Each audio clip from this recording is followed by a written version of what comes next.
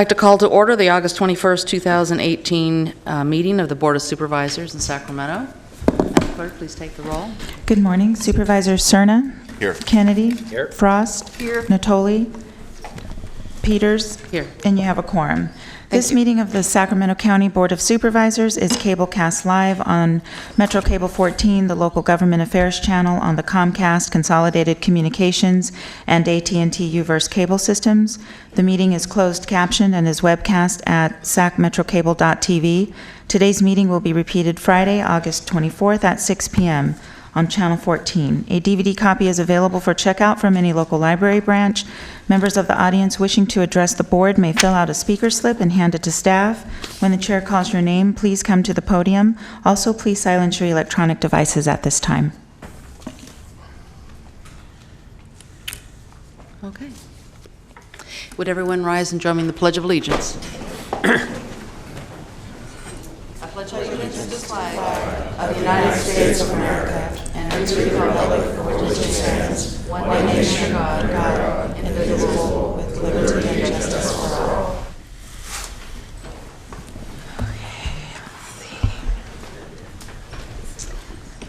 Okay, for your consent matters, items 1 through 40, you do have an addendum item, resolution honoring Mona Pasquale for the outstanding service to the state of California and the Asian Pacific Islander community.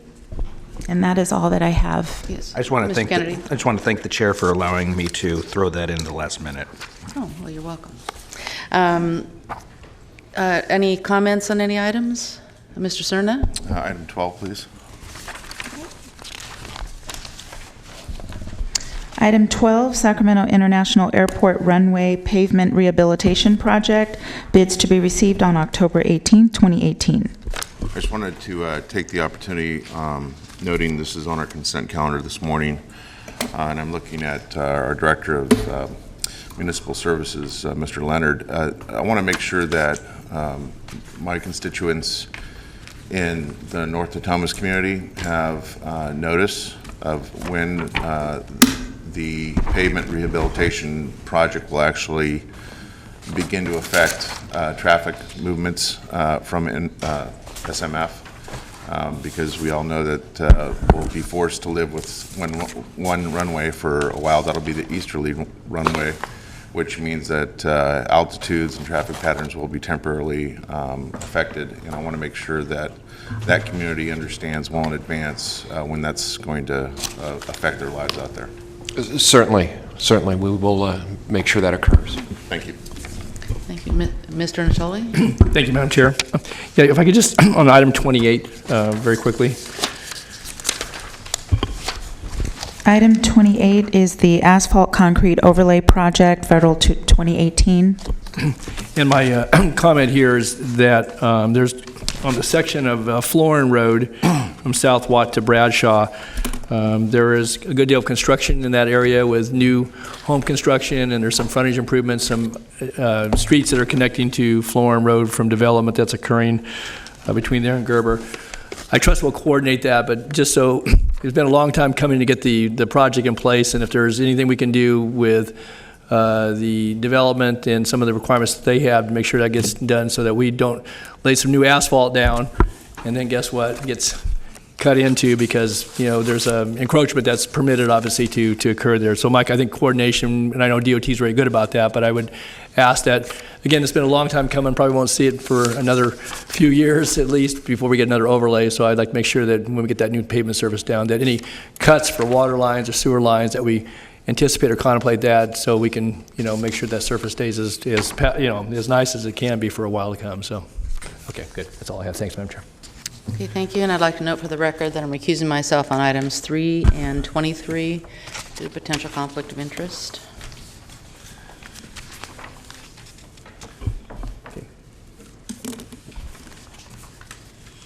Okay. Are you guys ready to vote? I think that's everything. Yes, that concludes my notes. I don't have any further notes. Move consent calendar. Please vote. Unanimous vote, and let the records reflect that Supervisor Peters recused from items 3 and 23 due to a potential conflict of interest. Madam Chair, before we get into the hearing items, I'd would like to introduce our new Health Services Director. Sure. Dr. Mr. Bielenson, Yep. would you come up front, please? This is part of the hazing of starting work at the county. Well, thank you for having me, and thank you for confirming me a few weeks ago. First comment, you have to raise the podium so we can hear you. Maybe Flo could Flo, can you show Have where a the magic button is. podium. Oh. Like the standing desk. Yes. Well, it's my pleasure to be here. Thank you very much for confirming me a few weeks ago. I've met with Supervisor Frost and Natoli and Cerna, and I'm meeting with you and Hedger Kennedy tomorrow. I come from Sacramento, actually. I'm returning to my home city. I grew up here when I was 6 to 17, then moved back east and worked as the Baltimore City Health Commissioner, the Howard County Health Officer, and the head of a nonprofit health insurance cooperative called Evergreen. I'm very pleased to be working for Nav and Bruce and Nancy, and for all of you and the citizens of Sacramento County, and look forward to working with you over the next several years. Great. Well, welcome and wishes for much success. Thank you very much. One other new thing I wanted to note was the new format on the staff reports, which I think are a wonderful change, and they're much easier to read, not only in the font, but they're not as repetitious as they were before. So thanks to the county executive and staff for putting that together. You're welcome. Okay, call your first Okay, item. for your presentation matters, we are going to read item 41 and 42 together. This is the presentation of resolution honoring agricultural pest detection canine Caro on the occasion of his retirement, and also on the occasion of the canine Dozer on the occasion of his retirement. Julie Jensen and her fan club would come forward.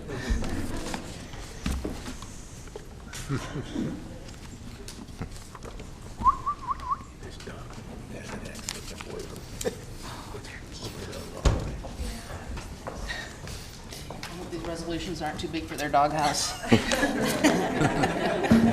Well, so maybe around front you can meet Cairo and Dozer, and everyone can see them. First, Dozer, who is our black lab, oh no, it's our brown lab here.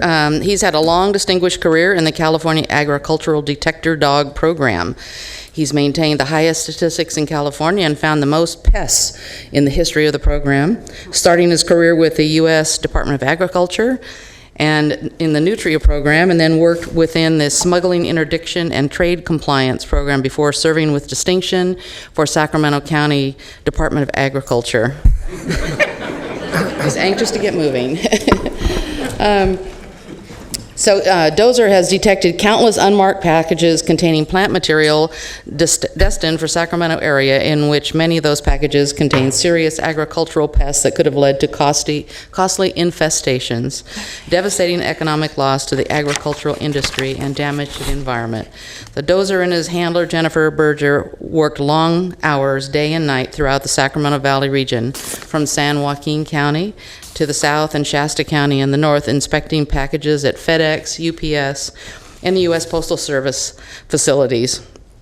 Dozer promoted the Canine Detector Dog Program and its importance at numerous events every year, like the farm days for children and ag days in nearby county, meeting legislators at the Capitol and demonstrating his supreme skills by finding hidden packages of fruits and vegetables in the offices. So the Board of Supervisors would like to recognize Dozer for his exemplary detection abilities, devotion to duty, focus and unmatched drive, professionalism, and his unwavering loyalty and companionship to honor Dozer, Canine Detector Dog, on the occasion of his retirement. And we have a resolution for Dozer. Do we have a milk bone for him? Do we have a milk bone for him? I think that's what they meant here.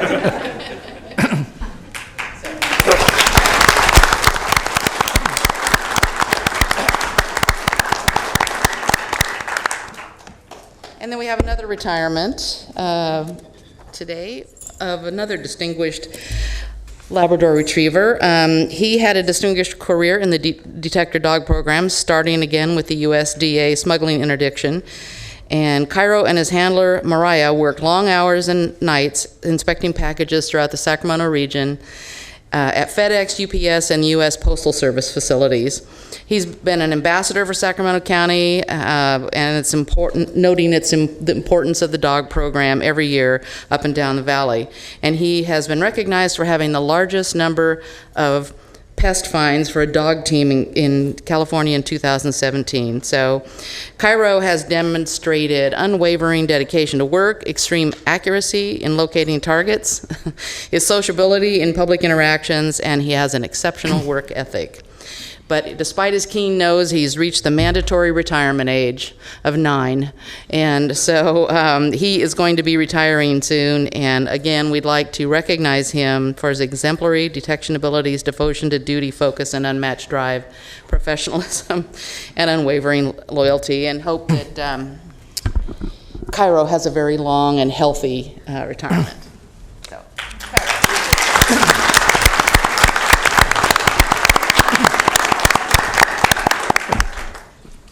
Madam Chair, I just would say, I'm sure you recall, a few years ago, we actually had a demonstration in the chambers. So, a few years ago, yes. yeah, we had a demonstration because I remember there was some budget deliberations about county contribution and how important it was. And I know this board chose to make sure that we maintained our commitment on behalf of the county, certainly for pest detection. But we actually had them come in the chamber. I don't know whether it was Cairo or not that came in here, but they put the packages in the Dozer. It was Dozer. It Yeah. came in and I think showed their skill set right here in the chambers. But the importance of the program, as you stressed, is critical, and certainly with the agricultural industry in this county. And I just know that we've maintained that commitment, even though it was kind of touch and go there for a while. And certainly, I think during the tough times. Yeah. Well, now they'll be detecting treats. They're pretty good at that. I can see that. So, Julie, did you want to have something to say? I just wanted to say a couple of words. I wanted to thank both Cairo and Dozer for their service, but even more so, I really wanted to recognize the dedication of Jennifer and Mariah. The dedication and the time that they give to these dogs and to the program is really unmatched. They're working at all hours of the night in the post office in the early morning before they're even have started their sort. So we know people are working in the main post office all night, and the dogs are there too. So I just want to recognize that. Also, I want to we have a couple of people here from other counties. Solano County and Yolo County have come, because these dogs don't work just for Sacramento County. They work for all of Northern California, and they work throughout Northern California. And so I just want to thank them for coming and recognizing what a service these dogs have provided. So Thank you all. Thanks for bringing them in.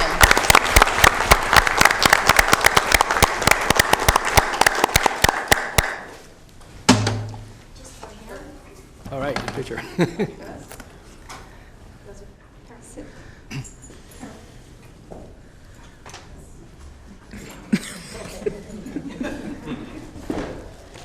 See 'em.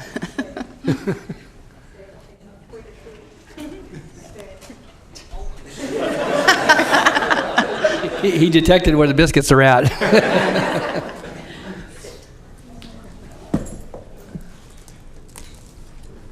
want to know how they fill out their Form 700s without any hands.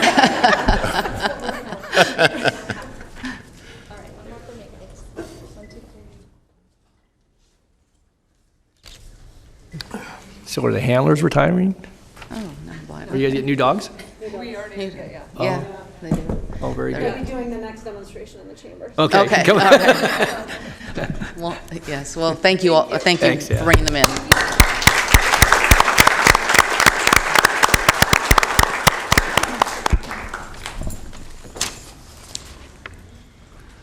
Item 43 is the presentation proclaiming September 2018 as Alcohol and Drug Recovery Month in Sacramento County.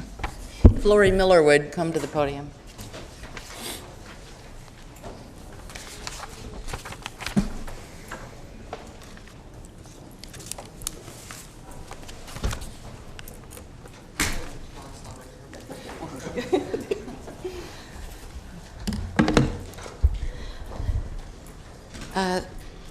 We are proclaiming September 2018 as Alcohol and Drug Recovery Month in Sacramento, and Lori and friends are here today to help us with the resolution. Sacramento County has declared the elimination of alcohol and other drug abuse as one of its highest priorities. Research has documented the effectiveness of alcohol and other drug treatment and recovery programs, as well as found that for every dollar invested in treatment, communities reap financial savings due to the reduced costs in criminal justice, health, and welfare intervention, as well as costs to business and industry associated with loss of productivity and absenteeism. So there's a little bit of a program. I'm just going to say that the board does declare September 2018 as Alcohol and Drug Recovery Month in Sacramento County, and expresses appreciation and support for the good work and assistance provided by alcohol and other drug prevention, treatment, and recovery programs. And I have 2 resolutions. Do they both go to you, or? One goes to Kathy. Okay. Okay. So I'll hand you that one, and you get this one. Thank you. Okay. And then, if you, I understand you want to speak something. You want a picture over here? Yeah. You guys can come. Thank you very much. Recovery happens. Well, we got to go. Oh, you want him? Come up on the stairs, if you would. It's a little easier. You guys sit on my Good in. Gooch. Yep.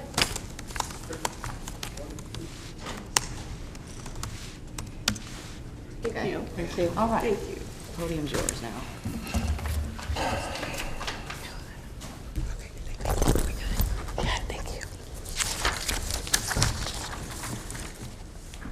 Good morning, Madam Chair and other members of the board. My name is Lori Miller. I am the Alcohol and Drug Services Division Manager with the Department of Health Services. I appreciate the opportunity to come before you this morning to celebrate those in recovery and to help proclaim September 2018 as Alcohol and Drug Recovery Month in Sacramento County. Sacramento County Alcohol and Drug Services is also promoting Recovery Happens. It is the 26th anniversary of this statewide event and rally held at the west steps of the state capitol on September 5th. The event is organized by CCAP, the California Consortium of Addiction Programs and Professionals, to increase awareness and understanding of mental health and substance use disorders, and to honor and celebrate those in recovery. This year's theme, Join the Voices for Recovery, Invest in Health, Home, Purpose, and Community, is so important as it really speaks to the areas that contribute to a person's healing, wellness, living a sober and productive lifestyle, and improving their chances for success. Prevention and substance use disorder treatment works, recovery is possible, and it is important to bring this awareness to our community. We have 3 testimonials this morning of individuals who are true success stories. They have utilized the county service system and are a living testimony that recovery does happen and people do change their lives. I am very proud and honored to introduce our guest speakers. First, you will hear from Deanna Lopez, 12 years in recovery. She is a court services supervisor with WellSpace Health. Next will be Ron Smith, 12 years in recovery. He is a reentry counselor with the Rio Consumnes Correctional Center. And lastly, William Rhodes, 11 years in recovery. He is a student of social work at the California State University of Sacramento. Deanna, would you come up, please?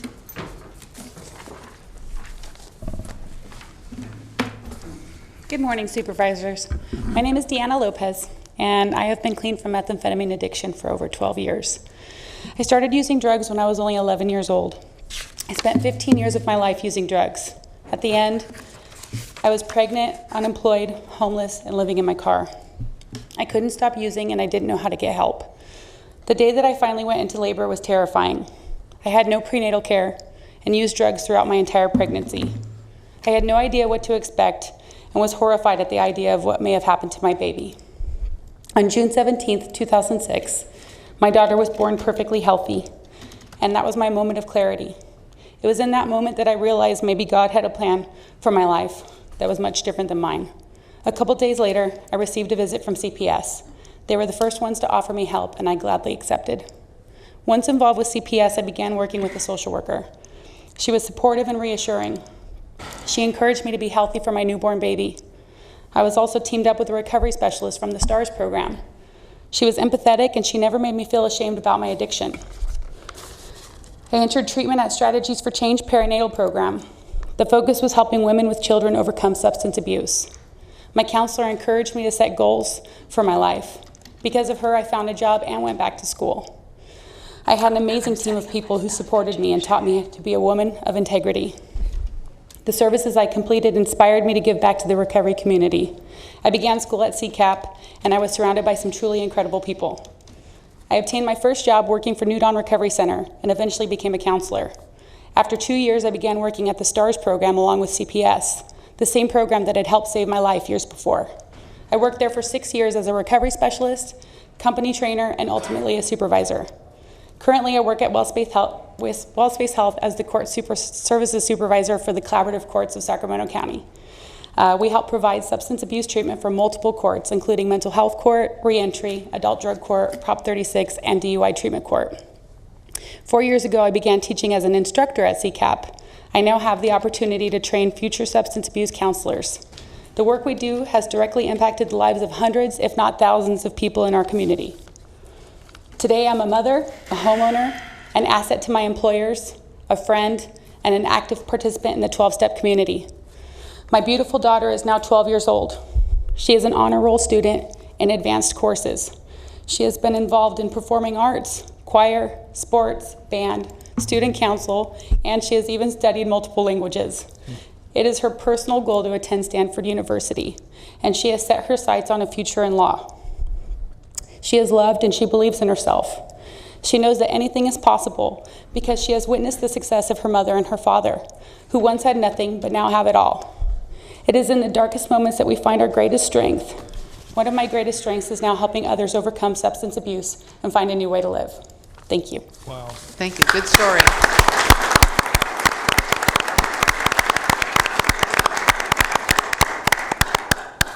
I'm ready to raise this up. Well, good morning. Well, my name is Ron Smith. I'm 54 years old.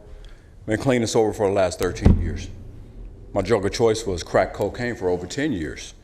What turned my life to recovery was my mother demonstrated tough love by not letting me in her house one day. Another friend of mine made a statement that you don't want your mom to die while you're on drugs. Certain county services I used included GA, food stamps, clothing and work tool vouchers, Francis House for bus passes and hygiene, Friendship Park for coffee and donuts, Loaves and Fishes for lunch, showers, and clothing exchange, Back to Work program downtown 29th and R, MAP for DUI classes, Salvation Army Residential, and Union Gospel Mission Shelter. Recovery is important to me because I like being available and present in life. Giving back is what fuels my desire to stay on the path to positive change. Future aspiration for the recovery world is that it's becoming more evident through various outlets such as prison reentry programs, Prop 47 Steps to Success program, and other wraparound services like this show that life on drugs or incarceration is not a fulfilling life at all. Again, I was addicted to cocaine for over 10 years, and the addiction and my compulsive behavior landed me in jail. 8 different drug programs, family separation, divorce, and homelessness, engaging in crime to fuel my addiction. There was a time where I couldn't hold on to $20 without making a beeline to the dope spot. I was a hot mess. But in 2005, I finally began the quest to turn my life around. I learned to overcome the phenomenon of craving to use drugs. With the building of a strong support system, including family, friends, and pursuing a new career, my life has never been the same. I utilize Sacramento shelters, residential treatment facilities, support group meetings, my local church, and going back to school to discover my unique fingerprint to recovery and purpose in life, which all work together to reduce the risk of relapse and recidivism. This all led to eventually working in the prison I used to be locked up in, teaching classes at a drug program I graduated from, and remarrying the love of my life, Cheryl. We were married 8 years, divorced for 8 years, remarried on the 8th month, on the 8th day in 2008. Congratulations. Thank God for new beginnings. Which you can also read about in a new book I just wrote entitled Delivered to Choices, which is available today through Amazon.com. Thanks for your support and inviting me here today. Thanks, Ron.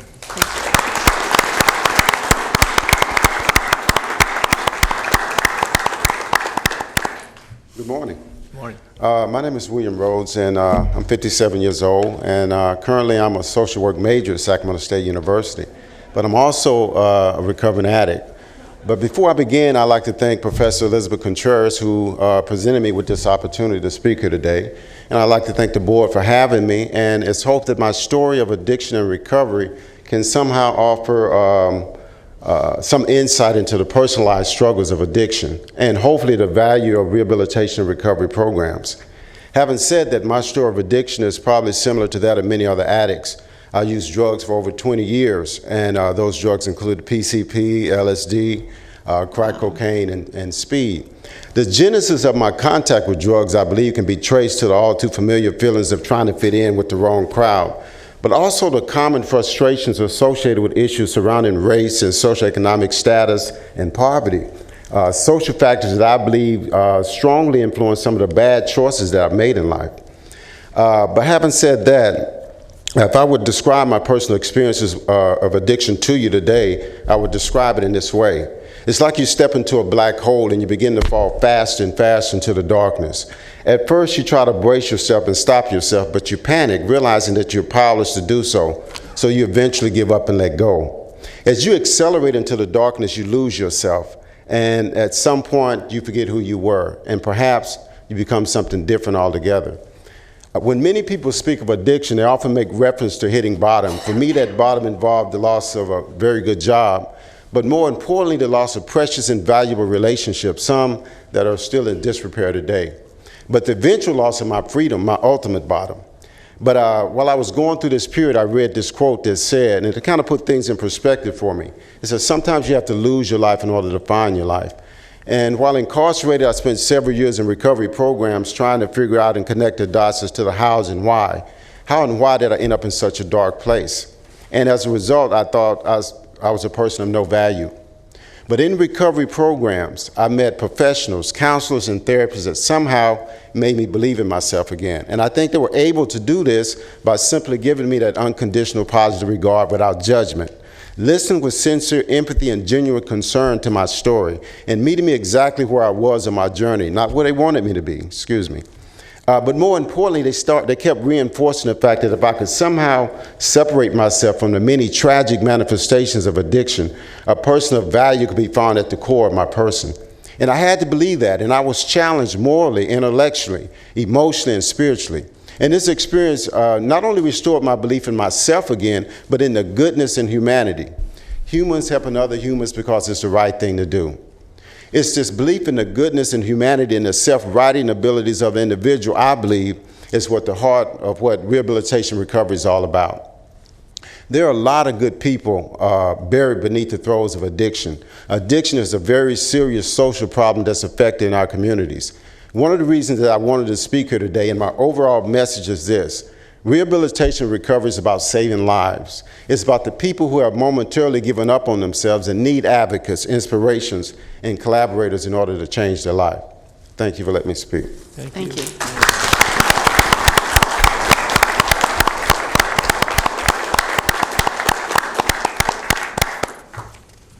Laureate, is that your entire presentation? Yes. Okay. Well, thank you very much, all of you, for coming in and telling us your stories. It's helpful to know when we usually hear the other side of it. So it's good to know that there is potential for recovery. It's very nice. Thank you. Madam Chair?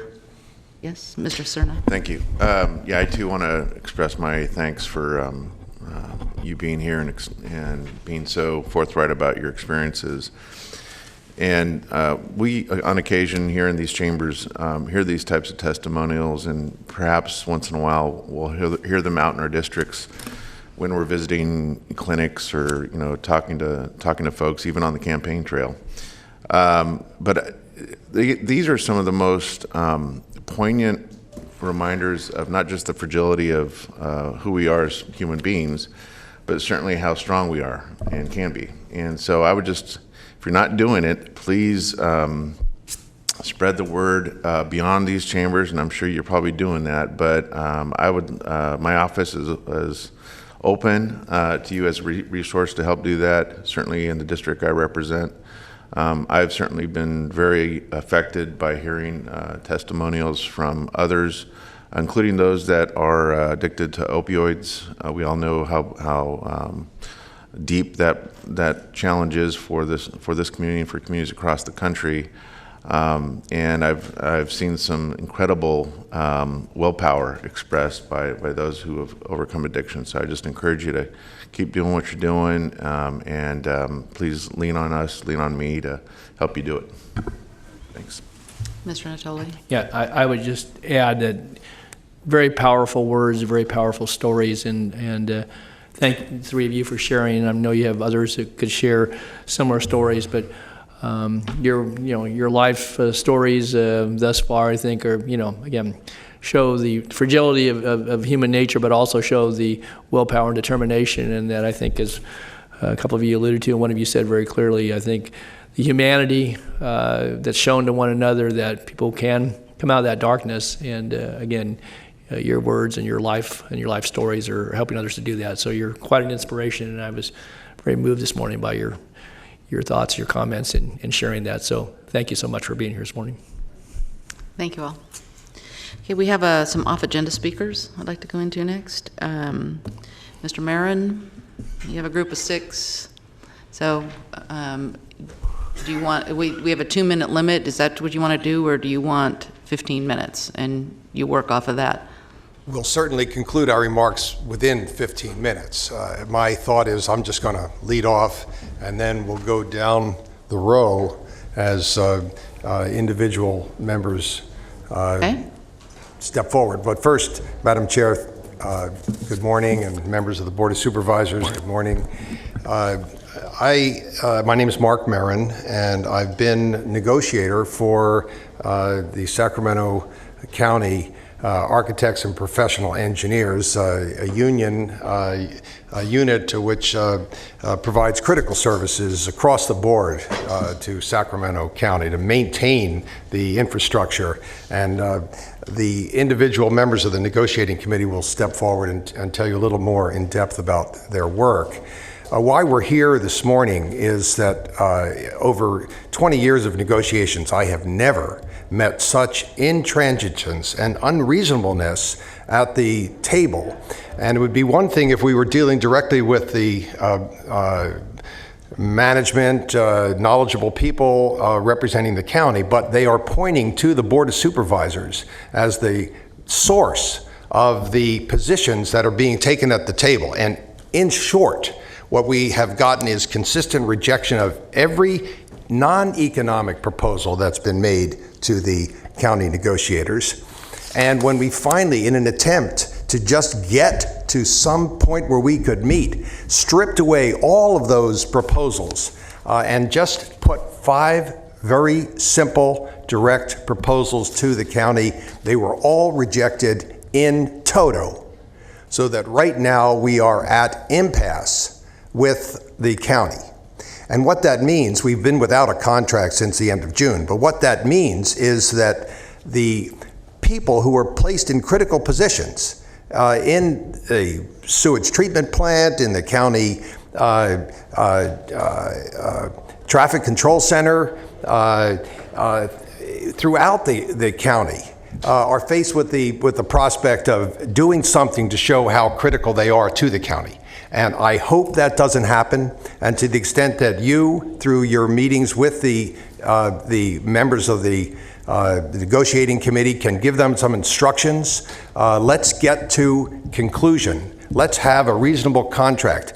As it is, there is nothing on the table, and there is an actual diminution of real wages that we have already suffered and will continue to suffer if something isn't done, and done soon. Now, with that, I'd just like to introduce our president, Nan Bailey.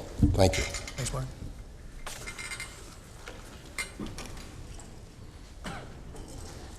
Good morning. Good morning. I think I need to lower this a little. Maybe Flo, you could help? I don't know which button it is there. I couldn't find it myself. This one? Okay, thank you. That's plenty. Thank you. Good morning, morning, Chair, Madam Chair, and Board of Supervisors. My name is Nan Bailey. I'm an associate civil engineer. I'm the president of Apex. Apex represents 2 bargaining units, Unit 022, which is the non-supervisory, and 023, which is the supervisory classes for professional engineers, land surveyors, and architects within the county.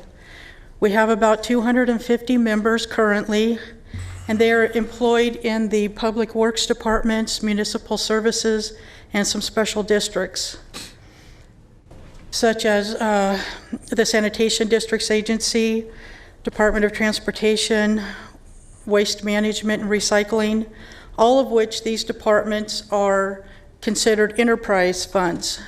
They do not impact the general fund at all, so regardless of whether we get a raise or not, there is no impact to the general fund. Even though we are small in number, the jobs that we do for the county are not. We provide professional engineering services and project management oversight for some very large projects that have currently been constructed and for projects that will be constructed in the future, such as the Sacramento International Airport expansion and that new massive parking structure, the wastewater treatment plant upgrade known as Echo Water,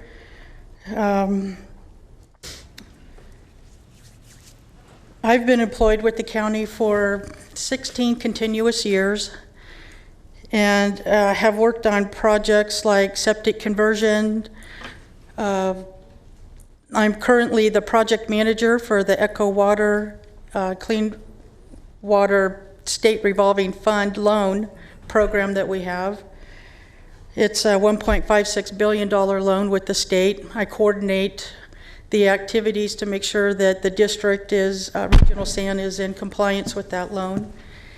And I would like to have the rest of my team members talk about the negotiations that we've been going through. Thank you. Thank you. Sonia Hernandez. Wow, this doesn't go any further down, huh? I can put this down more. That's fine. I'm a little bit vertically inclined here. Yeah. Okay. Hello, board. My name is Sonia Hernandez, and I'm an associate transportation engineer for Sacramento County Transportation Department. I have been a county employee for a little over 20 years now. I've enjoyed working for the county. I love being a public servant. But today I just want to talk about a little bit about what our group does. It's a small group. We're only about 250 engineers. But I just want to ask a question to everybody here today. I would like to ask everybody if they took a shower this morning. Or maybe, did you have a drink of a clean glass of water today? Or maybe used a restroom? Did you drive to work on a paved roadway? Or maybe did you cross a bridge safely? Did you cross a busy intersection safely because the traffic signals were timed properly? If you said yes to any of these questions, then you have benefited from the hardworking county engineers who are providing every day to assure the health and safety and improved quality of life to all residents of Sacramento County. County engineers are responsible for improving, designing, maintaining the environment in which we all live in. Engineers plan, design, and oversee county construction and maintain all infrastructure, such as roadways, bridges, buildings, water and sewer systems. County engineers take pride in their work. They are dedicated in making sure the 1.5 million residents of Sacramento County are able to have access to safe drinking water, have access to a paved roadway network that they can drive on, a safe bridge to cross, and have reliable sewer systems. I would hope the county also recognizes and values the engineers' daily contributions that affect the quality of life of all residents of Sacramento County. Last night I was online reviewing Sacramento County's mission, vision, and values statement. I'm not going to read it all, but something really stuck out to me. And it was the part where it talks about values. This portion mentions county employees. The portion states the following: Sacramento County values are basic principles and beliefs for the County of Sacramento. They govern the way we make and carry our decisions. Our values for Sacramento County are honesty, integrity, and respect for the individual. Recognition of employee contributions. Recognition of employee contributions. That really stuck to me. After reading that, I only have one question to the county. How can Sacramento County say it's abiding by its basic value statement when the county has consistently refused to give its engineers a pay increase for the last 12 years? By the county continuing to refuse a minimal equity increase sends a very clear message to all county engineers. And that message is that Sacramento County doesn't value and doesn't respect the contributions the engineers provide to residents of Sacramento County. Would you continue working for an employer who doesn't value your work, or for the last 12 years has not properly compensated you? County engineers are currently being paid below the median, and if this new contract does not properly address the pay deficiency, the county will be seeing engineers leaving in droves for better paying jobs, jeopardizing public safety and the quality of life of the residents of Sacramento County. I hope the county really does follow its mission, vision, and value statement.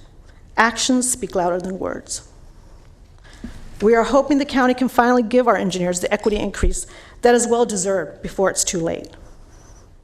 All we are asking for is for the county to start appreciating and valuing the contributions that the engineers provide to the residents of Sacramento County. Thank you. Thank you. Augustin Lopez.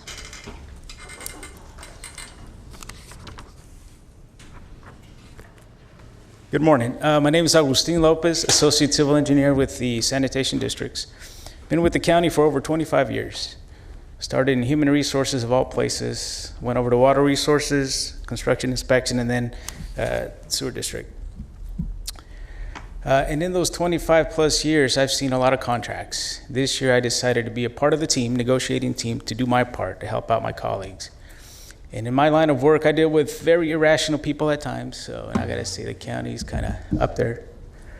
It's disappointing, it's frustrating. One thing we're seeing with our members is, Sonia just touched on it briefly, we're losing quality, experienced people. That institutional knowledge is gone. We're also seeing that we're having to bring in people at higher steps just to get them on board. And we feel that trend will continue. The county wants us to be middle of the road in terms of salary. The truth is we don't do middle of the road work. That's all I have. Thank you. Thanks. Thank you. Jason Bailey.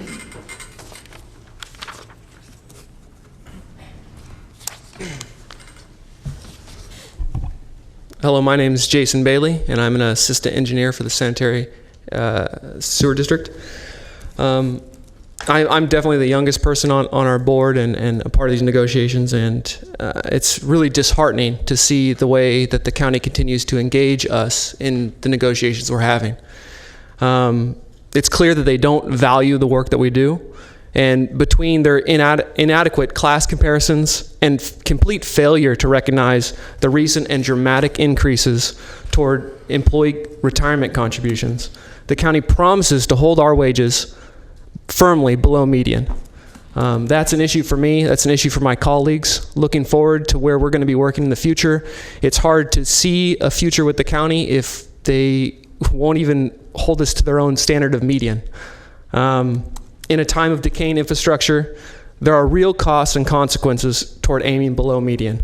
The work of county engineers and the decisions we make will impact the future of the county for decades to come. Thank you, Mr. Bailey. Mr. Keith Johnson. Good morning to you all. I'm a county employee, assistant engineer with the Department of Transportation. I've been a county employee for over 28 years. I've participated in many contract negotiations. This time around has been the worst I've experienced.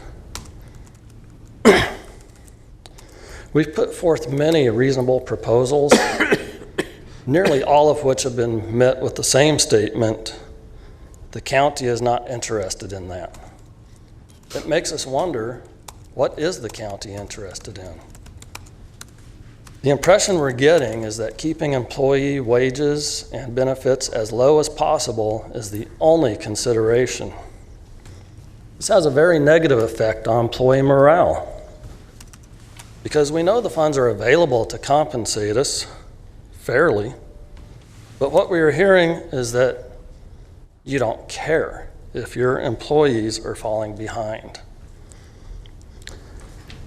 Based on the amount of non-essential spending being approved by this board, it is clear you have the money to treat your employees fairly.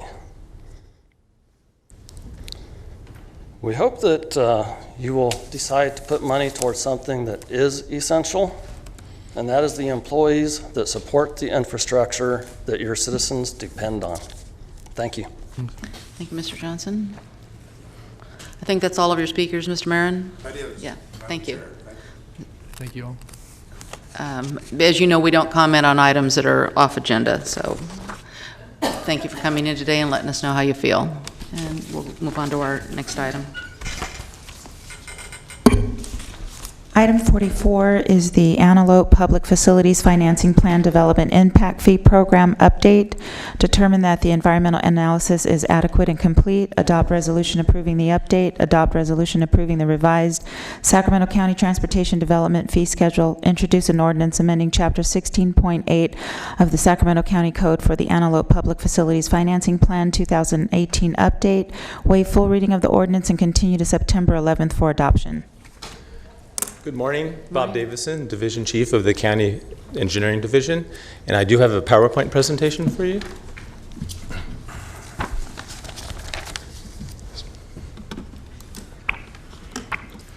So today's actions are, first, take action on the environmental document, approve an ordinance to amend the county code, and today you'll be introducing that ordinance and continuing it for adoption. And adopt a resolution approving the 2018 edition of the finance plan and fee program. And that resolution also includes the nexus findings that are required by the government code for such a fee program update. And then also adopt a resolution approving the Sacramento County Transportation Development Fee, which I'll be calling the SCTDF for most of this presentation, the schedule for Antelope. And the reason for that coming here is that if you change the Antelope, what's in the Antelope CIP, it has effect on the SCTDF fee because Antelope gets a credit for the overlap from what's in the Antelope fee program CIP and what's in the SCTDF. So when you change one, you have to change the other. So with that, a little bit of background. Antelope was one of the initial impact fee programs in the county, first adopted in 1986. The most recent update was in 2005, and this plan spreads the burden of infrastructure required for the Antelope plan area to develop to the projects that are in the Antelope plan area. Fees are collected at building permit, anywhere in the 2,800 acres, and just to give you a little perspective, for dwelling unit equivalents are different for each component, but in looking at the remaining development, we're 82% developed if you look at the roadway dwelling unit equivalents with only 2,355 remaining. So this slide shows the fee program area, and with this update, we're actually introducing the subzone concept. It just makes it easier to address the different things happening fee-wise in the different subzones. Subzone 1 represents the original Antelope area, and the fees paid from the development that was originally approved with the Antelope Antelope development area. Subzone 2 includes the East Antelope specific plan area, which has been separated into a western, a northern, and a central sub-area. So with this subzone 2, those developments would pay the original Antelope fees plus the sub-area fees, which basically took local roads related to the East Antelope specific plan and allocated them to these subzones, and that fee is on top of the normal Antelope fees. And then subzone 3 represents projects that were conditioned to pay the roadway fee, but weren't actually included in the Antelope plan area. This update brings those projects and those improvements into the Antelope plan.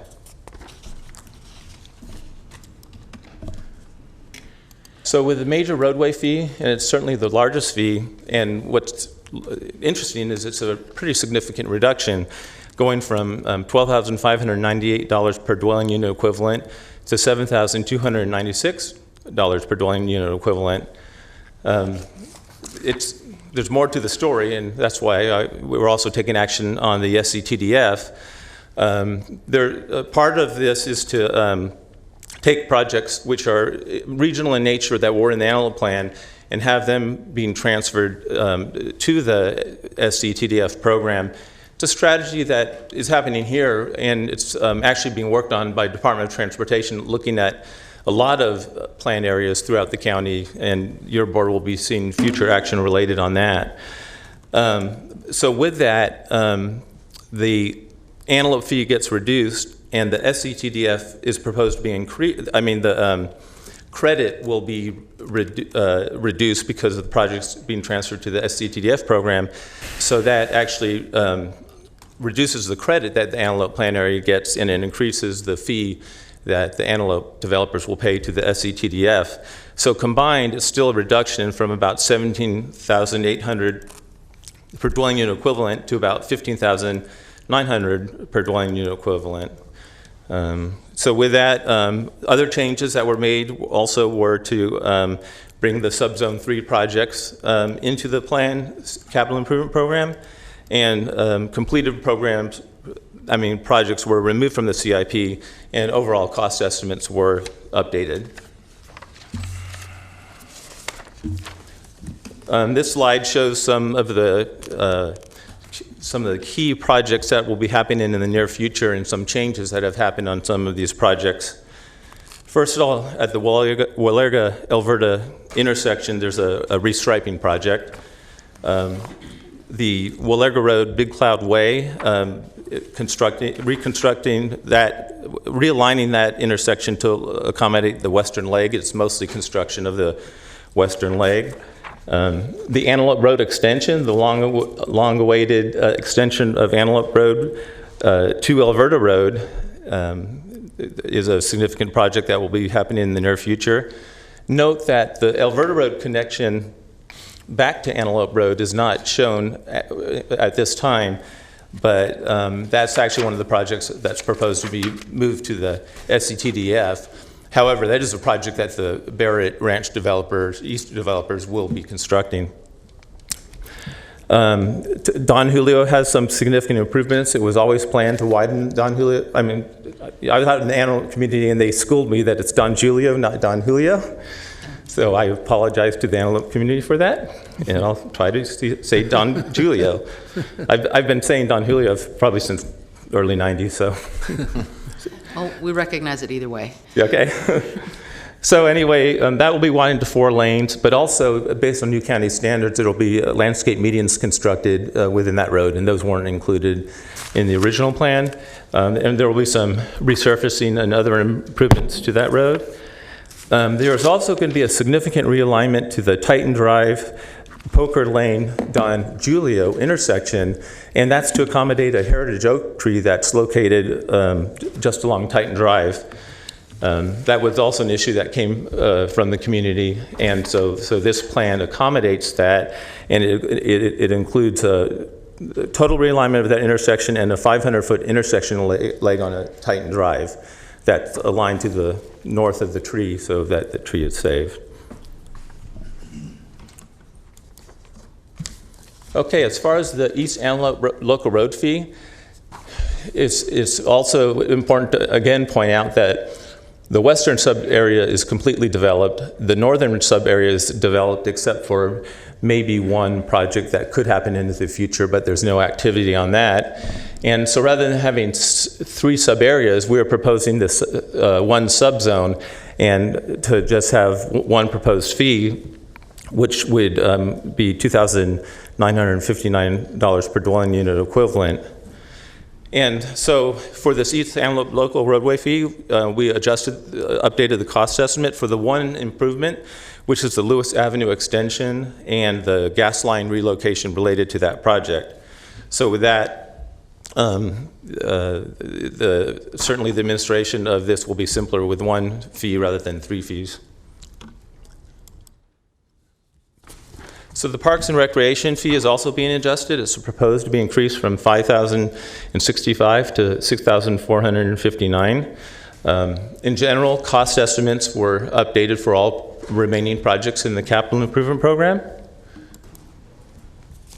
And this slide shows most of the parks in the capital improvement program. There's a couple of parks that are already constructed that aren't shown in this slide. Pacoma Park is completed, so nothing's happening there. Blue Oak Park still will include a phase 2 expansion, and it may expand towards Willarga, but properties have not been acquired for that park expansion. This Blue Oak also phase 2 improvements are included in the remaining capital improvement program as well. The Antelope Community Park it's mostly there. There's about 3 more acres or so that are going to be added, and then phase 2 and phase 3 improvements are going to be added with the remaining capital improvement program for the park. I do want to point out that based on community input, some facilities were removed, and 2 soccer fields, a dog park, and a concession stand are being added to the community park and are included in the capital improvement program. And just south of Titan Drive, you'll see a Park Site E, and that is a turnkey park that the Barrett Ranch East developers are going to provide and be reimbursed for from this fee program. So that will be, I believe, the first turnkey park that happened in the Antelope area. And then I mentioned the oak tree before. There's a very small park that we'll call it the Oak Tree Park, that with that preserved heritage oak. There will be some fencing and some small improvements that are done right around that oak tree that will hopefully help in its preservation and enjoyment of the area. And then finally, just a couple of tennis courts are being added to Firestone Park and Roseview Park, which is not on the slide. Okay, before you move on, there's a question. Yeah. Mr. Natoli? Yes, thank you, Madam Chair. As it relates to Antelope Community Center, then it was not easily understandable, at least for me, on page 24 of the report on the phase 3 improvements, Bob, that there's a partial contribution from the current development proposal. How far away are they from getting the funds necessary with build out on the west side, this being a significant segment of filling in some of the suburban development there? Where are they in that, and is the district close to achieving the amount of funding they need to do that? And how was 12.1%? I don't know if that was the adjusted increase or if that's the contribution towards this from this particular development. So that, yes, the last time this program was updated, that was a component that was added, and at that time, Antelope, had been significantly developed, so the first portions of Antelope that came through did not pay that component. I believe it was added either in 2003 or 2005. So it would only certainly collect a small percentage of that community center. But I know this board actually directed staff to, the original presentation did not include that component, and this board directed that staff revise the plan to include that component. And with that, so that component has remained. The cost adjustments was applied to that component. And as far as your question on whether there's enough money elsewhere, I would have to defer to the Park District to answer that, and there's Park District staff here today. Okay, well, the reason I ask is that obviously the Antelope community's been under development for better part of 40 years now in one segment or the other there, and to not have a community center after a generation or two of residents, recognizing obviously you need critical mass and the way we fund things is different. It seemed to me before another generation of Antelope residents moves in and moves out, that there should be the opportunity, again, working with the Park District, to have a community center. And because this is a good portion of the remaining developable area, maybe with a few spots still there, it was seen to me that in the discussions, and I guess I'd like to hear, certainly after you're done with the presentation from the Park District, and maybe from you, but certainly from the developer representatives, it was seen to me that when a community is built out for the generations to come, that you ought to have a community center. When you look at activities for all types of age groups and such, I think it's a real shortfall and a shortcoming if a community doesn't have a community center, particularly one of this size. And obviously, it's not in part of the area of the county that I represent immediately, but I can tell you how critical that is to other areas that are developing throughout the southern part of the county, both in and out of municipalities that I represent. And I just think that the time has come for this community to have that community center. And again, it doesn't necessarily fall all to the backs of the current development, but if this is kind of the end game, and that's the amount of money that's going to be achieved, and and again, I want to hear how much shortfall there is, I think there needs to be a way determined before this leaves this board's hands as to how that community center is going to be funded and constructed in a timely fashion, recognizing that, several decades have passed from the initial houses being constructed in the Antelope community to now, and this being a significant portion of the remaining undevelopable lands or developable lands now. And I guess I just raised that question because you're right, we had that discussion before. It's an added component, but if it's only 10 or 12% of the total amount and there's only X amount in the bank, I guess I need to hear from somebody as to how that community center is going to be built for existing residents, but for future residents as well. So that's my point. So maybe after you complete your presentation. Ask the parks. Yeah, parks and, Let's come up when Bob's finished. Yeah. Okay, thanks. Okay. Moving on to the next slide and the last slide. There's two minor mitigation fees that were included. Drainage Basin A was to mitigate impacts in Placer County. The water mitigation fee was to mitigate for some water lines that would need to be extended through the Poker Lane area based on new development and concerns about the groundwater. And as of now, we've met with Placer County, we've met with the County Water Agency, and we've met with the Sac Suburban Water District, and the need for these fees is no longer there. So we're recommending the elimination of these fees. And future agreements will come back to your board regarding the remaining funds in the fee components and spending those on the original purposes of what the fees were collected for. So with that, the only other thing that I wanted to mention is that this was quite a unique project. Typically, we come up with a draft and we outreach it to the development community, and based on direction that came from this board and requests from active developers, we entered into a partnering relationship that included many meetings and discussions, but they were very proactive. And so rather than us coming up with a plan and development not liking it and going back and forth, we worked with the development interest, and I think the process worked out good, and in the end you have a final product, and nobody's here hopefully saying it's not so, but with that I just wanted to point out that the process was different, but in my mind successful. Okay. So with that, that's the end of my presentation, and if you have any questions. I don't have anybody punched up for any marks, additional comments, but the Park District, I don't know who's here from the Park District.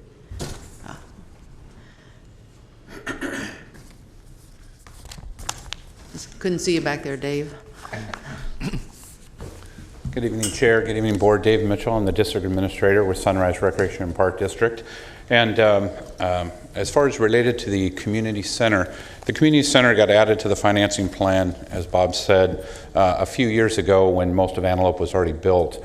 The cost estimate for the community center at that point was $3 million, which probably was a little underfunded even back when it was added into the program at that point.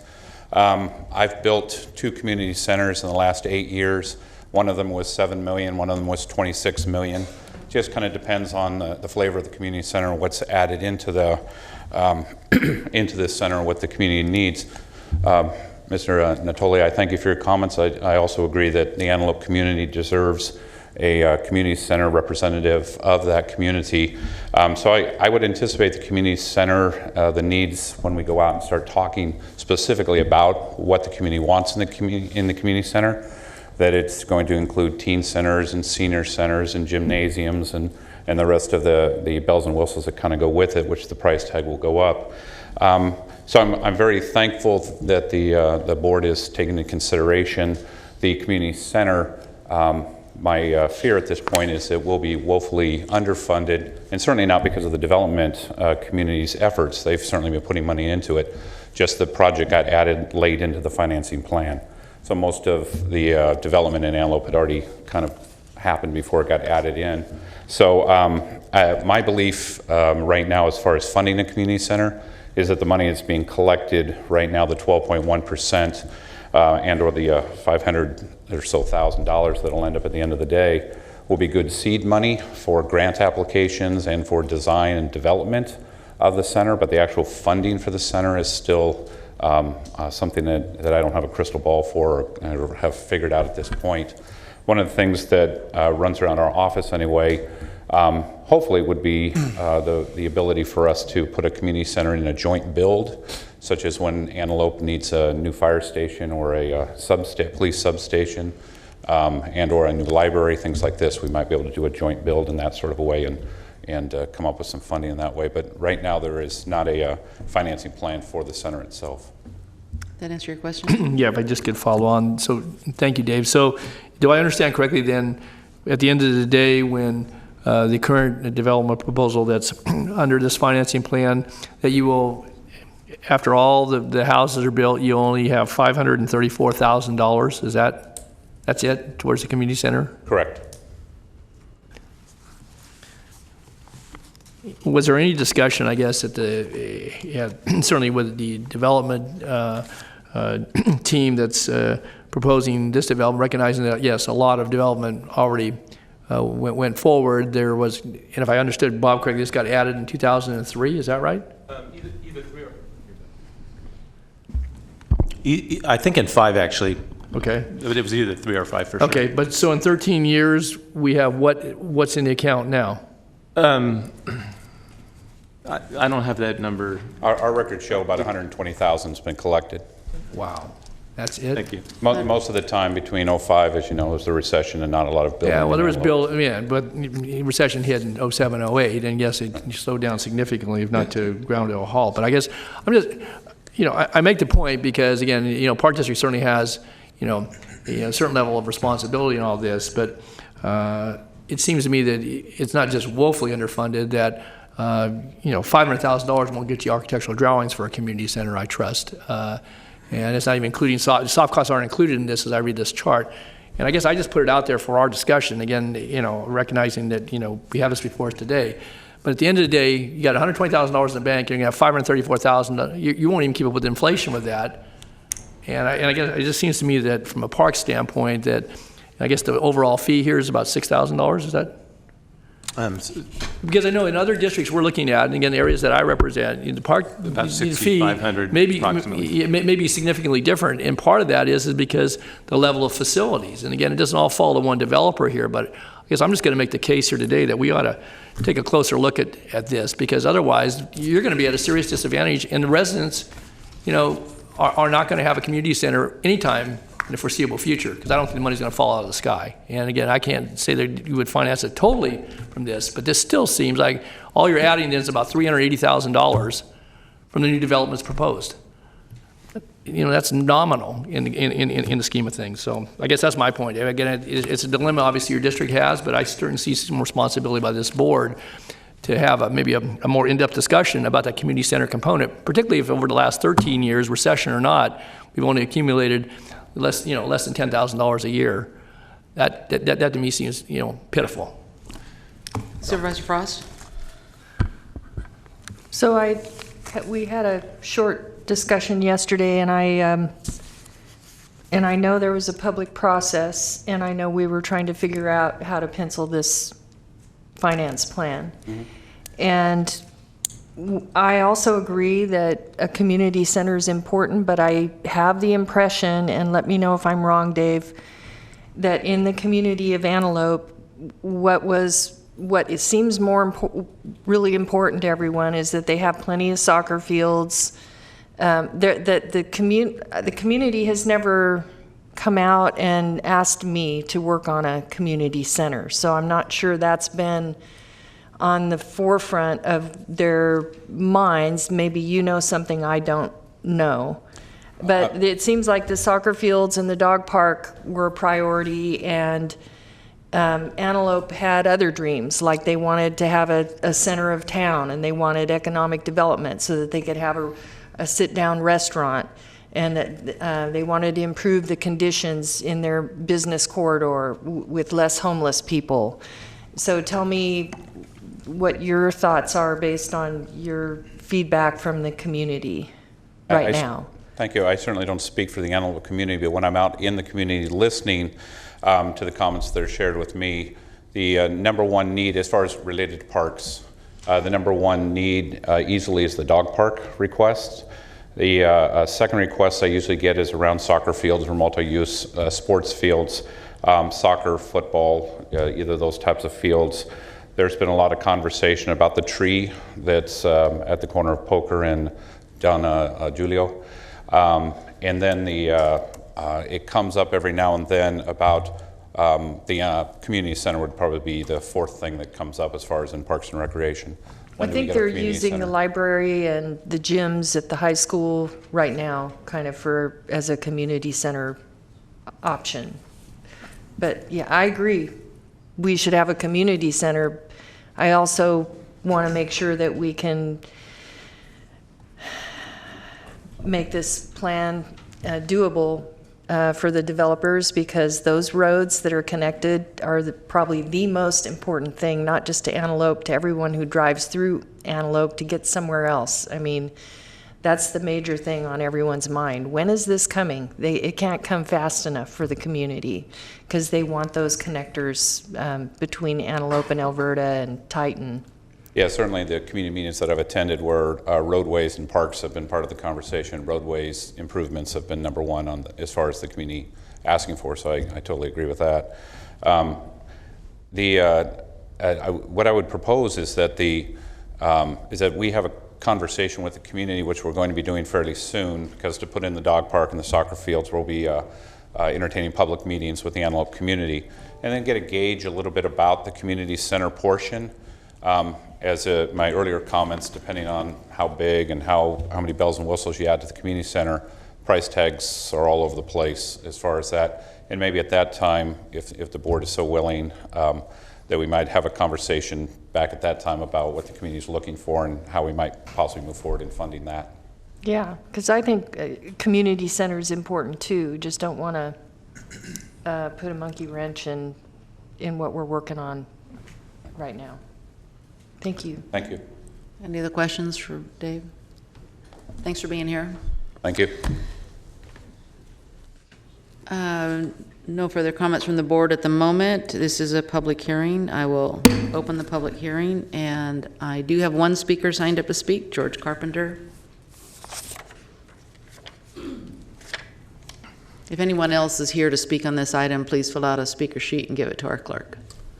Good morning, Madam Chair, members of the board. I'm George Carpenter, Vice President of Wind Communities. We're a landowner in within the finance plan area, and that project was before the board in April 2017, and that project was ultimately sued, but the lawsuit was settled, and we rolled up our sleeves with staff and started working on the finance plan update, and we got such a good feeling at the start of the process. We began the design and engineering of over $1 million, of spending $1 million to get that project off the ground to fix some roads, and your approval today is going to facilitate us spending $10 million on road improvements in an area where they're sorely needed and where the community is asking for them and where the county has no other source of funding. And so it's really a significant step that you're taking, hopefully today, to approve this.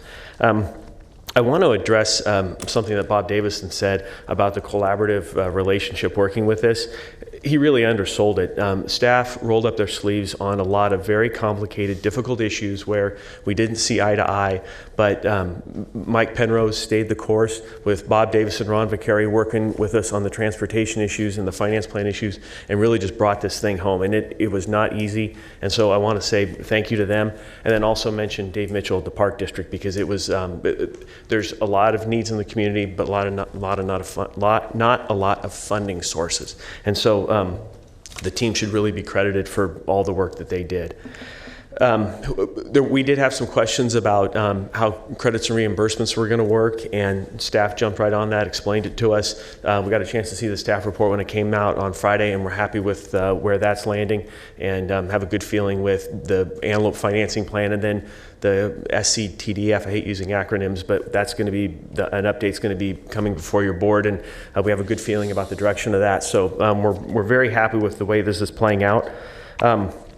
The one thing I would want to address, the community center, and that issue was raised as we did the finance plan update, and we pushed back on that because not saying that the community doesn't need a community center, but we think there is a community center already in motion with the new Performing Arts Center that the high school district is building right out at the front of their campus right next to our project. I think it's going to be like a $10 to $20 million multi-use facility that is going to act and be a central gathering place where members of the community can use. And it is on the existing high school campus, which is next to the Aquatic Center. So it might not be a Sunrise Park and Rec District operated community center, but it's definitely a community gathering point, and we're going to be connecting some key roads right into that and just really open up that area for business. So, we're really excited about how this is going to work out, and just hope that you can approve this today. I'd be happy to answer any questions. Any questions? None? Okay.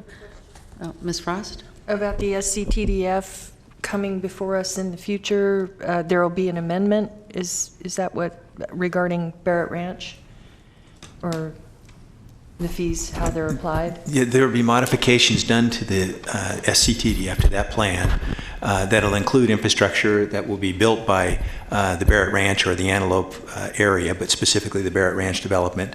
And through that update, that infrastructure that they'll be obligated to construct will be creditable, which was kind of the dialogue we were most recently having.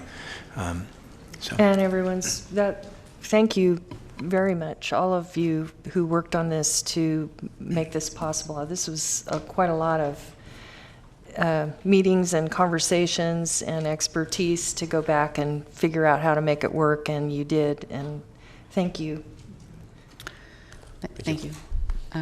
Does anyone else wish to speak in the public hearing? Okay, I'll close the public hearing. Any additional comments from the board? Second. Got a motion and a second. Please vote. Unanimous vote. Okay. Call your next item. Okay.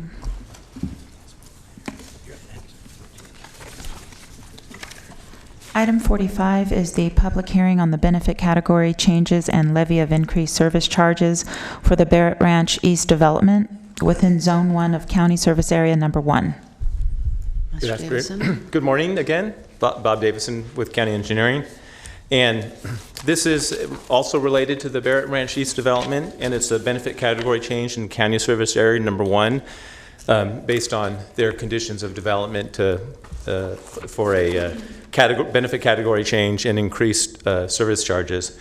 So with that, I recommend that your board open the public hearing and consider any testimony. And when you close the hearing, direct the clerk to tabulate the 2 return protest ballots.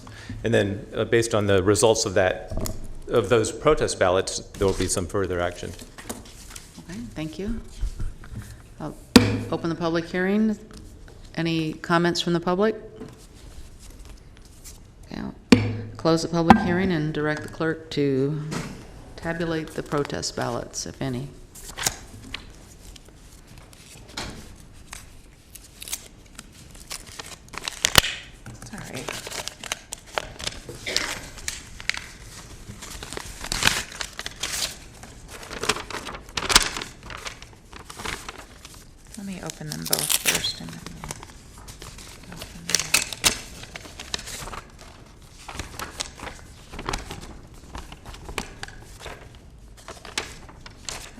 So we have two ballots. The first one, the legal owner is Barrett Wynn LLC and Antelope RBVP LP. Site address, Don Julio Boulevard and Antelope Road, Antelope, California 95843, voting yes. And then the other ballot is the legal owner, Raynon Bardis Barrett LP, Antelope. The address is Antelope Road, Antelope, California 95843, voting yes. Okay, So no with those, protest ballots. so with those results, certainly there is no majority protest. So that now your board may take action on the remaining item to adopt the resolution. But I do want to point out that Section 2 and Section 3 have blanks that need to be filled in. So I'll refer to Section 2. At the close of the hearing, the board had received 0 written protest, and in Section 3, at the close of the tabulation, the board had received 2 protest ballots totaling 100% of the total service charges to be levied, of which 100% was in favor. And with that, I recommend you adopt that resolution. Okay, any further comments from the board? Is there a motion? Have a motion? That was thank you for your second, Mr. Kennedy. All right, please vote. Unanimous vote. Okay.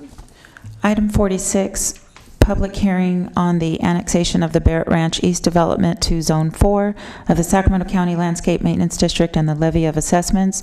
Adopt resolution approving advance funding agreement, direct the clerk to tabulate the assessment ballots, and adopt resolution annexing the territory to the district and confirming the levy of assessments. So this item is very similar to the last, but it's a different district. It's again related to the Barrett Ranch East Development, and it's their project conditions required them to annex into Zone 4 of the County Landscape Maintenance District.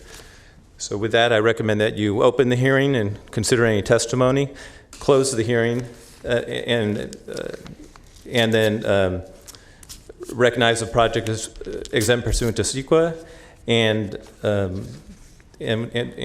with that, actually, after you close the hearing, that you tabulate the ballots returned. Okay, I'll open the public hearing. Any member of the public wish to speak? Seeing none, close the public hearing. And then we're going to direct the clerk to tabulate the assessment ballots returned.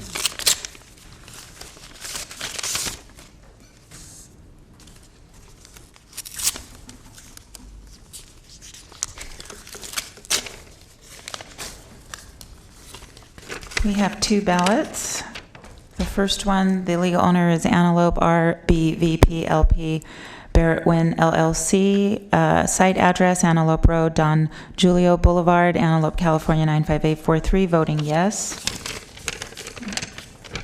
And the second ballot, the legal owner is Raynon Bardis Barrett LP. Site address, Antelope Road, Antelope, California 95843, voting yes. Thank you. So with those results, so there's actually 2 resolutions to consider. One, I recommend that you adopt the resolution authorizing the agreement for advanced funding, which paid for the effort to bring this to the board. And then 2, I would recommend that you adopt the resolution authorizing the annexation. But I would, like the last item, I need to fill in some blanks. So Section 2 should read, at the close of the hearing, the board had received 0 written protests. And then Section 3 will read, at the close of the tabulation, the board had received 2 protest ballots totaling 100% of the total assessments to be levied, of which 100% was in favor. And with that, I recommend that you adopt those resolutions. Move staff's recommendation for both. Please vote. Unanimous vote.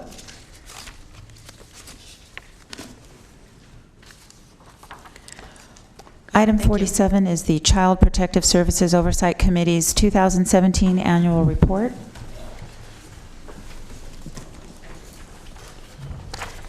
Good morning, Madam Chair and Supervisors. My name is Angelina Woodbury. I'm the Secretary of the Children's Coalition, which this body appoints to oversee all things related to children in the county. We have several subcommittees on that coalition, one of which is the Child Protective Services Oversight Committee. And here today to present their 2017 annual report is Dr. Maynard Johnston, as well as Chris Orr.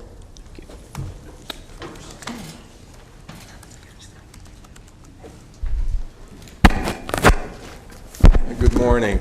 Good morning, welcome.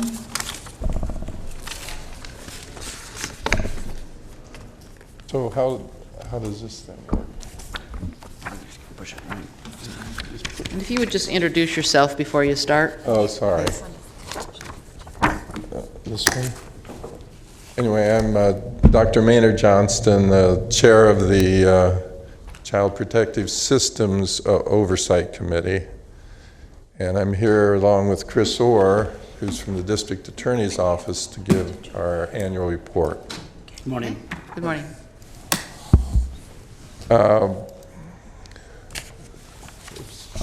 There we go. The Oversight Committee was established in 1996 by the Board of Supervisors. Initially, it was called the Critical Case Investigation Committee.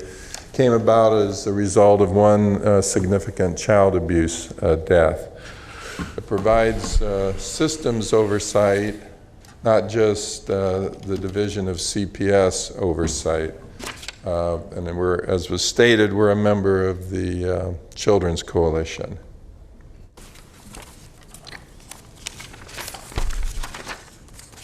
Today we will discuss our 2017 annual report.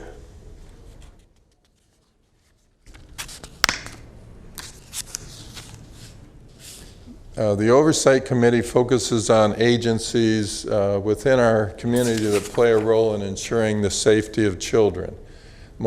It's a multi-agency collaboration which is essential and is a component of child protection to form a stronger safety net for vulnerable children. This year's report continues this focus. In an effort to help increase collaboration between systems serving children and to become more familiar with the services available, the Oversight Committee identified community agencies charged with ensuring child safety or providing resources or services that contribute to improving the health and well-being of children and families in the community. The following agencies, which I'll mention, were invited to present information about what they do and how they collaborate with one another. We had a presentation by DHHS, the Ombudsman. We had a CPS Medical Fragile Review Team presentation, also a CPS Medically Fragile Unit presentation, and we also had a presentation from the California Children's Service, or CCS. Slide here, thanks. Uh-oh. So I'm going to be talking about the Critical Incident Subcommittee report, which is contained within the overall report of CPS Oversight. The Critical Incident Subcommittee is comprised of community stakeholders and professionals in the field.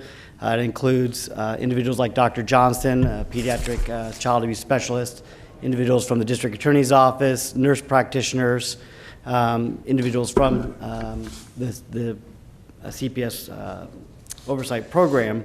And our task as a subcommittee is to review cases of near deaths or deaths involving children here in Sacramento. The subcommittee reviewed 8 cases that occurred in Sacramento County during the time period that we were reviewing, in which there was maltreatment or child fatality or near fatality that resulted or was directly related to child abuse. And these aren't just any children, they're children who are somehow connected up with some sort of systems such as CPS. So these are children that were involved in the system and then had a near death or death related to child abuse or neglect. The purpose of these reviews is to identify which systems we can focus on to make improvements on and make recommendations to the Board of Supervisors as to what things can be improved to avoid these types of incidents repeating in the future. We made numerous observations as part of the subcommittee. The first is there was a lack of critical thinking when making judgments about how to treat cases. In this instance, what we learned was that something that's been kind of going on for a number of years, which is a little bit of a lack of a holistic approach to analyzing a case. The CPS workers on some occasions and supervisors did not appear to use information in previous referrals and instead relied upon information given by the parents. without first verifying that information, which resulted in children being put back in homes where some of these critical incidents occurred. So children dying or nearly dying. Okay, I have two supervisors who'd like to comment. I'd like to ask you also to move over to the podium, or the two microphones so we can hear you a little better. Thank you. Supervisor Natoli? Yeah, thank you, Madam Chair. Chris, this bullet, and again, I appreciate the bit of background you gave, but certainly raises serious concerns in my mind that, and you know, again, it's boiled down here to one sentence. There was a lack of critical thinking when making judgments about how to treat cases. You expounded upon that and said that, if I heard you correctly, that because of that, at least in the judgment, obviously, of the Oversight Subcommittee review of this, that then children were placed back into situations or remained in situations where they were at great risk. Is that accurate? Maybe expound about it, because I mean, you gave a little bit of background, but I guess to me, this is one of the reasons why we have the Children's Oversight Committee. That's why CPS exists, is to utilize the tools that are available to them, recognizing that it's an imperfect system, but nonetheless. So I guess I need to hear a little bit more if I could. I'm glad you want to. Okay. I'm glad you want to hear about that, because it's hard to boil it down in one sentence. Yeah. So. Just, Mr. Cerner, was that your same question? Or? Yeah, more or less. I wanted to understand kind of how the Oversight Committee is actually kind of qualified to make that kind of judgment call of a someone taking an intake call, for instance, when that is that's their profession. And so this is a bold statement, and it raises the kind of questions that Supervisor Natoli asked. So yeah, I share some of the same So I think the origination of the Oversight Committee was because this had happened in the past. And to say that it only happened 19 years ago and happened in 2017 would be inaccurate too. It's been happening over the years. We get these critical incidents over the years, and the reason why the state requires CPS to report on these critical incidents. So it's not just the judgment of the CPS Oversight Critical Incident Subcommittee. CPS is actually involved deeply in helping us understand what happened. Now, as CPS is stuck with the balance of reuniting children with their families and protecting children, and that's a difficult balance that they have to try to make. And the CPS Oversight Committee, I think we'd like to lean more towards keeping children safe. CPS Oversight, CPS themselves as an agency has to balance that goal that they have of trying to reunite families. We saw cases where, now they have thousands and thousands of cases, we saw 8 where there were circumstances where errors were made or judgments were, things missed that put a child into homes where the child ultimately either died or nearly died. The things that we see in some of these oversight reviews is that a parent may represent something to CPS. There may be repeated calls from mandated reporters to CPS. Let's say a call in 2011 saying the parents are being negligent towards their children or being abusive towards their children. And for whatever reason in 2011, they don't have enough information to sustain that, and they clear that call. Maybe they get another one in 2013, they clear it. And maybe down in 2014, they get another call from a mandated reporter, and they don't go back and relook at those other 2 calls as effectively as we think they should. And so going back and not just accepting that just because it was unfounded in 2011, unfounded in 2013, doesn't mean we should consider the whole picture in 2015. This is something that CPS Critical Incident Group and CPS Oversight has recommended in the past that they try to improve. We made those recommendations in our prior reports, and we have seen efforts where they've improved. They've actually taken these case scenarios, which are real-life case scenarios, taking them back to their workers, and thanks to money that you all, I think, provided, they're able to revive their training department and get the ability to take these scenarios back to their supervisors of their teams and say, this is a scenario we had. These are the judgments we made. We didn't look at these sort of things. Should we look at those now in the future? How would we do this case differently? And so they don't have to pay for a package with some provider to help them understand how to improve. They actually have the real life scenarios they can go back and take back. This is still an area that we still see errors in. So, Mr. Cerna? Thanks. So you mentioned training. So what I want to understand very clearly here is whether or not the Oversight Committee is making a conclusion about the lack of critical thinking that was applied to an incident or incidents was a function of someone not following the protocols that they were trained to follow, or is it too much caseload? I mean, it could be a whole number of factors. So just to say that it's a lack of critical thinking really leaves us kind of in a quandary in terms of understanding what was missed based on your assessment, your opinion of what was missed. And it's not unlike so many other things that we do as a local government to understand, how professionals are trained and then take that training and apply it in a real world circumstance. I need to differentiate the two, so maybe you can help me. I think there's two things. One, training we think is absolutely critical. We'd like to see the training of these individual past cases rolled back out, not just the supervisors, but all the way down to the line level worker, which is going to be difficult because it's going to mean taking people off the line in order to go receive training. And that's going to be one thing that we think is critical. Dr. Johnson in a few minutes will be speaking about caseloads, but their caseloads are higher than the rest of the state recommendation, higher than comparable counties in Contra Costa. Other counties have lower caseload counts per social worker, which we believe does put an extra toll on them. If they're trying to clear cases, it doesn't give them as much time to critically go through each of those past instances. If a worker in the past has said this is unfounded, and they've got, now the worker has 17 cases they have to get through, it's going to be hard to go back and try to go, well, do I need to look at this holistic picture? Do I need to go back and reevaluate this whole person's past? When a worker in the past said this is unfounded, and I've got a new incident, can I assume that unfounded really was unfounded?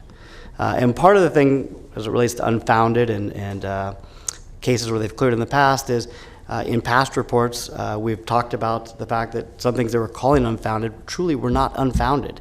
And when CPS has gone back and reevaluated and said, my goodness, we had a misunderstanding, some workers, not CPS as a whole, but some workers had a misunderstanding of what should be unfounded in a prior case. And so when a worker relies upon something that wasn't accurate in the past, it does put a child in jeopardy in the future. So we think it's going to take training that we'd like to have rolled out to not just the supervisors, but down to the line level workers. And we would, as a committee, we are recommending, Dr. Johnson will talk about it, figuring out ways to lowering those caseloads so they can provide more attention to their individual clients. Mr. Natoli. Yeah, if I could, I just want to, again, certainly appreciate your response to Supervisor Cerna. Just probe just a little more deeply. Then the 8 cases you looked at were out of the thousands and thousands of cases. And if I heard you correctly, though, Chris, it was that you said that in your review, the committee's review of those cases, that kids were either put back into the situation or allowed to remain in a situation, and that some died because of that? Correct. That is correct. Could you stand between the microphones, Yes, please? sorry. Thank you. And I guess then I would just take those are contributing factors. Contributing factors, right? I mean, whether the parents are criminally liable, those are issues. Right, right. That's all going to sort it out. But because I guess I point to that because, again, going back to 1996 and being a member of the board at that time, and what basically I think drove this board and this community to have a very distinct and I think a very serious conversation about child welfare, about child deaths, about situations about family reunification, and about certainly keeping families together. And we've gone back and forth, as your report points out, and you've said in your comments over the years, making those adjustments, and certainly I think improving training. But it was a very serious situation at that time, and there were some subsequent ones that occurred that really required and I think demanded of us as a board and a community to look at how we were basically handling these types of situations. But so what I hear, and I don't see it being any less concerning in the sense that if, in fact, to your point, there were contributing factors and children died, And we're not going to prevent every death. I get that. That's our goal.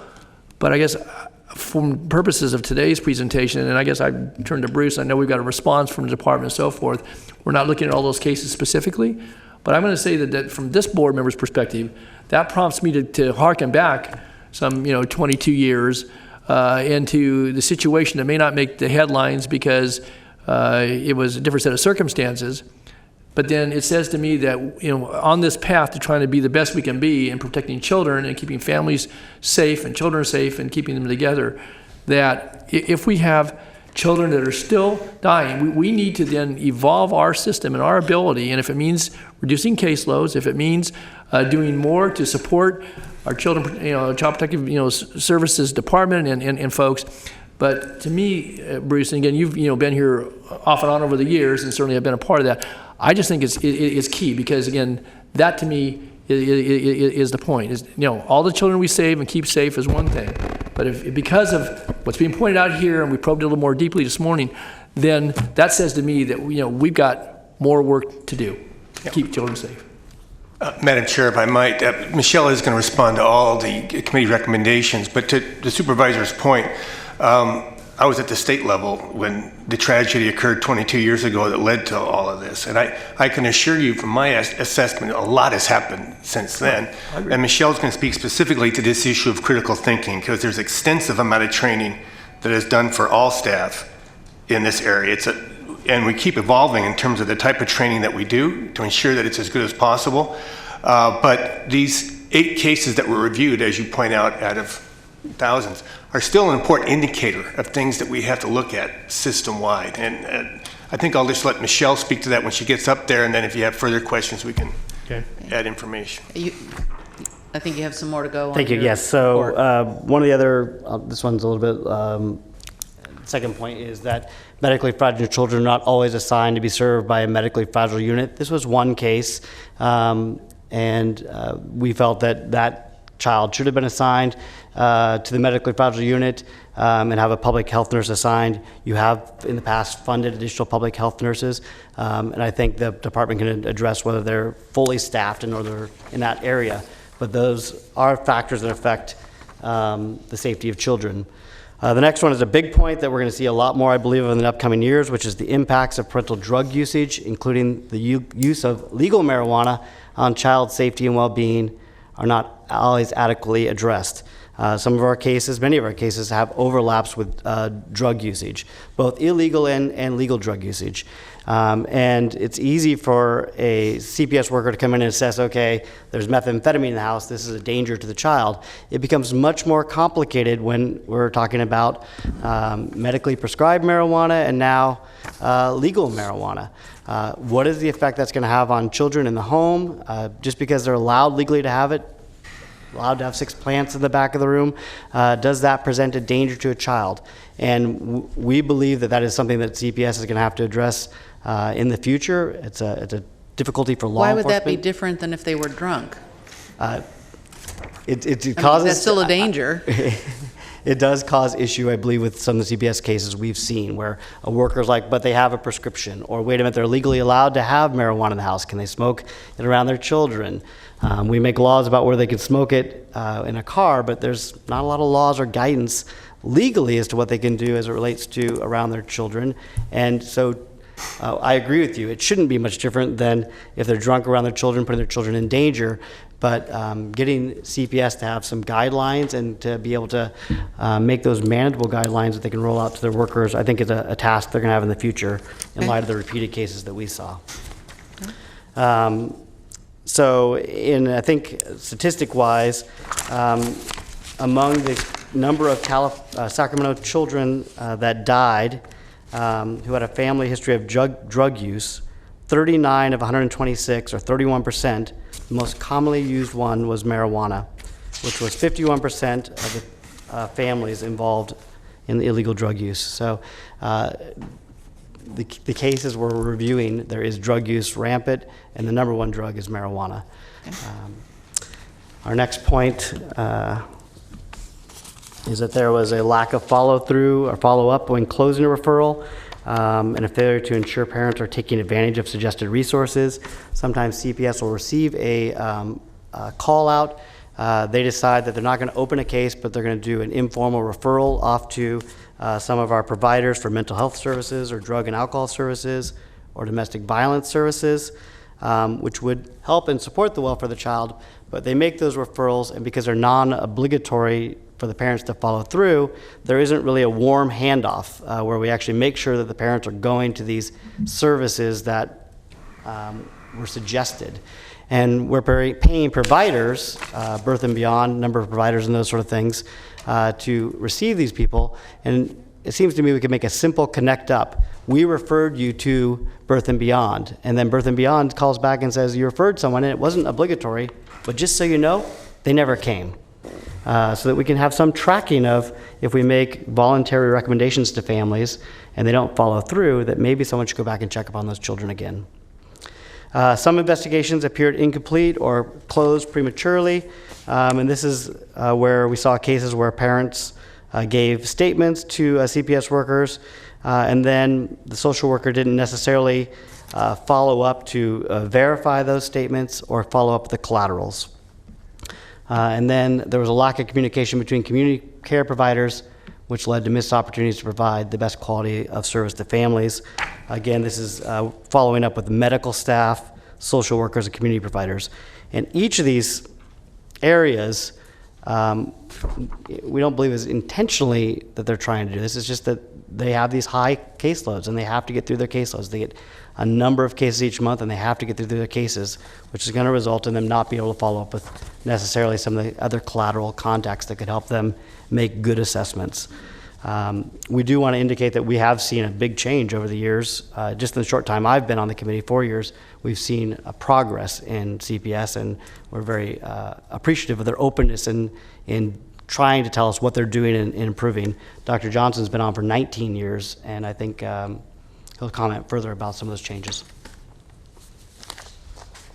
Well, actually, I came on the Oversight Committee in about early 1997, so I've been involved since early on, and then besides Adrian Conway, we had Rebecca Meza, which happened a few months after that. So, and we're condensing into one short sentence, lots of discussion, lots of information, and it's hard to get that message across without spending a lot of time.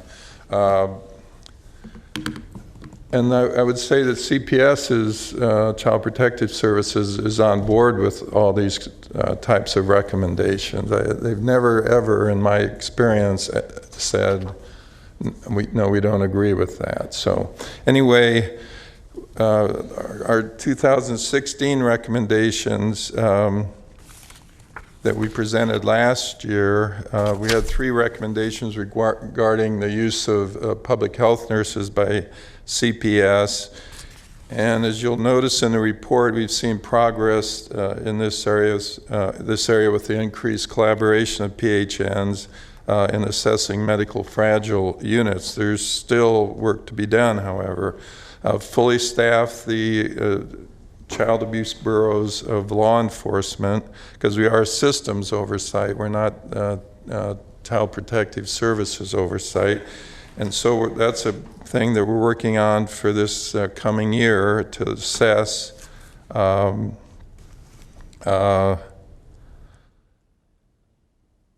got off track here. I'll be able to cover that in my section. Anyway, law enforcement, the committee will report its findings at next year's report to provide additional mandated reporter training for DHA staff, which is, and there have been 900 staff members trained since our last report, which is very significant. And then,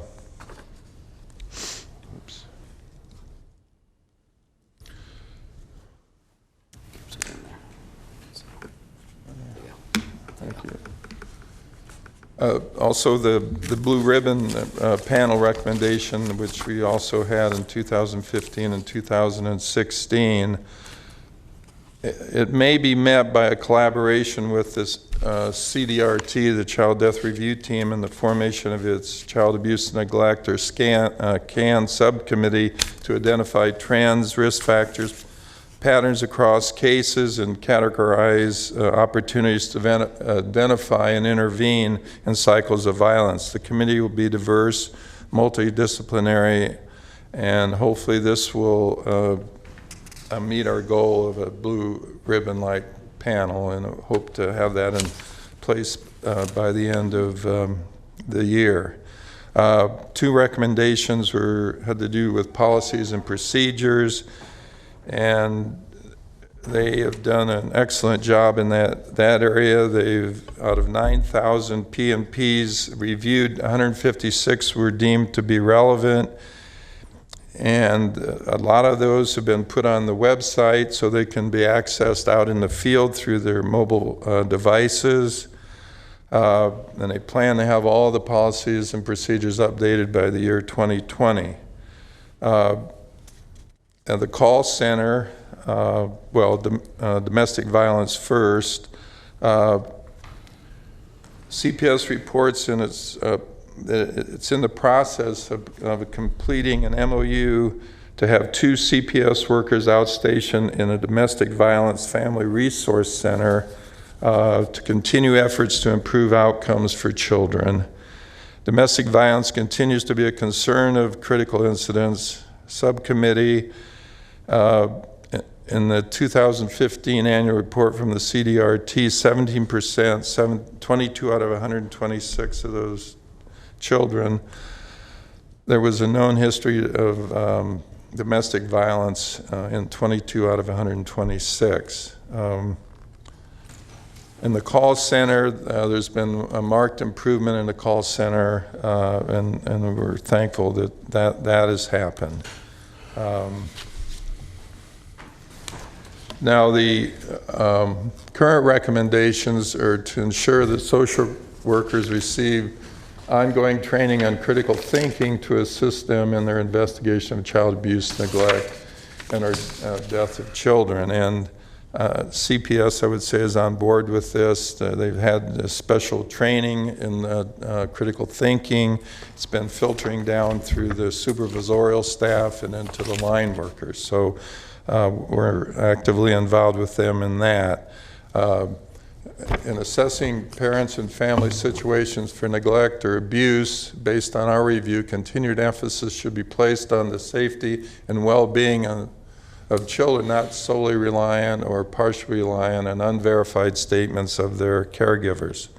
To ensure that social workers are trained on ascertaining the medical needs of children, including public health nurses in the evaluation process. They're a very important factor, and they should be more utilized.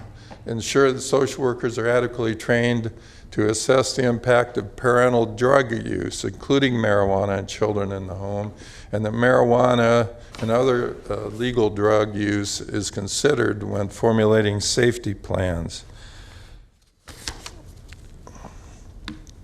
We ask that the Board of Supervisors request that CPS ensure that stronger drug and alcohol policies are put in place, that CPS workers have the resources needed to evaluate caretaker substance abuse training, ready access to testing, consultative support, etc., and that caretaker substance abuse is elevated to a higher priority when formulating a safety plan. This is a continued recommendation from the previous report.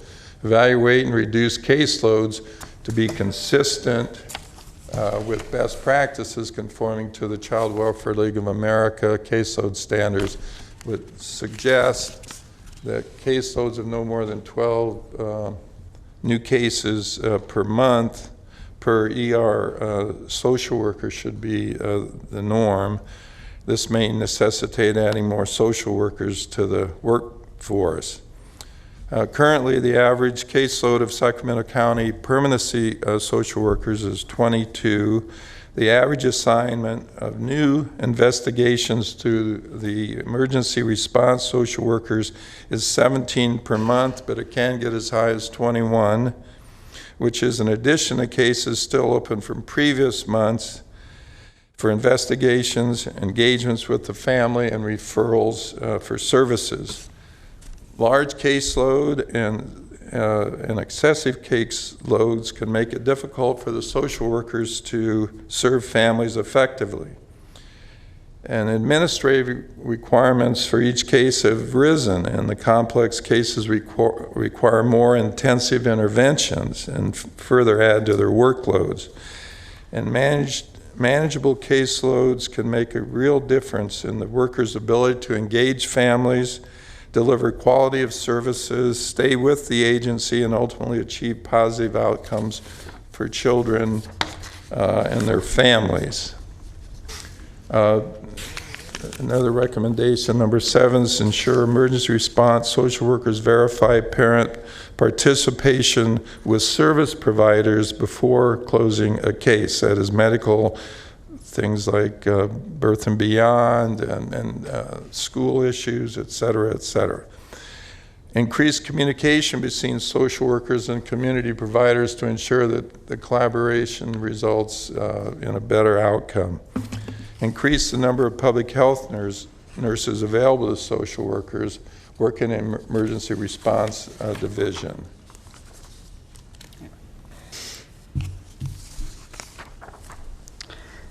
For our work plan for 2018, we're going to continue to review the critical incidents that occur within the county, and we're actually going to be focusing this upcoming year on conducting researches on organizations within the child protective systems, and we're going to collaborate with the child death review team in reviewing child abuse and neglect homicides. Last year, I think Dr.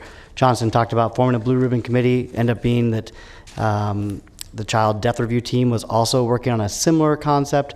Dr. Johnson just referred to that a moment ago. Rather than doubling efforts, some of us are on those same committees twice, we're going to work together with them and try to come up with some recommendations that can help decrease the number of child abuse and neglect homicides in the county. We're reviewing child abuse report case levels of local law enforcement agencies. In the past, we've focused on just CPS, the agency. In this upcoming year, we're now looking at all of the law enforcement agencies throughout the county to evaluate case levels of the law enforcement agencies to see whether they're able to respond adequately to child abuse, sexual abuse, physical abuse types cases, and whether they have adequate staffing levels. And we hope to have some hard data for you next year as to where we're at on that as a county.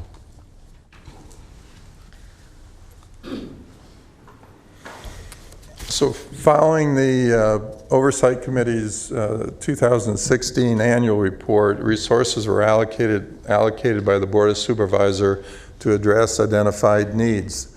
Funding for improvements to CPS hotline enabled more social workers to staff the hotline, led to the expansion of supervisor duties in order to cover weekends, and it led to refinements to the hotline menus and caller experiences. And the Oversight Committee has observed progress in this area and wishes to thank the board for their support. The Oversight Committee currently has 11 members. Chris and I are the only ones here today. I just looked around, but we do have 2 members of the coalition that are here. If they would stand, I'd be like to thank. And you've met her already, so that's great. And we're always looking for new members to carry on this important work, and so hopefully we'll get some new members of our committee. So we really appreciate your time and interest and collaboration. So We do have a couple more questions here. Mr. Natoli? Thank you, Madam Chair. I wanted to go back to, and I know we discussed this in last year's report, at least to some degree, and it relates to, again, the public health nurses and the follow-up with the high-risk medically high-risk children. And and I know that, Michelle will probably cover some of this in her report, but I think this falls to something that this board needs to have a conversation about. And Nav, I'd look to you and Bruce on this, because what the report says is that, and again, it may be embedded in the law, that once cases have been closed, CPS, public health nurses, have no authority to continue seeing high-risk, medically at-risk children. I think with what we've attempted to do in recent years, certainly trying to build back our child welfare system, and recognizing that obviously the social workers are on the front lines, but so are public health nurses. And I see the public health nurses being gatekeepers in a lot of respects, in the sense that certainly doing their analysis at the time there may be an open case. If we've identified medically fragile children that are at high risk, it would seem to me that there's an obligation, morally, if nothing else, that we ought to, knowing, and I guess I would like to link this back to examination of cases where high-risk medical children may have then ended up in a far worse situation because the case was closed and then something else bad happened. So my point being here, and I know we had the discussion even during the recommended budget discussions a couple of months ago, about the role of public health nurses. And I for one, believe that they are critical in the equation, and certainly not to take away anything from social workers or others, but I think that we need to find a way, because what this says here, at least in the report from the coalition and from the committee, is that if we want to do that, follow-up would need to be provided through another source of funding. Okay, so then I want to have that conversation. If funding is the issue, and it's not so much the authority under the closed case, that what will it take to, and again, I don't know how many cases we're talking about here, and so I think there's some other information I'd like to have as a follow-on, is to have that discussion about how, in this county anyway, we make it enough of a priority that we either sufficiently fund and or find the resources to make sure that public health nurses, assuming that there is some willingness by families, again, not to insert ourselves where we can't do that. But I know with our family resource centers and our Birth and Beyond, and with the other resources we do through public health nurses and certainly our complement of partners in the healthcare delivery system in this community, there must be a way that we can find to fund sufficiently the follow-on that's needed for at least that segment of the population, recognizing there are needs throughout the entire population. And I guess I would, as a part of kind of the question in the statement, I guess, Dr. Johnson or Chris, any comments you might have? Obviously, Michelle got a chance to respond, and maybe Bruce and Nav as well. But I, for one, want to have that conversation. It was last year's recommendation. It's been touched on as it relates to public health nurses. And I just see that as such a compliment to what we do. So any other thoughts you might have? Well, years ago, when CHDP was very, very active, they had at least 22 public health nurses in their program. And then, because of the issues of the economy, that went down to 0. And so that was a place where we as pediatricians could call up a CHDP and say, we have a concern about a child, and then they would be, because most of them are CHDP involved, they would, or a lot of them were, they would go out and follow up with those cases. Now, a lot of hospital systems have public health nurses, and that's another resource that could be used by CPS. In other words, a warm handoff. We're closing this case. You're the provider of care. We can't legally continue our presence, but we have concerns, would you follow up with them and then get back to us if there's an issue? So not all hospital systems are so endowed to have public health nurses, but some of them do. And so that's and no child should be, depending on your health system, shouldn't, if you're in this health system, you get that benefit. If you're in another health system, you don't get that benefit.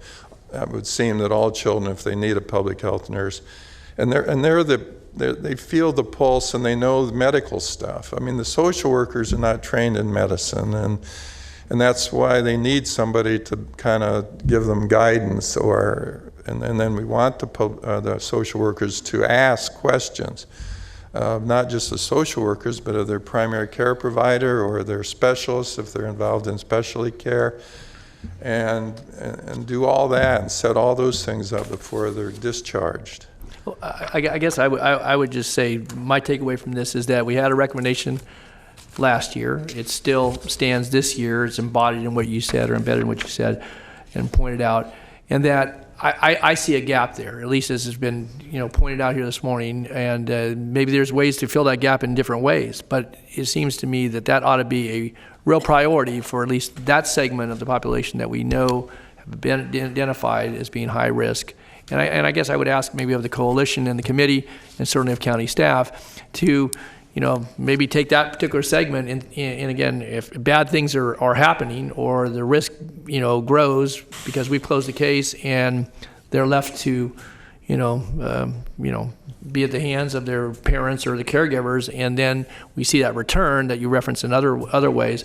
I guess I'd like to see some analysis, but rather than spending a lot of time analysis, I guess I just got to believe from what you say and certainly what we've heard over the years that having that additional connectivity, certainly from the standpoint of the youngster or toddler or maybe infant in some cases, that's just a key piece. And so I guess what I would like to see, and certainly appreciate the committee bringing forward, certainly hear from Michelle, but also from Bruce and Nav, some analysis. Again, maybe as soon as even we got final budget coming up, we need to fill this gap to at least have a conversation about where this fits in the priorities. Because what I'd like to see is by this time next year, hopefully to see at least progress being made to address that particular issue.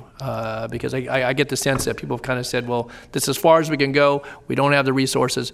Discussion about warm handoff may be part of Michelle's presentation or not. But I think that needs to be key, and I guess I'd be looking forward to that in next year's report. But sooner than that, maybe as soon as a few weeks out, to have a conversation about how we might be able to help fill that gap, either through a coordination, through some commitment of resources, or some other discussion about how we do that to make sure that that nursing component, public health nurses are key, is a piece of this going forward. And if we close the case, that maybe as relates to the actual issue, but it doesn't leave that child kind of stranded potentially. So one thing I'd like to say is that we were just talking about 8 cases over the last 2 years, but I still attend the Child Abuse and Neglect, Screening for Child Abuse and Neglect Committee. It's 3 of the 4 hospital systems participate in that. And so we meet twice a month, and I would say that we look at 50 to 60 cases. It spans maternal issues, physical abuse, sexual abuse, all those type of cases. And these issues that we're talking about today are prevalent in those cases too. Not all of them, of course, but a lot of them. And we've had cases that were closed and we've had them reopened because we felt, and then CPS, who's at the table, agreed that we should have reopened these cases. So these aren't deaths, but there's, so this is not a problem that just relates to 8 children that we happen to come across. It's pervasive in a lot of areas, but I can tell you things, it seems to have improved. CPS, from my perspective over all these years, has been very, and that goes all the way back to 1978, has been very receptive to our ideas, and they want to do a much better job, and I think they're headed in that direction. Thank you. Mr. Cerna? Thank you. First of all, I appreciate the work that you've presented here today. I do have a number of questions, though. I guess I'll start with the work plan. You mentioned that one of the intents here is to collaborate with the child death review team when it comes to child abuse, neglect, homicides, which leads me to believe that that's just something that has not happened in the past. And I guess the obvious question is, why hasn't it happened in the past? Well, that's what we wanted to do. I mean, we wanted to put a group together to look at all the issues, and I could list a number of them. Communication between doctors and mandated reporters, between hospitals and mandated reporters, and between hospitals and the CPS system and then the hospitals together. And I mean, it's just, there's so much that needs to happen, and the things could work in law enforcement and probation and education system. All these systems, if working together more closely, could lead to a better outcome. And we've recognized this for years, and we've been actively trying to kind of address this issue. And then the CDRT, looking back over a long period of time, there's 60-some deaths related to child abuse, and their goal was to put together a group much as what we envisioned, and so we were invited, and we enthusiastically wanted to be involved. And so putting together and bringing in all the players, physician groups, hospitals, district attorneys, the police, the probation, all these systems. I mean, and we hope to have it together. We hoped that it would have been already in place, but to circumstances beyond our control, it hasn't happened yet. But it seems like it's not rocket science. I mean, I'm not trying to disparage any of the partners you just mentioned, but I think it's fair to say that at least in the last 7 years since I've been here, there's been a great deal of attention placed on can homicides as one of the leading causes of death overall, but certainly as it relates to the Blue Ribbon Commission that you pointed out in the early part of your presentation.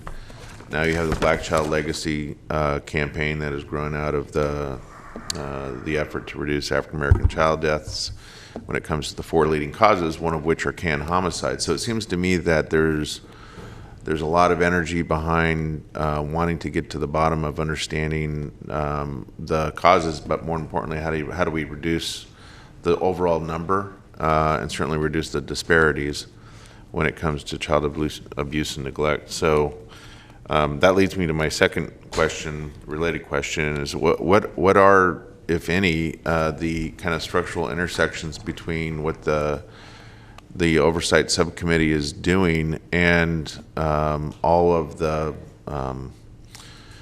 architecture of the county's effort, the First Five effort, working with Sierra Health Foundation, now branded the Black Child Legacy Campaign. How does that work with your charge to do what you do each year? Well, that's our goal, as I said, is to try to bring all the players, as many of them as we possibly can, together, and then to work as a team to try to solve some of our issues, to make things flow better. So we recognize the issues, we deal with the issues better.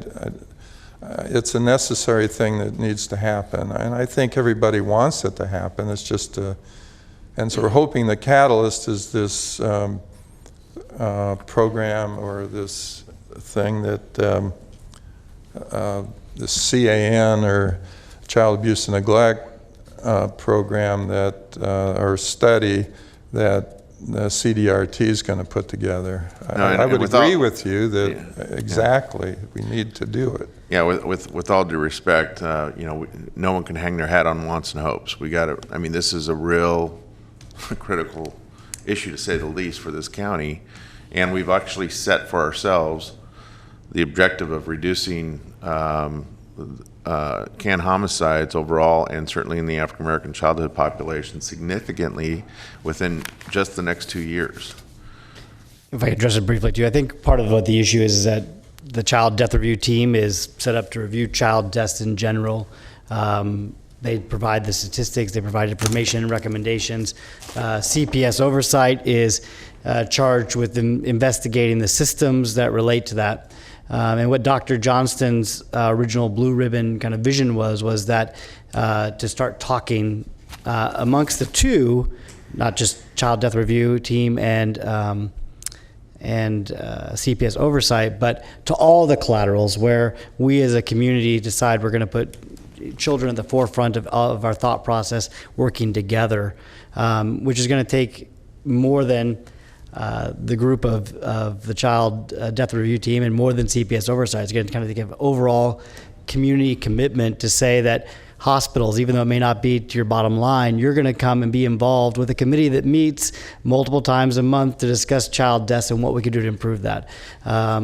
We have some law enforcement on our groups, but it's going to take more of those sort of individuals. It's going to take psychological, psychiatric mental health professionals being involved so that when a parent gets sent in for a 5150 hold, somebody says, wait a minute, where are the children at? Are the children at home? Is there someone that's going to be taking care of the child now that you're in on a mental health evaluation? And I think what Dr. Johnson's original vision with the Blue Ribbon Committee and what we're hopeful to do with uniting with Child Death Review Team is to try to be able to present something where we're going to have some sort of community gathering where we actually get those, not just the public sector, but the private sector, the providers together, where we try to put a focus on a year of time frame. We're telling people it's time to focus on every question, asking what's going on with the children as it relates to this individual, whether it's when a person gets arrested and the police officers go, wait a minute, I'm arresting you here on methamphetamine charges. Do you have any children at home so we can send CPS out to make sure that there's children are taken care of? Doing a focus that puts all the collaterals together. It's hard, and you ask why it hasn't done before. I don't know why it hasn't been done before.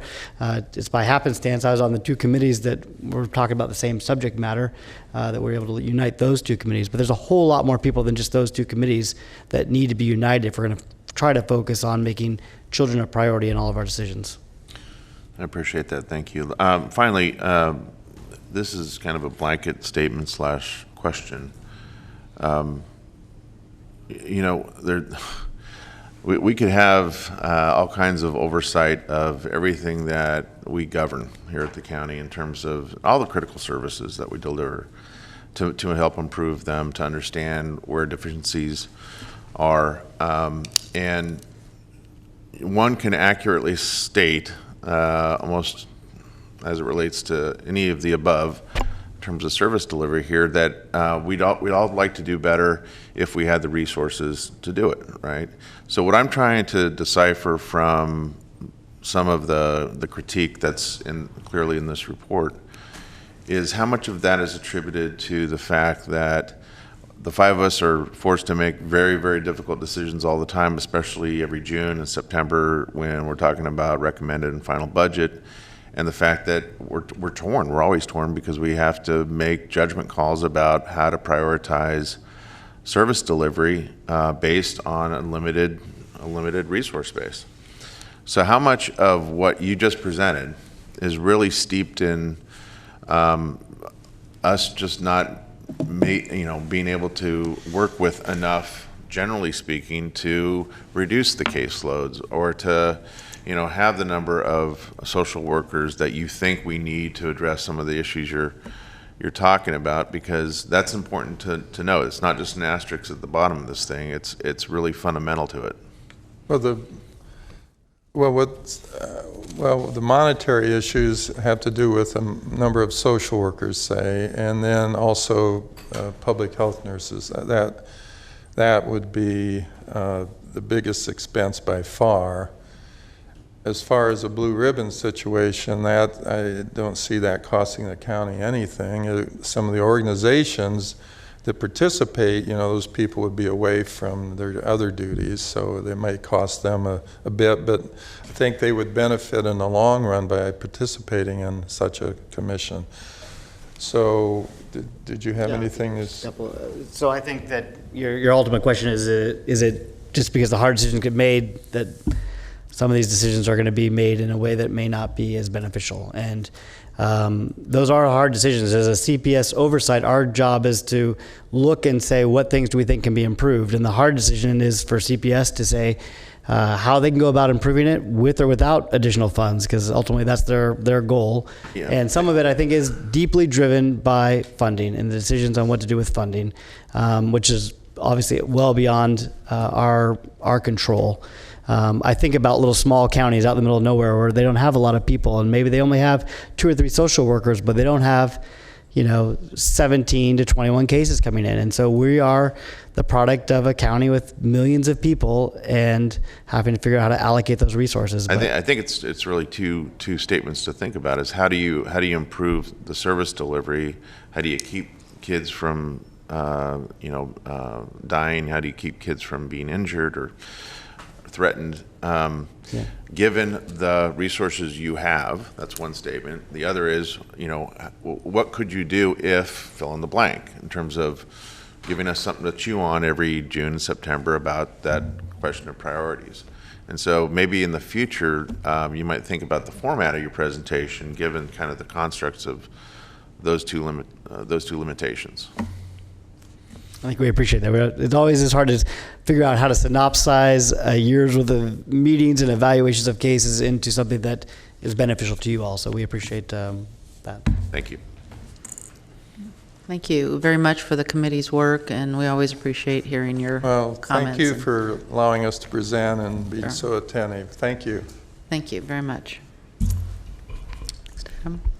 Item number 48, Department of Child, Family, and Adult Services, Response to the Child Protective Systems Oversight Committee 2017 Annual Report. Okay. Good morning, Good morning. Michelle.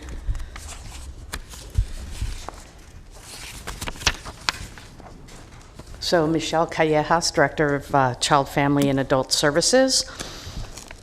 And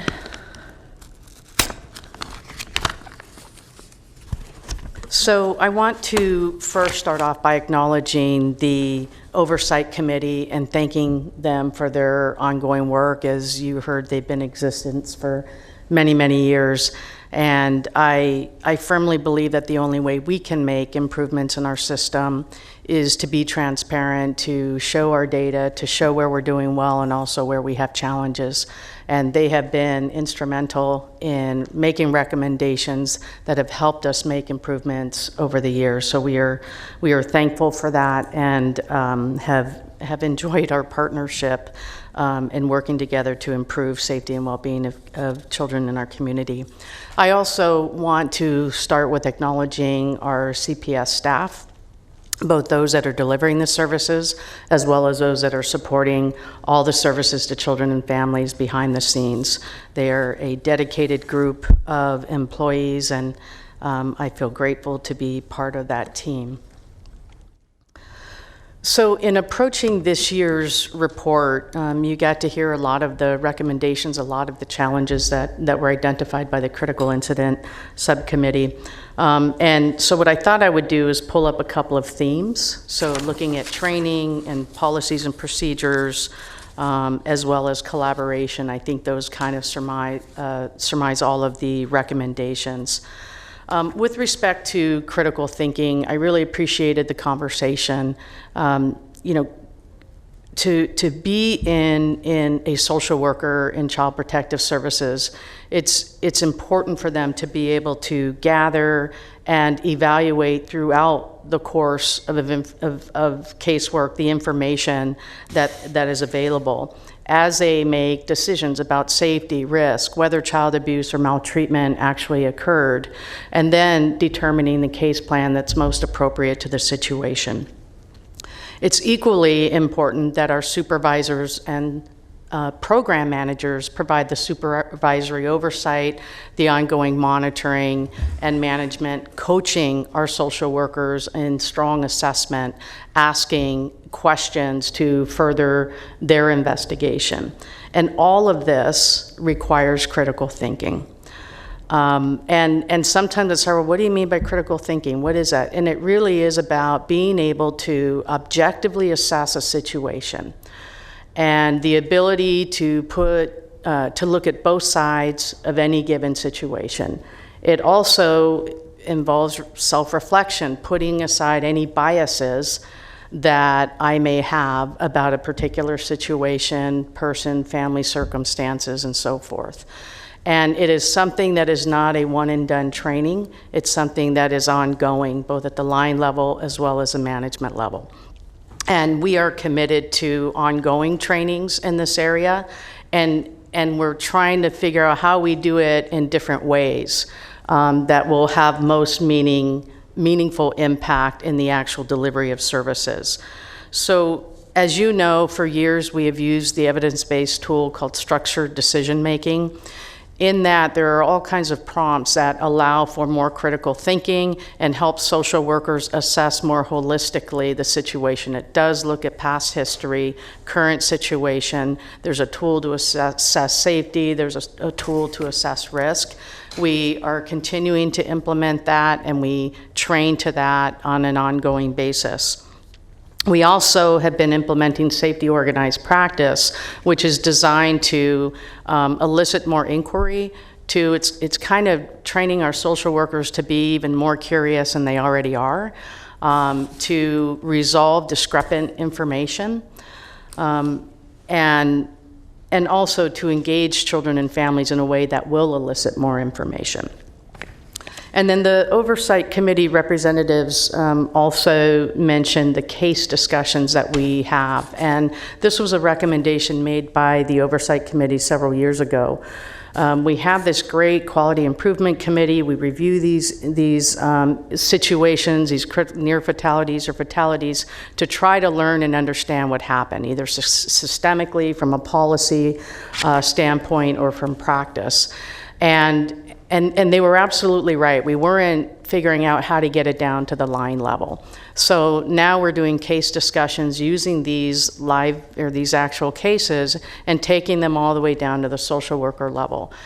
Starts with managers, supervisors, and social workers. And we've really gotten good feedback about how effective it is, because they may hear something and then go out on a case and it's a very similar situation, and they know, ask a little further, ask it this way rather than that way, maybe have a child and family team meeting. It's something that is an ongoing effort. With respect to medical needs of children, we are wholly invested in training around identifying medical issues.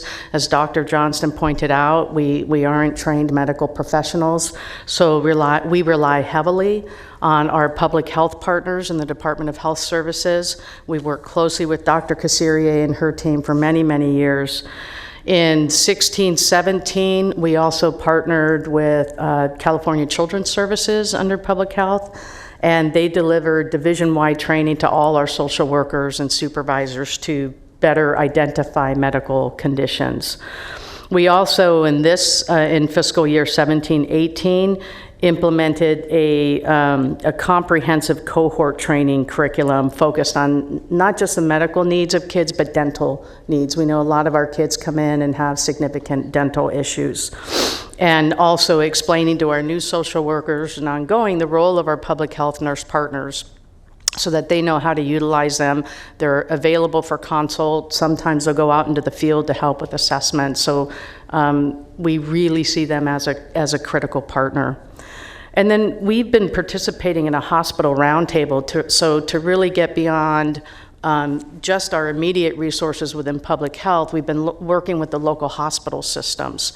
So we have a roundtable that meets every other month at Shriners Hospital. It includes Shriner, Kaiser, UC Davis, Sutter Medical Group, Black Infant Health, our public health nurses, emergency response social workers, to really address communication issues that may get in the way of our investigations and assessments, and discuss mutual cases, and then doing some co-trainings across systems. And then the issue of parental substance abuse and training.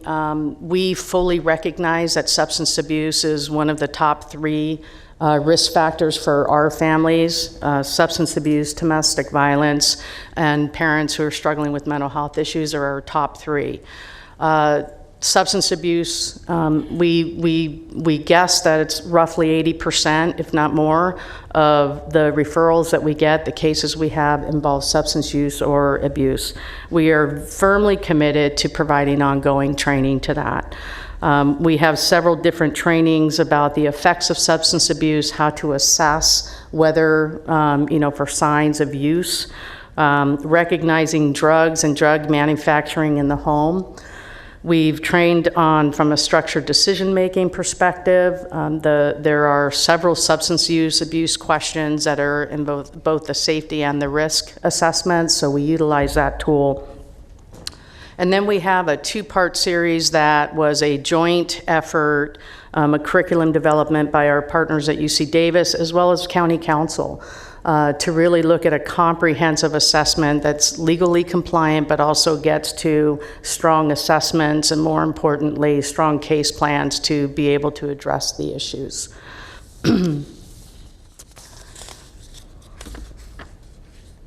And then you heard earlier with the training piece, you heard from a participant in our early intervention family drug court where we were able to keep her and her child together while she worked on her addiction.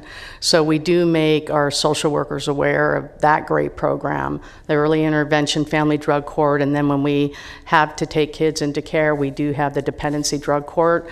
We are very fortunate to have that in our community. Not all counties do. So policies and procedures, I rolled up just a couple of the themes, and some of it rolls over to the critical thinking piece. So when we talk about verification of information, verification of service participation, I just want to make clear that in any assessment, when there are allegations of child abuse or neglect, the focus is first and foremost on child safety and well-being. It is not our practice to rely solely on unverified statements. So I just want to be clear on that piece right up front. So as referenced in the critical thinking discussions, we train our social workers to ask questions when there's discrepant information to follow up on it. We're implementing child and family team meetings, which is bringing together the kids, the family, the kids when it's age appropriate. They can identify support systems. That's another way for us to verify information, to get everybody on the same page. Sometimes we've had family members say, well, that's not quite accurate. Here's how I see it. And then our social workers try to resolve that information. As Mr. Orr stated, we are tasked statutorily with keeping kids and families at home when it's safe to do so and determining when it's time to remove. And part of that is verifying information. With respect to verification of service participation, it is the expectation of our social workers that when they close a case and they have made referrals to services to speak directly to safety or risk issues, that they should in fact verify whether those services occurred.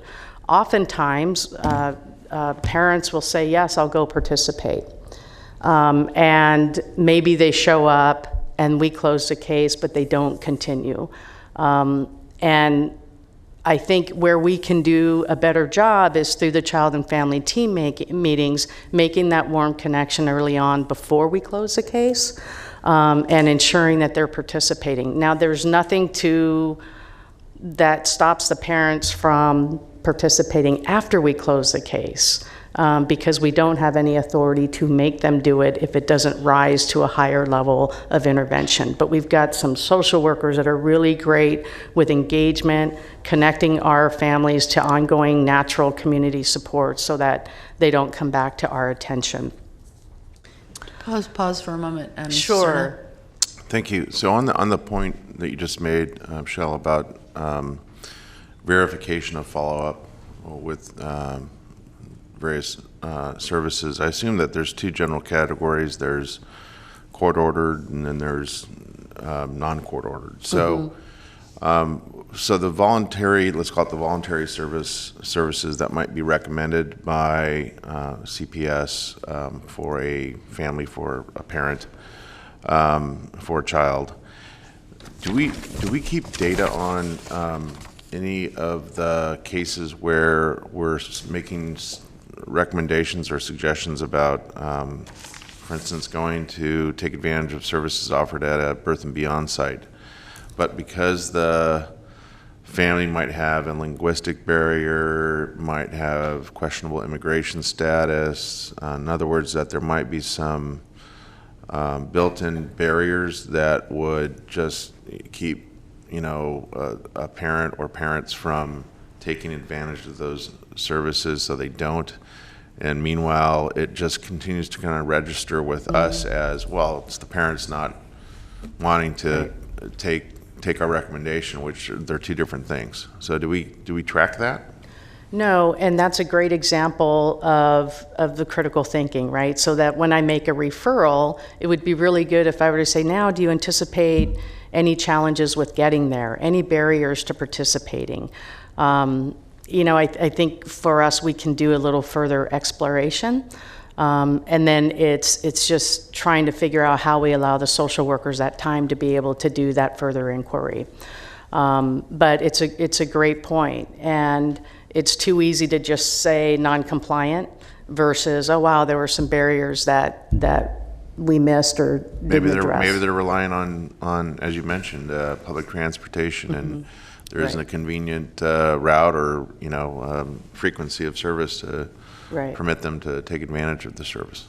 And that's certainly something that in our trainings we can reiterate is when you make the referral, does the family think it'll be helpful? We should be working with them to see if that is something that they think would be helpful, and if so, are there any challenges to actually following through and completing the services? Well, I know you want to get through your report, but I would strongly encourage us to take inventory of how we might begin to track those barriers so we understand them better. I was just going to add, Supervisor, that that is something we do over in the CalWorks program quite extensively. Perhaps there's some cross-learning we can do there to get us a head start on that. Okay. Great. Thank you. Okay, thank you. So the substance abuse, I think I spoke to, at least from the training perspective. And again, I want to assure you, substance abuse is a priority for our agency when we're assessing, when we're developing case plans, and certainly when we are developing our policies. So our policies and procedures are as strict as they can be within the legal limits. And again, as we revamped all our policy and procedure work, we work closely with County Council to look at where we can push certain practices and where the line is. So when the situation doesn't rise to a higher level of CPS intervention, meaning we can't, there isn't enough to say they need to come into foster care. But we think there are some issues that the parents got some substance abuse issues, and we need to link them to some services. And we want them to drug test, right? So they can say no, and if it doesn't rise to the level of which we can legally intervene, then it becomes incumbent upon our social workers, and I want to say a lot of our social workers are amazing at this, and really engaging them and trying to convince them and help them get to the drug testing. But there are certain levels that until it hits a certain level, we cannot legally intervene, but we work really closely with families, with support systems to try to get them involved with drug testing, and if it comes out positive, to get them involved in the services that we have in our community. There was a concern also about not having enough drug testing providers. We have some long-standing contracts with Strategies for Change, Bridges, STARS, and the National Council on Alcoholism and Drug Dependence. So we actively contract with them. We do have testing services available. We have increased at times when necessary. So we monitor that to make sure that we have the testing resources available when our parents need them. And then the issue of emergency response caseloads, and this is a tricky one. I want to just step back first and talk about the number of investigations a month, right? So one of the issues, it is true that we have about 17 on average for 2017. There were 17 new referrals assigned to social workers investigating allegations of abuse and neglect. And I think the recommendation that they were referencing spoke to a Senate Bill 2030 study that was done many, many years ago by the state, as well as the Child Welfare League of America, where they recommend anywhere from 9 to 12 new referrals a month. The challenge here is that we can't control the number of calls that come into the hotline. If they rise to the level that warrants an in-person investigation, we go out on it. So last year we conducted about, on average, 900 investigations a month. So there are a lot that our social workers are engaged in.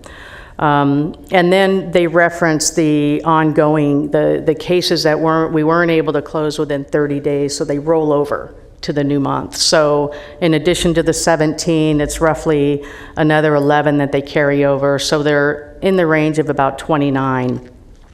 Now, in hearing Supervisor Cerna's comment about there are two issues. There's, are there enough, and then are there different ways of conducting business? And part of what we've been looking at is how do we do things differently within, across the whole division. We made significant changes back in 2009, 2010, completely restructured, achieved some efficiencies.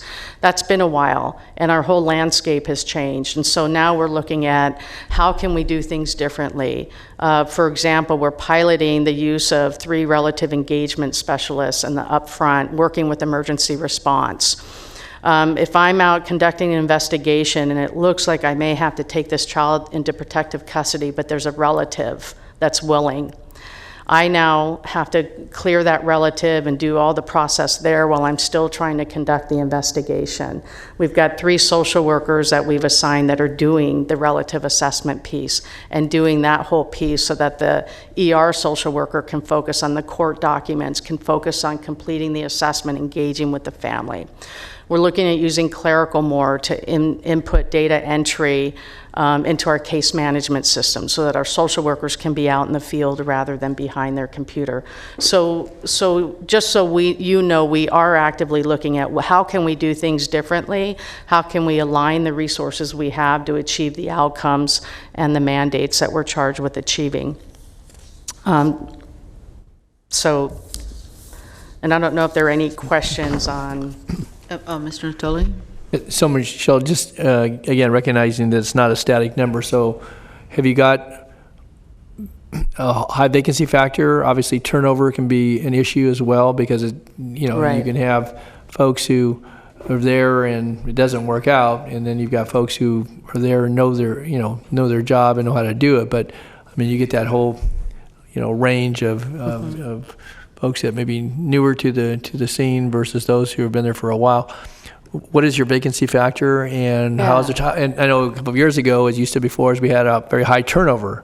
And some of that was attributed to caseload, some was obviously to the demand by the courts and others to have information timely, and you've spoke to some of that at least generally here. So I guess I'm curious as where we are with vacancies and with turnover, and because that reflects upon just the difficulty of the job, but also the workload. Absolutely. So yes, and we were before you several years ago, and I think it was in 2015 our vacancy rate hit almost 18 or 19%.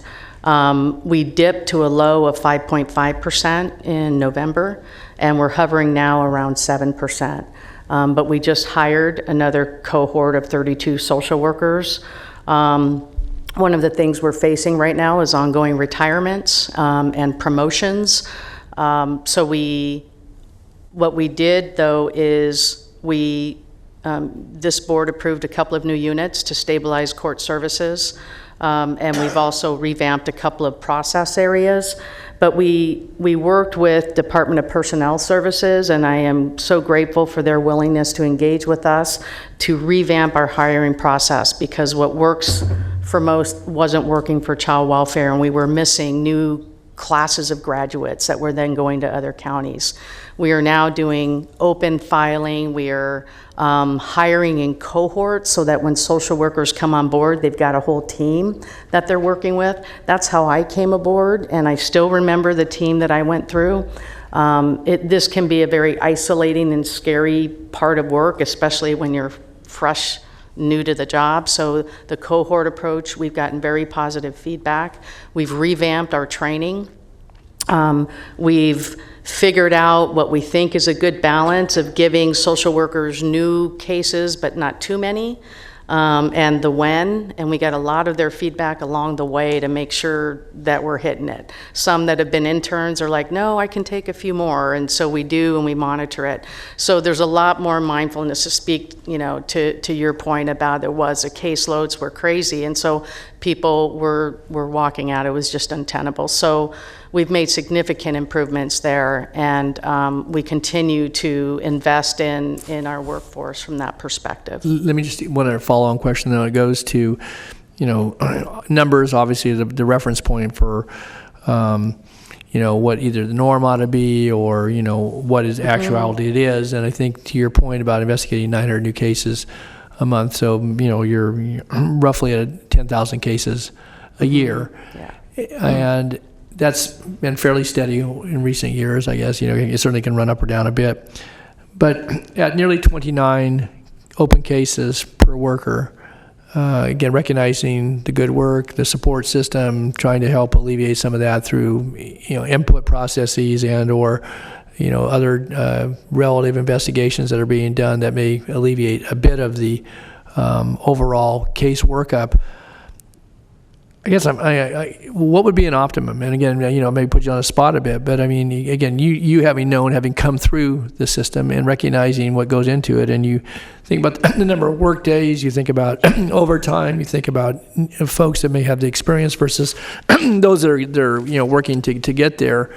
What is, again, is there the ability? Because otherwise we're going to always get judged by what some report said, what other communities are doing, and I guess what is right for us may not be the exact fit. It may be more or less, recognizing that resources aren't unlimited. But again, in the best of all worlds, recognizing that each case may be different, or there may be similarities, and some are require more investigation than others, and have certain critical natures to them. But these are the ones that meet the emergency response, and so require the follow-up. So that threshold's been met. So I guess my question, Michelle, again, maybe there are some quantifiers to it as well, or qualifiers, but what is case? Otherwise, I can see us be here next year, and we'll be average 17, and we'll be at 28.4 or 29.1, and having a similar conversation, even acknowledging the things that you and others are doing to try to help alleviate the case itself and some of the work that goes into it.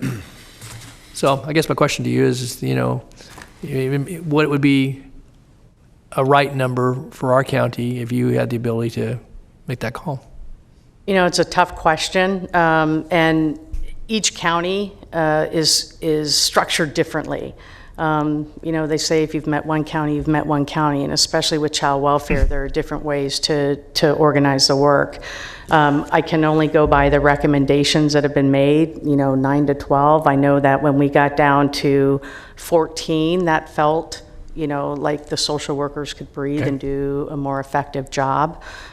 So we are actively looking at how can we reduce the workload if we can't reduce the caseload, right? We can't challenge the number of calls coming in, but can we alleviate the workload of the social worker so they can be more actively engaged with the family to do better assessments, better case plans, better case closure work? Well, I appreciate your answer, though, but again, what I heard, though, is that with all what you just said, important qualifiers to that at 14, and we're at 29, so we're double that. So if you were at 20 or 21, that might still be high, and somebody would be better. But again, we haven't moved off this number very much, except for there was that period of time. Yeah.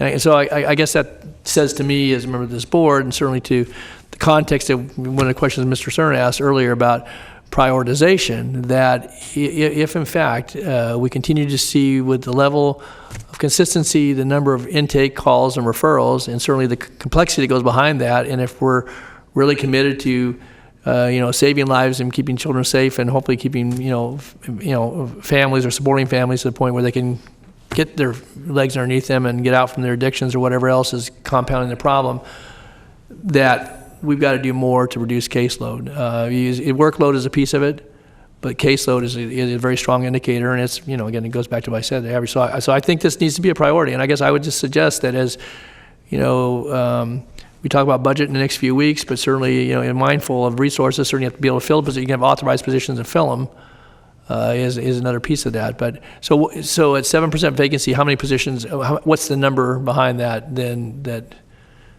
Oh gosh, we've got, I don't have that in front of me, but something like 350 social workers. So 25 to 30 positions at any given time that are vacant for one. And then you have. And then again, we just hired another 32. So you were down. So you're running at a 7% vacancy factor. You just filled those. So you were closer to 50 or 60 with Right. So it's rolling. And understand that when we bring on new social workers, they still have to go through all their training. We don't just start giving them a whole bunch of cases. So, and I just want to make clear that the 14 that I said, would be better, that's new referrals, not the 29 that includes the rollover from the prior. Okay, so at 17, we're still running at a higher number. And I heard Dr. Johnson say earlier there have been 21 in some cases, an average. So. We're still running high. That's the average. Not to the extreme, but to the high. Okay, thanks. Yeah.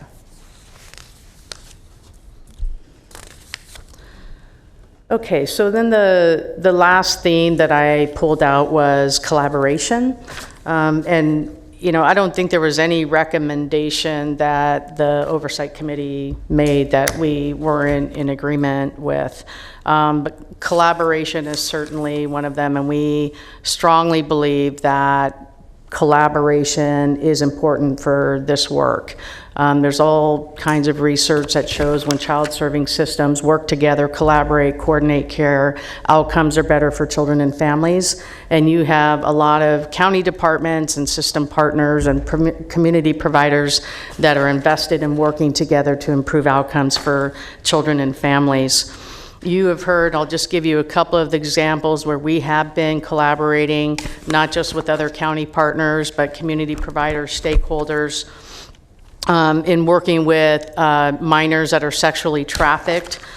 We work with behavioral health, probation, public health, education, community providers and service providers, stakeholders. For our crossover youth practice model, very similar partnership, along with more partners on the juvenile justice side. Continuum of care reform is an endless quest to kind of collaborate and work with our community partners and system partners to achieve the goals intended by continuum of care reform. And then also, this was mentioned earlier, but the work with the Black Child Legacy campaign, I think that has been extraordinary. And our staff are invested in those collaborations that, at least early on, anecdotally, we are seeing some good things happening. And I know that there'll be an annual report toward the end of the year. So we look forward to discussing that. And then also just the ongoing collaboration with public health, with our medical systems, our local hospital systems, recognizing that many of our kids have medical complications. So we are open to collaborating with whoever wants to join us at the table, so that we can help folks understand what we're going through, but it's also how can we help them on their charge, how can they help us with our charge. I think the implementation of all our different types of teaming meetings, be it child and family team meetings where we bring in partners along with the child and family, our multidisciplinary team meetings where we get in the professionals to really talk about what's the best approach to serving this family. We just have a strong commitment in our community to working together to do this work. So we remain firmly committed to it. And you'll hear a little bit later in our system improvement plan, just the work of our work groups that have joined us to try to improve different areas within child welfare. So I think I'm hoping that I covered everything that you guys were hoping to hear based on the presentation by Dr. Johnson and Mr. Orr. Open to Any further questions? Questions. For Michelle? No, thank you very much. Okay.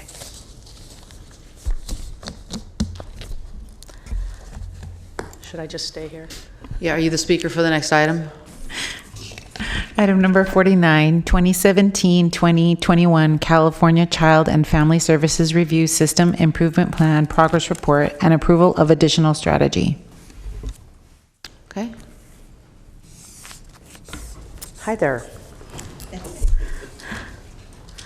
So Michelle Callejas, Director, Child, Family, and Adult Services. And we are here again. We submitted a Child Protective Services as well as probation. We submitted a joint report to this board back in February, and you asked us to return in May to provide a little more information. We came back in May, and at that time I told you that we would be back because child welfare is adding another outcome area strategy that we want to improve upon. So that's why we are here today. So just real quickly, the Child and Family Services Reviews, a three-pronged process. It's required by the federal government, overseen by the state. It requires a county self-assessment, a 5-year system improvement plan, and then annual system improvement progress reports. What we're presenting before you today is a new strategy as well as where we are with our latest progress. And so just so you know, the system improvement plan is basically a work plan that identifies strategies and milestones to improve selected outcome areas, and we'll go into this. So as the name implies, the selected outcomes are areas in which the Child Welfare Agency needs to improve. So when we were here in May, CPS presented on the first 3 strategies, and they're the ones in black. So in order to reduce recurrence of maltreatment and reentry, we're implementing child and family team meetings. We believe that will move the dial in the right direction on both of those measures. To increase permanency, just as a reminder, permanency is family reunification, adoption, legal guardianship. So to increase permanency for kids that have been in foster care for longer than 2 years, we have been doing upfront family finding, intensive family finding, and relative supports and services to help get the child toward permanency. And then to improve placement stability, this is ongoing work of identifying and increasing supports for our resource families. Another name change, resource families are known formerly as foster families, so you'll hear that term. I don't know that changing the name has helped us with recruitment, but we are still trying to market both. So today we're here to talk about the 4th area of reducing occurrences of maltreatment in foster care, and we talked again a little bit about this in May. And so our strategy here is to convene a work group to better understand the demographics and address factors contributing to the trends of maltreatment in foster care. So I want to say just, in starting that convening a work group sounds a little passive for something as serious as a child getting harmed in foster care. So I just want to say a little bit more about that.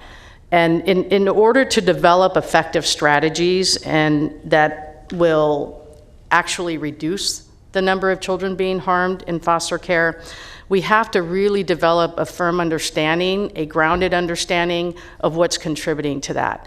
Too often we see a problem and we just start throwing solutions, usually training or a new policy, without fully understanding what's going on underneath it. So the work group will be digging down into possible causal factors. CPS did a data analysis and identified 3 factors that we think are related, and the work group will continue to dig deeper. They've already been meeting, so when we say convene, it has been convened. And we've got an active group of not just CPS folks, but community partners and stakeholders that are involved in this.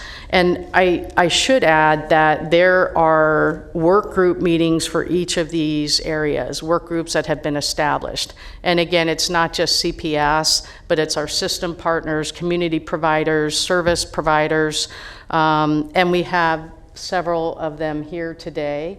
And I'm not sure if I have everyone, but I've seen CASA, Child Abuse Protection Center, Lilliput, Sierra Forever Families, and St. John's. Did I get, okay, we got everyone. So these are our community members who are volunteering their time and are just as committed as Child Protective Services is to improving outcomes for the children and families we serve. And I'm very grateful for their willingness to get involved in this. So as I mentioned, Child Protective Services did a deeper data analysis to try to understand why has our maltreatment and foster care rate increased so much over the last couple of years. So there were three factors, and again, we touched on them in May, but sibling sets, referrals of commercially sexually exploited children, and then inaccurate data entry. So with respect to sibling sets, and I'll show you the slide, or maybe I'll just do it now. So if you look at sibling sets, if you go over to the dark section, contributing factors, you can see that the number of siblings in October of 2014 to September 15 were 6 children, 2 sibling sets. It increased to 16 children in 6 sibling sets, and then 21 children in 9 different sibling sets. One, the positive in that is that CPS strongly values placing siblings together. So we are happy to see that increase. But where we think the contributing factor is with respect to maltreatment in foster care is, say with that 9 sibling sets, I've got, I'm in foster care with my 3 siblings, and the foster parent spanks me and leaves a mark. CPS comes out, and we substantiate as to physical abuse because there are marks on me. The other 3 siblings may not have been harmed, but when we do a disposition on that investigation, we have to assess all the kids. We substantiate as to risk. So they were at risk of being physically abused, neglected. So it's the one that got harmed, and then the 3 that were at risk. It could be that the 3 were harmed but didn't disclose, but we do substantiate as to risk. So as those numbers have gone up, so has the number of substantiation. So we're looking more deeply into that to see if we're practicing in the way that we should. We'll be looking at other counties to make sure to see if there's any differences in practice. For commercial sexual exploitation, so you can see how much this has increased. In October of 2014, 2015, we had 1 child and 1 occurrence. So these are with kids that are sexually exploited in foster care with the new law.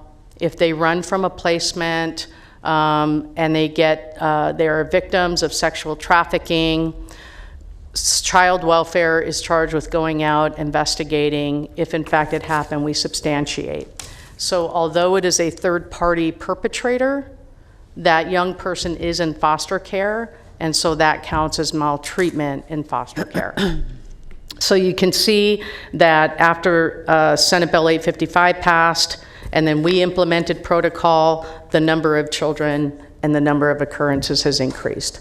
Now, what we need to delve into further is that this is true for all the other counties, and we haven't seen a higher increase. So what we're going to look at is, are we implementing our protocol right? Are we practicing differently than other counties? Because if this were the sole factor, every county would be going up. So that's what the work group will be doing, is digging deeper. And then inaccurate data entry. You can see that in 2014-15, there were 3 data entry errors, went up to 9 in 2015-16, and then in 16-17 up to 20. What we have found that is most common in this is oftentimes when kids come into Child Protective Services, they're in shock, they're traumatized. We connect them with counseling services, and it may be at that point they tell a therapist or a school counselor or the foster parent that something happened to them in which their parent harmed them. And so it was something that occurred while they were still in their home, but they are just now disclosing. When that's called into the hotline, what we realized is the date of occurrence was the date we received the referral, the day we created the referral, rather than there's a different field called occurrence date. If we used that, it would have shown that the actual incident occurred prior to entering foster care. We are doing training around that to make sure that we train all our social workers on that occurrence field. The challenge here is we're also working with UC Berkeley, who provides this data, and the state, because they realize they don't look at the recurrence field or occurrence field. So again, the work group will be delving further into that. Any questions on this? I know it's a lot of numbers. Yeah.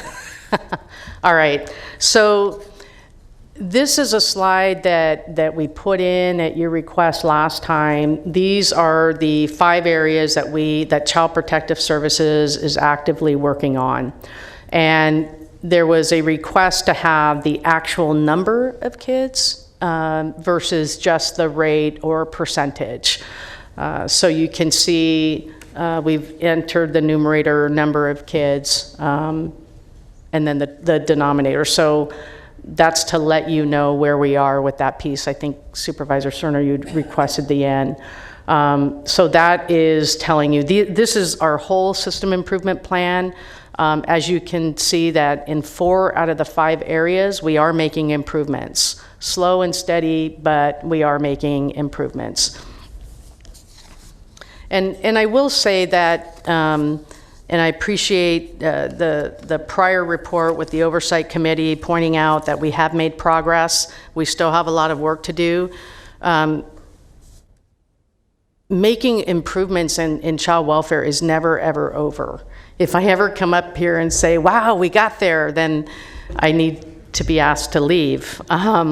Because we are in a constant quest to improve the quality and improve the outcomes for children and families. And we continue to learn, and we're invested in that. And I do want to say that although these are the 5 areas in our system improvement plan, we're focused on other areas as well. So the system improvement plan, as you can see, is really focused on what we're not doing well and where we can make improvements. So I wanted to just share with you a little bit about what is working well. So first, we have fewer kids in foster care, and we have seen a slow and steady decline over the years. From May 1st of 2015, we had 2,410 kids in foster care. On May 1st, we had 1,956, so a 19% decrease. And we are committed to continuing to get to decrease that. 1, keeping them out of care, 2, getting them to permanency once they come into care. I mentioned earlier the staff retention. We're making great progress there. With this board's authority, we applied for and received a grant through the state called Bringing Families Home, which for the first time provides housing resources so that when families are involved with child welfare and the sole reason they can't reunify is because of housing, this provides us the resource to do so. We've worked with Department of Human Assistance, Sacramento Housing Redevelopment Agency to leverage other resources. Since July of 2017, we've housed 55 families. Again, these are families that have completed all their court orders or demonstrated behaviors that demonstrate safety, and we've been able to get them home. And then informal supervision. The name is a misnomer. This is the last form of voluntary services in child welfare. These are families that have very high risk. And here this comes to our statutory obligation to do whatever it takes to try to keep kids at home when it's safe to do so. So in 2017, and it's duplicative because kids are open for several months. In any given month, we served 457 children through informal supervision. These are children that, but for this intervention, would have been involved in the court and in foster care. Of those 457, an average of 14 a month, or 3%, ended up needing court involvement because we could no longer maintain them safely in the home. Perhaps they discontinued their substance abuse treatment services, whatever the issue. So flipping it, it means that in any given month, informal supervision, on average, prevented 443 children from coming into care. This is an area that we are firmly committed to, trying to do whatever possible to keep kids out of care. The way to improve our outcomes with reentry, with recurrence of maltreatment, with permanency, is to keep them out in the first place. So we will continue working within our emergency response and informal supervision to do whatever possible to keep kids at home, and work with our community partners to strengthen families that will allow them to be together. So that is it. Any questions? No, I don't think I have any questions. I do have a couple speakers, though. Okay. First one is Donna Ibbotson. I may have mispronounced your name. I'm sorry. Can't quite read it.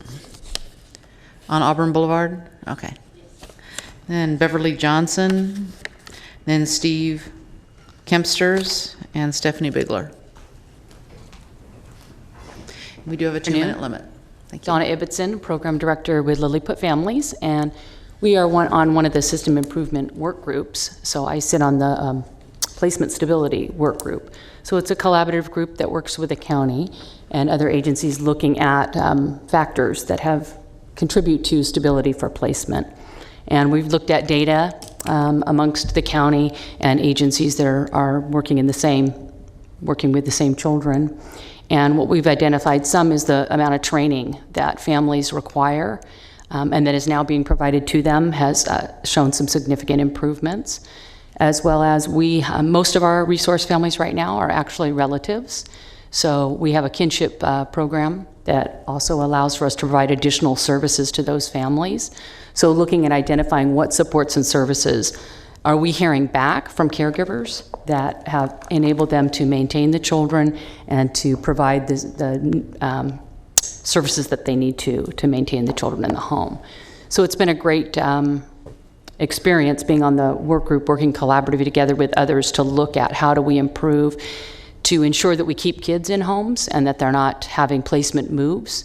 And we've shown a lot of improvement in that area. So thank you. Okay, thank you very much. Beverly Johnson.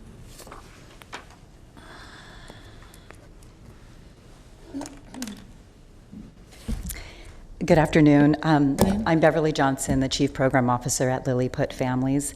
And we serve over 1,000 families every year in partnership with Sacramento County, so throughout the Sacramento County region. We do that primarily through family finding, kinship support services programming, and through foster care and identifying families who really want to adopt children out of the foster care system. We've been a partner with Sac County for the past 25 years, probably more than 25 years. I wasn't at the agency at the time, but I've served as co-chair for the SIP3, which is looking at permanency for youth that have been in care for at least 24 months or more. And I've served on other SIP programming or SIP processes in other counties, and I have to say that Sacramento County, I can appreciate the time and attention that they have to the process. There's a lot of time and attention, very inclusive and collaborative, and really understand the meaning of true partnership, and very interested in best practices and raising the level of the evidence-based practices that we apply to serve our children and families. And I think also integrity to the data. Very much, they share data. There's more data to share, but I think the process has really involved a certain integrity to maintaining, data quality. So, our primary goal is getting youth back to families, not removing them initially. And I'm happy to provide additional information if needed. I think two things I'd like to emphasize in this particular work group in regards to permanency for children that have been in the system for more than 24 months or more is to increase the support to relatives once we find family. So I think finding family and engaging them is really key. And I thank you. Thank you. Steve Kempsters.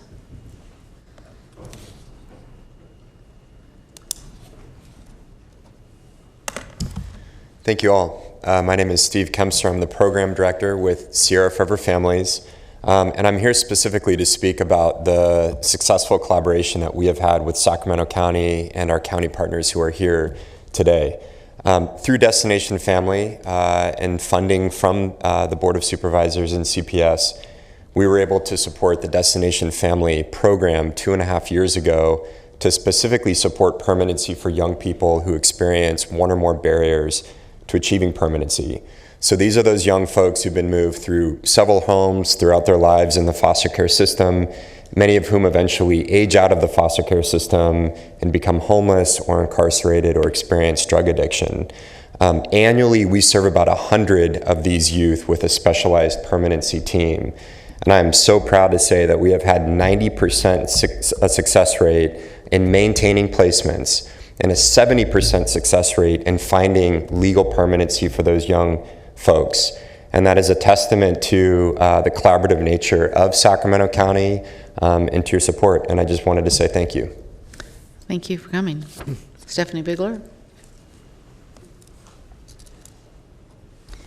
Good afternoon. I'm Stephanie Biegler, Chief Program Officer at the Child Abuse Prevention Center.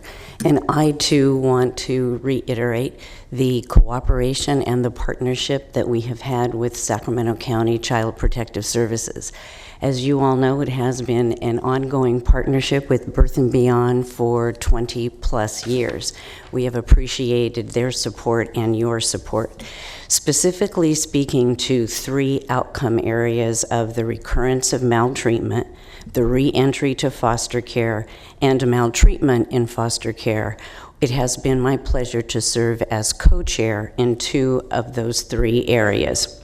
At the onset of adding maltreatment in foster care as a strategy, all 3 of those strategies were all combined in one work group. As we have been meeting, it was clear that the first 2 strategies of recurrence of maltreatment and re-entry to foster care were more closely linked. So the maltreatment in foster care was spun off into its own work group. Which was a real positive because we knew that the process could be reassessed and a more effective and efficient process could result. In regards to recurrence of maltreatment and re-entry to foster care, certainly we support the strategy of CFT meetings and specifically where appropriate, Birth and Beyond Family Resource Center staff will be participating in those meetings. There is another opportunity that we have created within the Birth and Beyond structure. Birth and Beyond and CPS have formed a work group within the structure of Birth and Beyond to take a look at finding specific pathways to accomplish 2 things. Number 1 is to increase the referrals from Child Protective Services to Birth and Beyond when they close a case or when a referral comes in and does not meet the threshold for CPS involvement. The second is to be more efficient and effective with those referrals. Specifically, how do you go ahead and make sure that CPS knows the outcome of a referral? In regards to the committee regarding recurrence of maltreatment in foster care, Michelle did a very good job of describing that the committee really requested additional data, and the additional data then will be the driver behind recommendations so that the recommendations, as Ms. Calleja suggested, align with the data. If appropriate, I would like to go ahead and just add a little bit of information regarding agenda item number 47, which was the Oversight Committee and the, is that appropriate to do? You're a minute over your time, so can you make it? I'll go ahead and quickly? make it really quick. I'm sorry. Okay. What I wanted to just add is that thanks to the leadership of Mr. Orr and Dr. Johnson, the Child Death Review Team's recommendation to do the work group, which will be a subset of CDRT regarding CAN homicide investigations, was coordinated with the Oversight Committee. And what's different about this is that we will be looking at nearly 70 homicides over a period of time and trying to find the trends that then we'll be able to look at systems and be able to make recommendations. And this body has brought to our attention that when we just do an annual report, we don't go ahead and really take a look at trends over time. So I just wanted to say that that will be taking place. In terms of the timing, Dr. Johnson was correct. We anticipate this work group to be started by the end of the calendar year. What we are currently, the Child Death Review Team is working on, is putting together the 2016 annual report, and we're about halfway through that process, and we'll be presenting that to you in the next couple of months. Thank you very much. Any further comments from board members before we recess? Okay, thank you. We're going to recess to close session.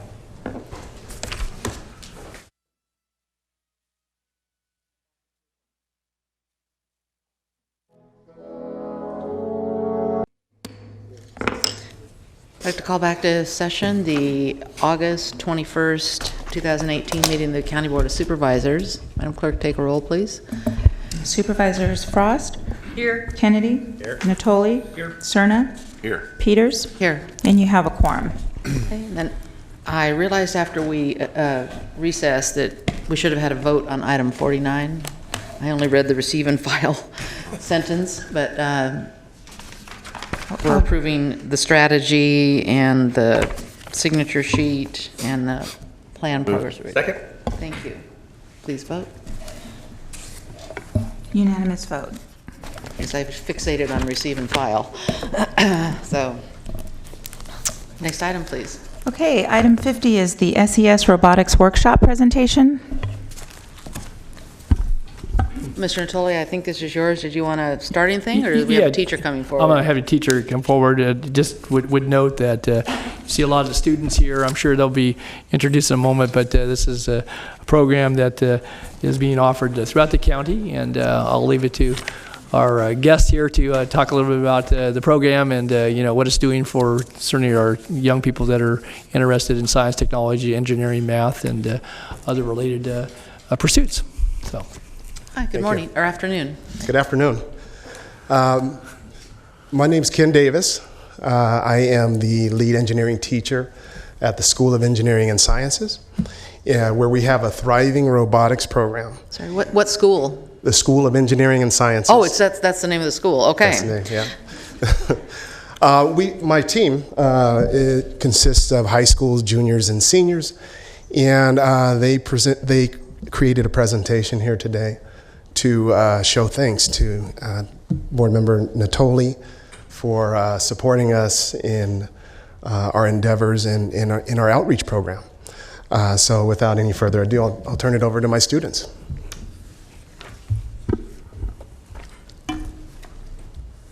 Now, he was practicing while we were gone, so he's going to be really good. Good afternoon, members of the Sacramento County Board of Supervisors. Mr. Don Natoli and everyone in attendance, thank you for your time. My name is Christopher Thomas, and this is Sophia Agdigos. We are students from the School of Engineering and Sciences and are members of our school's FIRST robotics program. FIRST stands for the Inspiration and Recognition of Science and Technology, and is a non-profit organization.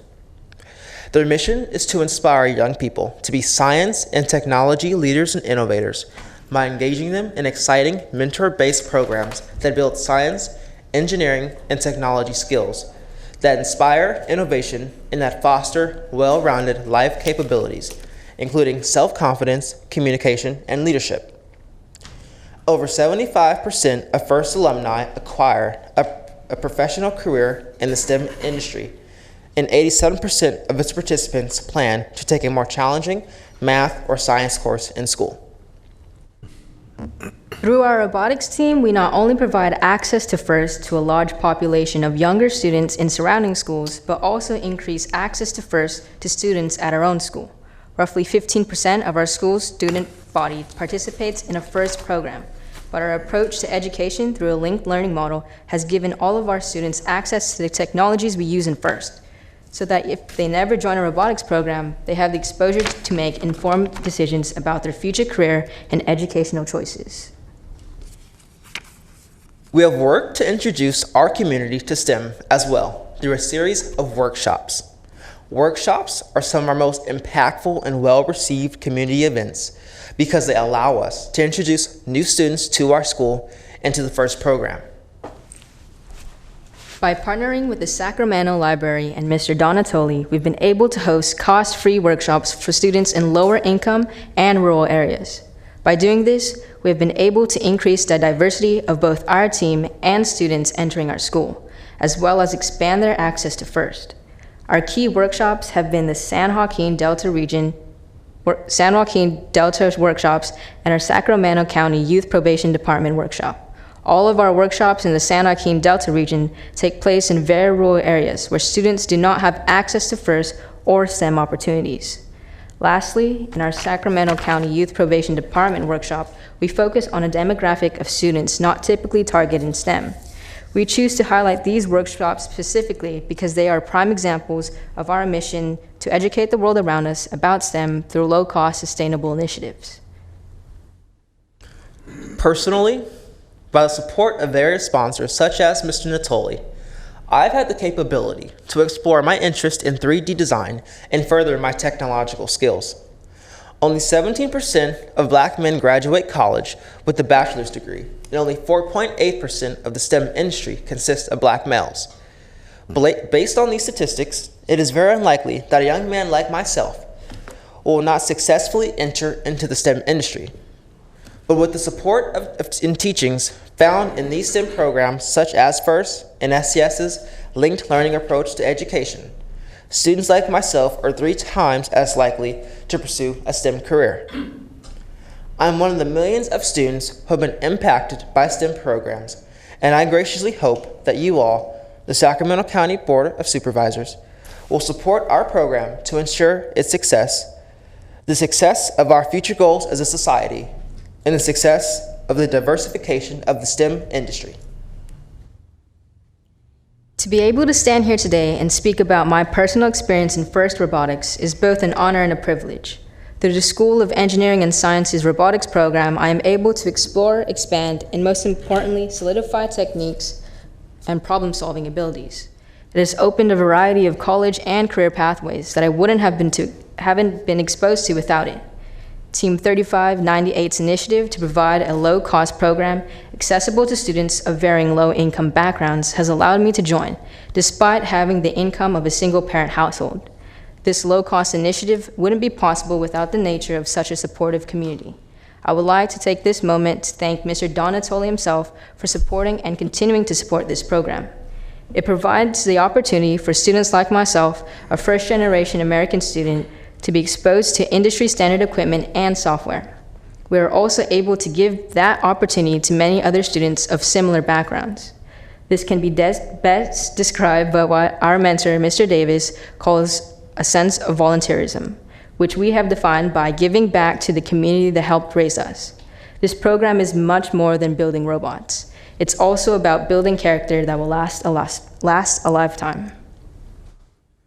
Once again, we thank you for your time and hope that our words have encouraged you to support our great program and help us showcase the ingenuity of Sacramento County's brightest students. Thank you. Thank you.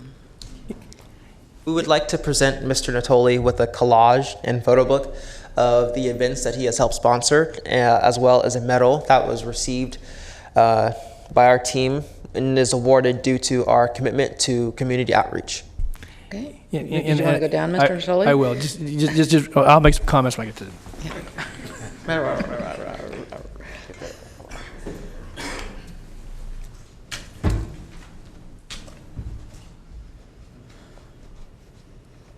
That's wonderful. Thank you. Thank you. Thank you very much. Very nice. Here's a medal.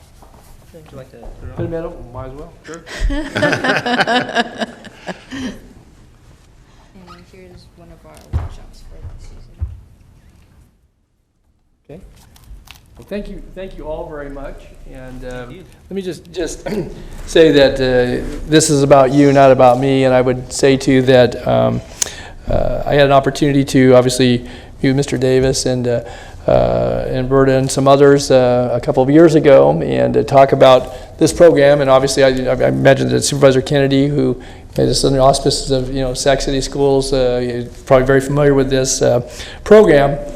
But what they've done is take it out into the community, as the two of you stated, and it's been an opportunity to see young folks, certainly down in the Sacramento River Delta and the Galt communities in the rural areas, but also in the probation department, to get an opportunity either on a Saturday workshop or maybe with additional follow-on to get exposed to the sciences, but also I think some of the things you heard about here, that the teamwork, the team building, the character building that goes with it, certainly an extended program. I would note too that our clerk, Flo Evans, was party to one of the days when they actually had volunteers out there, didn't you? When they built a little go-kart or something, didn't you? I did have an opportunity to drive the go-kart, and it was really fun. And then I also made a LED thing. And I might say too that it's very hands-on, and and maybe you could just take another moment and share briefly, because we were able to work into the Sacramento County Library System. I want to also give credit certainly to Rivka Sass and to our librarians in those communities of Cortland, Walnut Grove, Isleton, and Galt, for they take out a 3D printer, and that's part of the experience, in addition to some of the other hands-on experiences. And I know through working with the libraries, we're able to, again, purchase a 3D printer that was available to folks in those communities. And it's not just for young people, it's for their parents as well, to invite them in. And I think a fabulous opportunity to come together for a brief time, but also to learn more about, and hopefully to pique people's interest to go into maybe some more non-traditional work roles, but ones where we need bright young people from all walks of life, and certainly all cultures, to be a part of that. So I would just note too that it's our tax dollars at work. It's our hotel motel tax money that comes through the community investment program. And again, I don't see any better investment than certainly working with our young people and their mentors and bringing this to our community. So again, I compliment each and every one of you, and thank you for being here today. Obviously taking time out of, I guess you're all back in school, right? Yeah.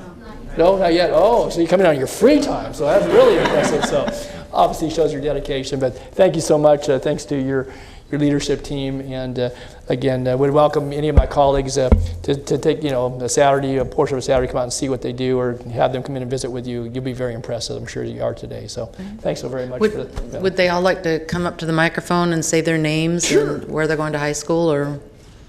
Yeah. Okay. Yeah. My name is Robert Leon, and I'm going to the School of Engineering and Sciences. Maybe their grade. My name is Derek Solario, and I'm going to the School of Engineering and Sciences. Why don't you say your grade? Yeah. My name is Daniel Leon, and I'm a senior at the School of Engineering and Sciences. My name is Chu He, and I'm a senior at Engineering Sciences. My name is Joanne Calderon, and I'm a senior at School of Engineering and Sciences. My name is Kenya Collins, and I am a senior at the School of Engineering and Science, and in robotics, I am on the manufacturing team. Awesome. My name is Anastasia Yang, and I'm a senior at School of Engineering and Sciences. My name is Liz Ilyashevich, and I'm a senior at the School of Engineering and Sciences, and I'm on the electrical team. My name is Autumn Zong, and I am a senior at the School of Engineering and Science. My name is Natalia Ramirez. I am a senior at School of Engineering and Sciences, and in robotics, I am part of the sport team. My name is Adam America, and I'm at the school. I'm a 11th grader at the School of Engineering and Sciences, and I'm part of the CAD team. Is that everybody? Nobody chickened out? I never finished my role. I'm Christopher, as you already know. I'm a senior, and I'm on the 3D design team. Okay. My name is Fia Grigas. I'm a senior at the School of Engineering and Sciences, and I'm part of the CAD team.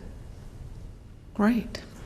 My name is Asiatic Yang, and I'm a senior at the School of Engineering and Sciences. I'm on the electrical team.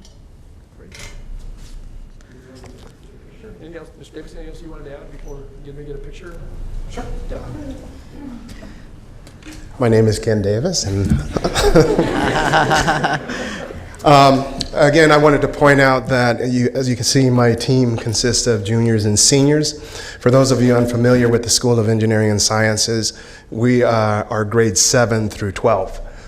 So we have the unique opportunity of our students on campus actually mentoring our younger students. So these students don't only go out into the community, they also do outreach within our own school. You know, I couldn't be prouder of the kids that you see up before you today. That's cool. Hold on a second so she can get a picture from the front. Okay.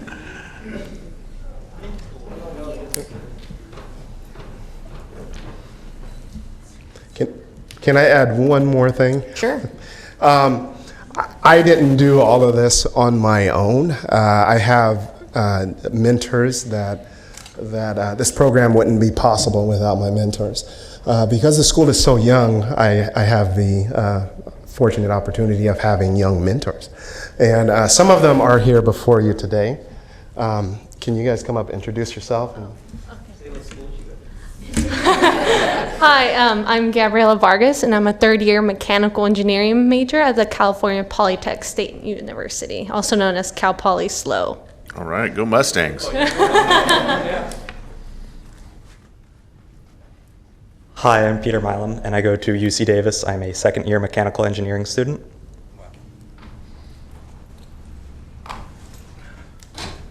My name is Otedi Finau, and I'm a freshman that goes to CRC. Great. My name is Samantha Height. I am a freshman going to CSU Sacramento. My name is Uendo Trans, and I'm a second year of the School of UC Davis, and my major is electrical engineering. Well, this repeats on television at 6 o'clock on Friday night. If you know what television is, I don't know if you guys watch that. Live streaming, I think it's on. Yeah, something like that. So you can tell your parents to watch you on television. There you go. Did you want to come up front and take a picture? Let's do it. Get down here. Come up into the well and, yeah. Tall people in back.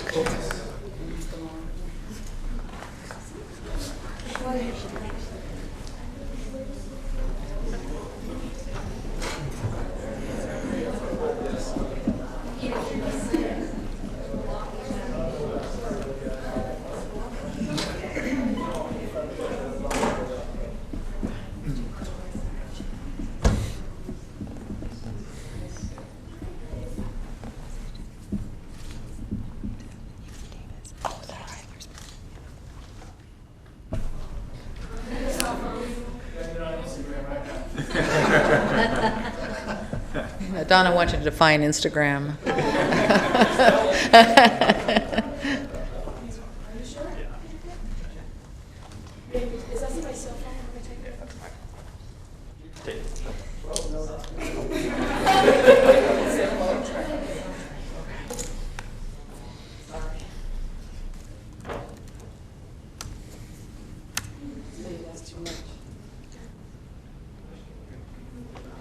Smile one more time. There we go.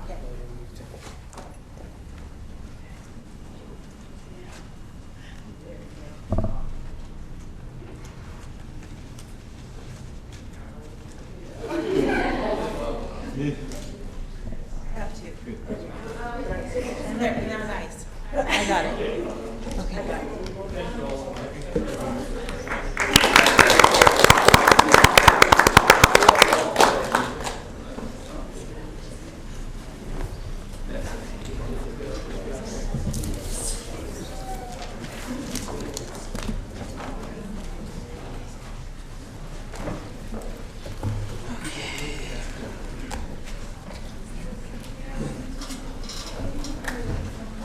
Read our next item.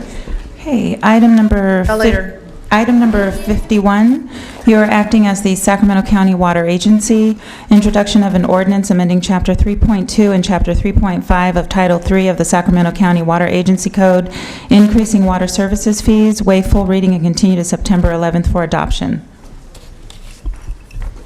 Good afternoon, excuse me. Michael Peterson, Department of Water Resources. I do have a very brief PowerPoint to be brought up. The item today is for your board to consider adoption of an ordinance that would enact a 3-year rate increase for the water agency's Zone 41 water user fee. On June 19th of this year, staff was directed by your board to proceed with the Proposition 218 process for the proposed 3-year rate increase for the Zone 41 water fee.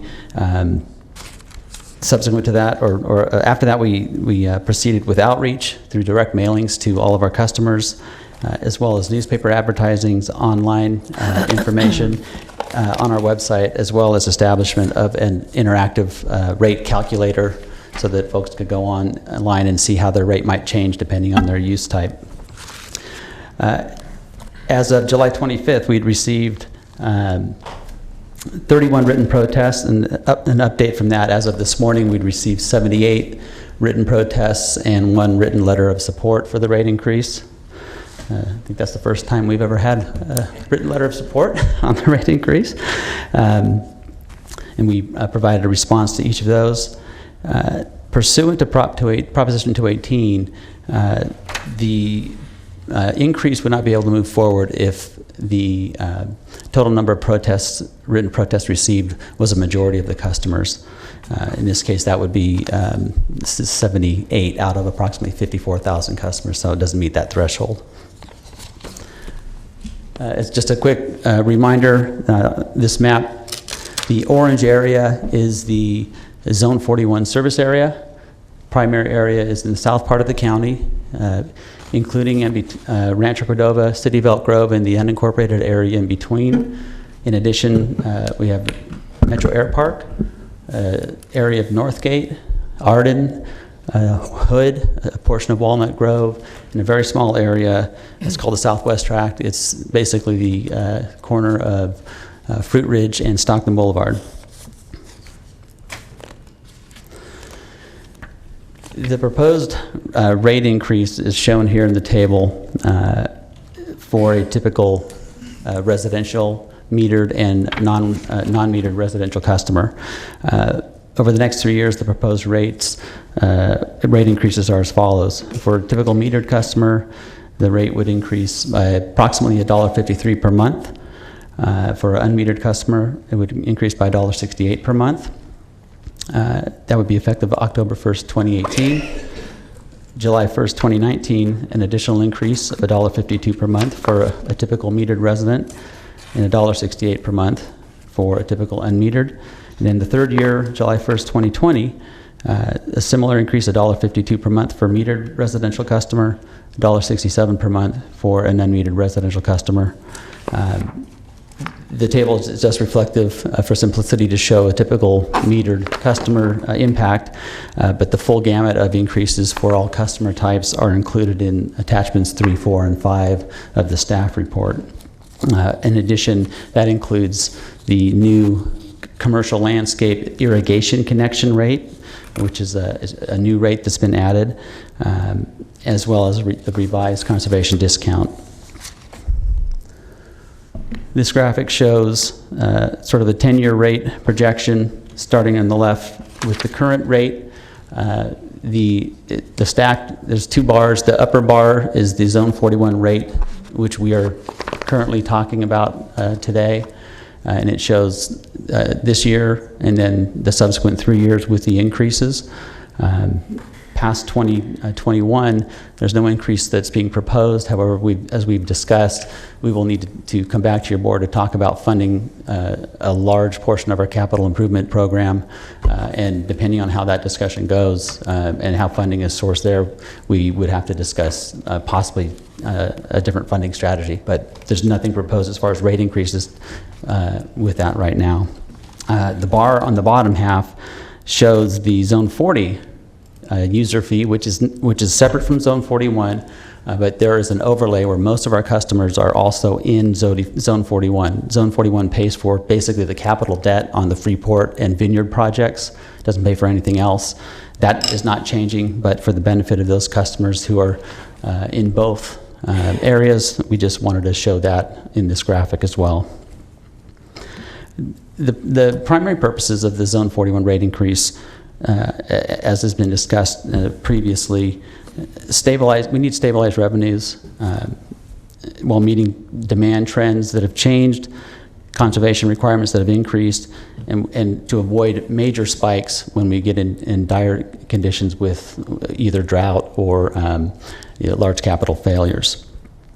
We want to reestablish deferred maintenance with the intent to improve service delivery and extend facility life, supporting replacement of some critically aged infrastructure, continue to meet the increasing state regulatory requirements for water treatment and water monitoring and water use, and continue to provide safe and effective delivery of potable water to our customers in a financially and operationally accountable manner. We were very concerned with the price that our customers are charged, but we are also concerned with providing the appropriate service needed for an urban water provider. And the proposed rate increase is intended to meet both of those intents. Recommended action is to introduce the ordinance that would amend Water Agency Code to allow for this 3-year increase in the Zone 41 rate, open the public hearing, consider any testimony and protests related to the increase, that your board would make a finding that the protests that have been received do not meet the majority protest threshold under Proposition 218 that would prohibit the fee increase from occurring, close the hearing, and continue for adoption on September 11th, 2018 at 9:30 a.m. If you have any questions, I'd be happy to take them. Any questions? Oh, Mr. Natoli? Thank you, Madam Chair. Thank you, Michael. I did have a chance, at least with the transmittal came over on Friday, I believe, the 71 letters at that time of protest, and I want to thank you and your staff for providing those. And I did note, obviously, the one on the top of the stack was the letter of support. But I did want to also just call attention that in reading through that, would just call out that probably 3/4 of them are from District 5 residents, Rancho Cordova, Elk Grove, some in the Vineyard area, and get a variety of comments about rate increases in general, and just I think some specific to what was being proposed by the agency.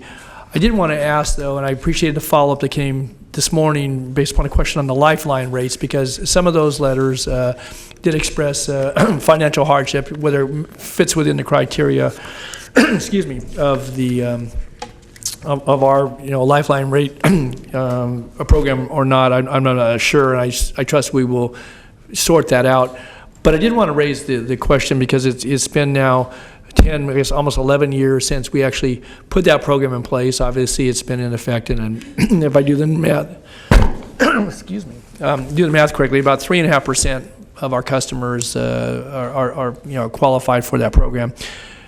But I know there's been some changes to the approach we've taken at the sanitation district. We are now looking at the potential for renters, obviously not without some difficulty, because typically this is assigned to property owners, and that's been traditionally for water, sewer, and garbage, any lifeline assistance, telephone, or any other utility.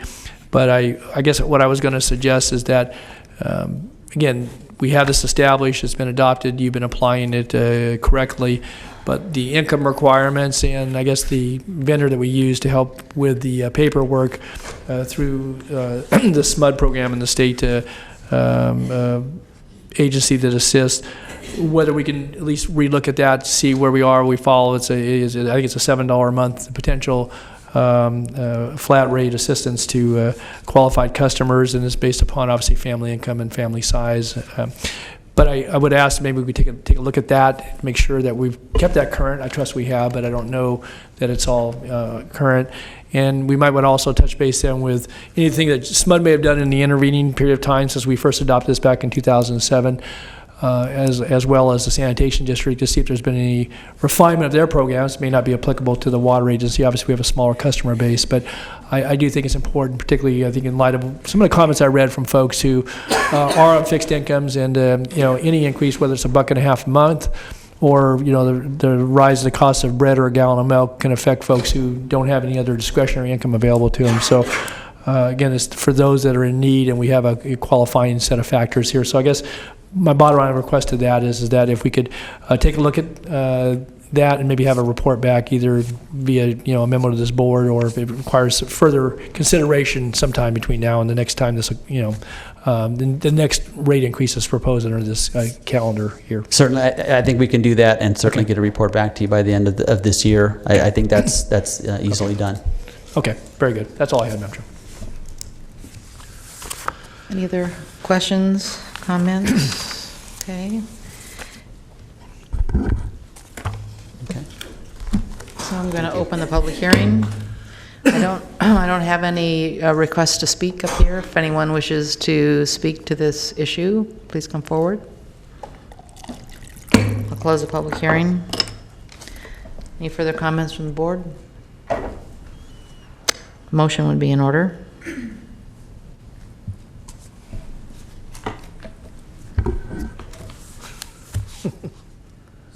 All right. Okay. Yeah. No, I think I've expressed my concerns about this, but I do think in light of the discussion we had the last time, I would move the item. Second. Acknowledging obviously the concerns expressed by ratepayers. Please vote. Unanimous vote.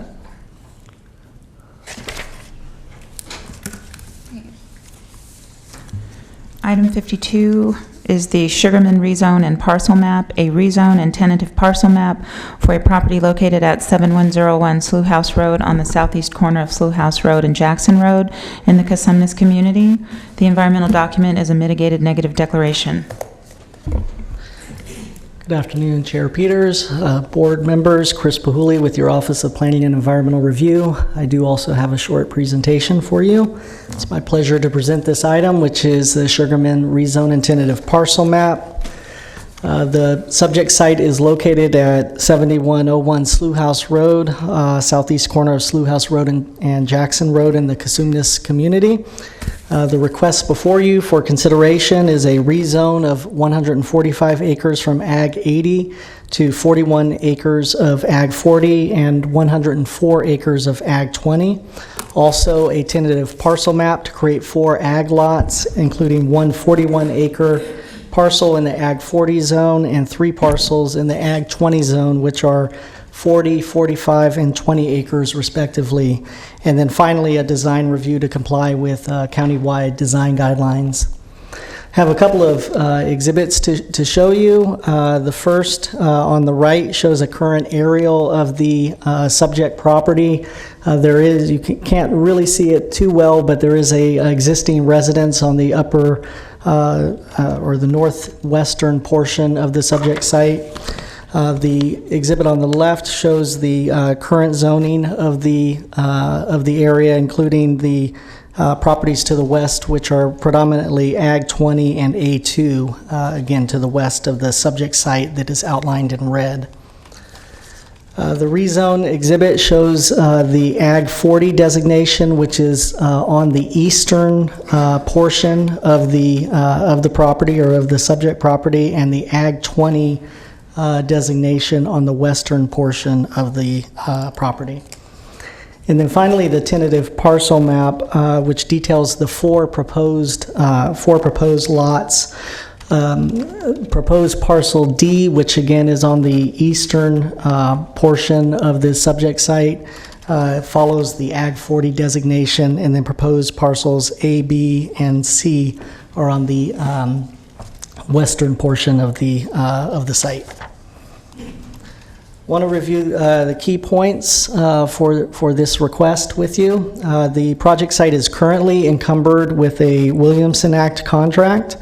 A notice of partial non-renewal was recorded in January 2018 for 104 acres or for proposed parcels A, B, and C. The non-renewal will be effective in 2027. Proposed parcel D, which is approximately 41 acres, would remain under the Williamson Act contract. The Subdivision Map Act does allow subdivision of properties under a Williamson Act contract, and the proposed parcels do meet the required findings in order to be subdivided. Also, as noted in the report, the applicant is proposing to comply with the mitigation measures related to Swainson's hawk habitat by establishing a conservation easement on roughly 26 acres on proposed parcel D. The project was reviewed by the county's design review administrator, who found the site to be in compliance with the countywide design guidelines. The Cosumnes CPAC did meet and is recommending approval of the request. They are recommending approval unanimously.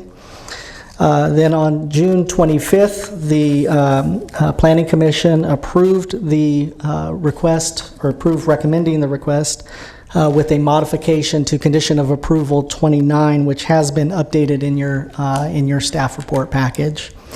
I should also note that your report details comments that staff did receive from an adjacent property owner prior to the Planning Commission meeting related to a communication line and some mislabeling on the parcel map. Staff has met with the neighbor to discuss the rationale for not including a condition on the relocation of a communication line, and the map has been modified to the satisfaction of the neighboring property owner. In reviewing the recommendations before you, staff is recommending that the board open and close the public hearing, that you determine the mitigated negative declaration as adequate and adopt the document along with the mitigation monitoring and reporting program, and then that the board adopt or approve the rezone, the tentative parcel map, and finally find the project in compliance with countywide design guidelines. That concludes my presentation. I'm happy to answer any questions, and I should also note that the applicant's representative is here and can answer questions as well. Mr. Natoli has a question. Yeah. Thank you, Madam Chair. So, Chris, as it relates to the creation of the three parcels, and the notice of non-renewal has been filed. Correct. So, the creation of parcels, and I trust there's a vesting, obviously, of a development right that goes with that as it relates to a house and maybe accessory dwellings and farm buildings and such, that's allowed during the intervening time, because the notice was only given this year for non-renewal. That's a 9-year countdown. And so as a staff report outlines, it'll be 2027 before the cancellation or basically contract expires at that point in time for three quarters of the property. So is there any requirement, because, again, non-renewal they still get the benefits marching out of that relative to any tax benefits that accrue for lands that are within the Williamson contract conservation program. Are they then allowed to sell the properties and to actually develop them with whatever? That is correct. They are able to sell them, and they are able to develop with a primary residence on each parcel. So what about the farmability under the prospects of the Williamson Act during that intervening period of time, though? My understanding is that because of the size of the parcels, that those still can be farmed. They're grazed land. They're non-prime land, and so that's part of the findings that are being made, or that they are adequate for for that purpose. So then the contract, which was a 1970 contract, under the auspices of that, then the creation of the additional lots and whatever farming practices exist there on the, I guess it's the uplands portion of the property, then there's no additional requirements for. No, they're not. It's still under contract until 2027. And there's tax benefits that accrue to that. So those accrue then now to individual property owners because the contract considered that as all as one property. And it used to be we required some sort of a joint management agreement if it was going to, if you were going to have the housing portion envelope that was going to be created for, the residency on the farmstead. So how is that part and parcel? Because we're basically creating 4 parcels from one. They're under the umbrella of a contract that's under non-renewal, but they're still under the same contract. That's correct. And so, and then the one property will be retained in the Williamson Act because it's not a part of non-renewal. I guess I'm just curious, how does that accrue to the subsequent property owners when you create new parcels and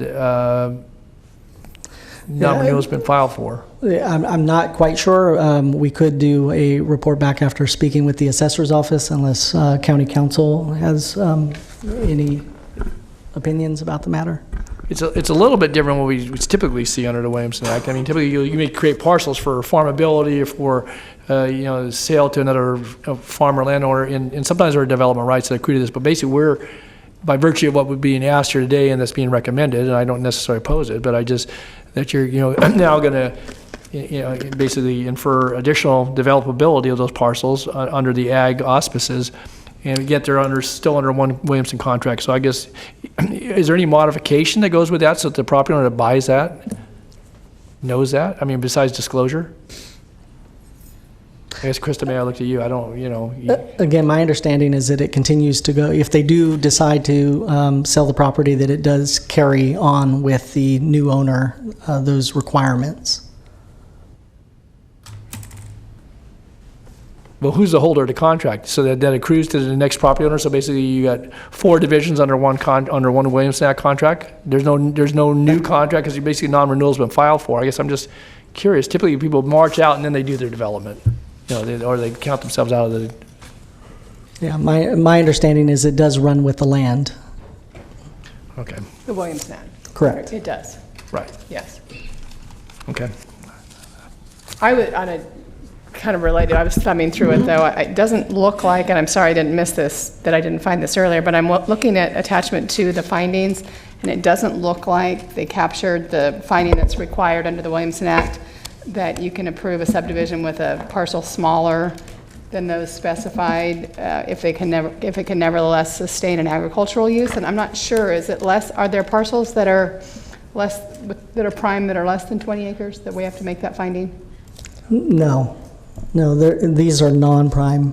It's all non-prime? Correct. Okay, I don't know why that's in the staff report then. So we don't need to make that finding? No. Okay. All right. Okay. I don't see any other questions from the board members. Well, actually, I'm sorry. So we But do county need to make council that would like to finding say because it something. says that it's presumed that parcels containing non-prime soil shall be no less than 40 acres in size Right. unless you make a particular finding. Right. And so here you are looking at a parcel less than 40 acres, but there isn't a finding. We can do that on the record here, but we need to make a finding that the parcels can nevertheless sustain an agricultural use permitted under the contract under this 66474.4. So we need to include that in the findings if the board is inclined to approve this. Okay. Because that goes to the farmability. That's the whole thing between your soil categories and whether you That's can. what allows us to do it, but the board would need to make that specific finding. Okay. Okay. Well, It's on page 10 of the findings and conditions, which is attachment 4 to the Planning Commission report. Which condition is it? It's not a condition, that's what I'm saying. It's referenced in the Planning Commission staff report on page 10, but it doesn't look like it was added as a finding, which we would need to add that as a finding. Okay. And I can do that if the board is when inclined we get to a approve. motion. Yeah. Okay. Thank you. Anything else? Yeah, I'm sorry, Madam Chair. Just one other thing. If I could, on Slough House Road, we've had some previous developments, 5-acre developments further to the south. And what we've done there, because, and I noticed in the report, and I'd be pleased to see it if it happens by then, but an advisory notice on condition 20 on attachment 2 about the asphalt concrete overlay is scheduled between 2016 and 2021. We're 2 years into that, and there's probably other priorities, but my point being is that what we did on a couple of the previous developments, rather than have them widen out and have a pavement section that basically goes unused, is to, if you need to have additional shoulder, to actually have a contribution to the overlay project, which we did further to the south. Again, you get the dedicated right-of-way, you may even get the gravel placement for a shoulder, but rather than have this new paved section that widens the road, that's better than most of the road, if not all of it, that if we can put the money and have that actually, and work with DOT, Mike, and you may have been part of that when we had a couple of the Sheldon divisions some years back, Sheldon Estates, I think it was, Unit 2. We did that. We still got the dedicated right-of-way, and there was a little additional shoulder, but we didn't go ahead and just make this gigantic shoulder that, you know, puts the extra 10 feet on. Is that we actually worked with DOT to get a better section of road that's the travelable section, and you don't have this kind of isolated or idle piece of asphalt that, again, is the best piece of asphalt out there. So I guess I would ask if we could do that again. This is closer up to Jackson Highway, obviously retains a little more traffic. The firehouse is to the south of here, so probably gets a little more vehicular traffic relative to emergency calls and so forth. But I would ask that maybe we take the right-of-way appropriately and get any shoulder that you need relative to minimum shoulder width, but that maybe we actually get the development to contribute to that overlay and maybe get it done by 2020. So 2021, excuse me. That's all I have. Thanks. All right. I don't, I need to open, I don't have any further comments from supervisors at the moment. I'll open the public hearing. I don't have any speaker requests, but if someone wishes to speak to this issue, now is your time. Okay. We'll close the public hearing. And I don't see any further comments, Mr. Antoli. Okay, I think with the comments that have been added and certainly the condition that's been suggested by County Council. I can read that. Okay. It's not a condition, it would be a project finding. Okay. So I'd make this finding 12. The resulting parcels can sustain an agricultural use permitted under the Williamson Act contract. All right. And I would incorporate that into a motion that would be that we take the recommended staff recommendation with the conditions of findings, and that we offer to Department of Transportation that we work out with the project improvements for right-of-way, that we get a better pavement section on the main part of the road and get what we need as far as right-of-way. So however that's constructed, but I know we worked at it in the past. So I move staff recommendation with the findings as outlined. Second, please vote. Unanimous vote. Item 53 is a resolution of intention zoning code amendment relating to the establishment of the North Market Special Planning Area. Request to adopt a resolution of intention to initiate an amendment to the Sacramento County Zoning Code to establish the North Market Special Planning Area. Good afternoon. I'm Surinder Singh, Principal Planner with the Planning and Environmental Review Division, and I do have a PowerPoint presentation for this item. Starting with some background information and also with an overview, the request before your board today is to adopt a resolution of intention to initiate an amendment to the zoning code in order to establish a special planning area ordinance for the North Market area. And the boundary of the North Market area is the yellow dotted line that you see on the aerial. The area is generally bounded by I-80 to the south, Gateway Park Boulevard to the west, Del Paso Road to the north, and Northgate Boulevard and East Levee Road to the east. The size of the project area is approximately 837 acres. During our analysis of the area, staff has discovered the following issues. There are 3 separate parcels and 3 separate buildings that have split zoning.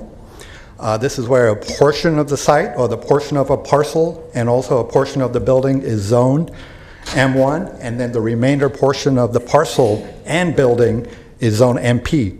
So there are split zoning for 3 separate properties out there. Due to the split zoning, it's been really difficult for staff to provide accurate information to the public regarding permitted, conditionally permitted, or prohibited uses based upon those two zoning categories. We have also had difficulties in regards to reviewing business licenses that are being provided for within the study area.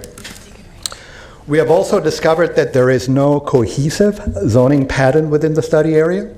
Looking at the slide here again, there are pockets of MP zoning, which is the pink area that you see on the slide. So these are properties that are zone MP, and the MP zoning is scattered throughout the project area, and it's combined with M1 zoning, which is the red area that you see on the slide itself. We've also noticed that there is an opportunity for us to introduce flexible zoning for the area, and we believe that this can improve the overall economic viability of the area. Staff is recommending an amendment to the zoning code to introduce a special planning area for the North Market area. If adopted, the SPA would provide the following benefits. It would eliminate split zone parcels and building. It would also provide flexibility in permitted uses to attract more businesses and employment opportunities within the study area. Staff is recommending that the board take the following action, which is to adopt a resolution of intention to initiate an amendment to the zoning code in order to establish a special planning area for the North Market area. And also, due to the substantive nature of this item, we're asking your board to take action on this item instead of the Planning Commission. In regard to next step, the next steps associated with this project, once a draft ordinance is crafted, staff will then meet with the affected property owners, the business owners out there, and the Natoma CPAC for review and comments. And then public hearings will next be conducted before the Planning Commission, and then this item will finally be brought back to your board for adoption consideration. That concludes my presentation today, and I'll be happy to answer any questions. Mr. Cerna has a question. Thank you. I'm prepared to move the item. One question, though. How does the explanation of next steps run parallel with the effort underway to annex the property north of this, what is typically called the pan part of the panhandle? You mentioned going out to the property owners as part of the SPA process and doing some outreach. How is that going to calendar relative to what has already been set in motion in terms of likely annexation? We see this as two separate projects. So we're not going to be addressing any zoning change for properties that are located within the Panhandle area. So these are two separate projects. Okay, so there's no possibility that difficulty in concluding the outreach that is intended with the pan part of this of the Panhandle would interrupt the flow of events relative to LAFCO's actions? I don't believe so, but there is going to be a need to do a CEQA analysis for this particular project, so that's something that we're going to be looking at down the road. I would like to have, we can do this offline, but I would like to have some assurances that it's not going to interrupt the separate yet parallel process for annexation of the handle part of the Panhandle. Definitely, we can do that. Thanks. Any other comments? I've moved the item. Second. Please vote. Unanimous vote. Thank you. Thank you.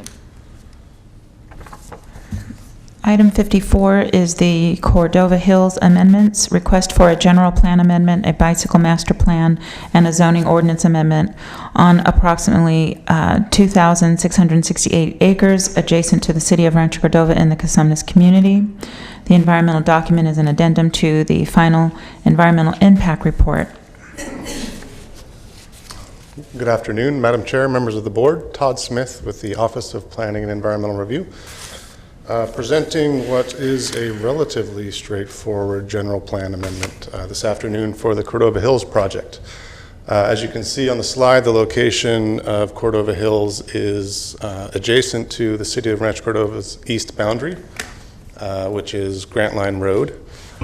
The request is essentially three things. One, a general plan amendment to the land use diagram, the designations within the project. The second is another general plan amendment for the bicycle master plan. And the third is some minor language changes in the zoning ordinance, the Cordova Hills Special Planning Area Ordinance. This is an aerial of the project site. You can kind of get your boundaries here. Grant Line Road, again, the western boundary of the project. Eastern boundary of the project is over here at Carson Creek.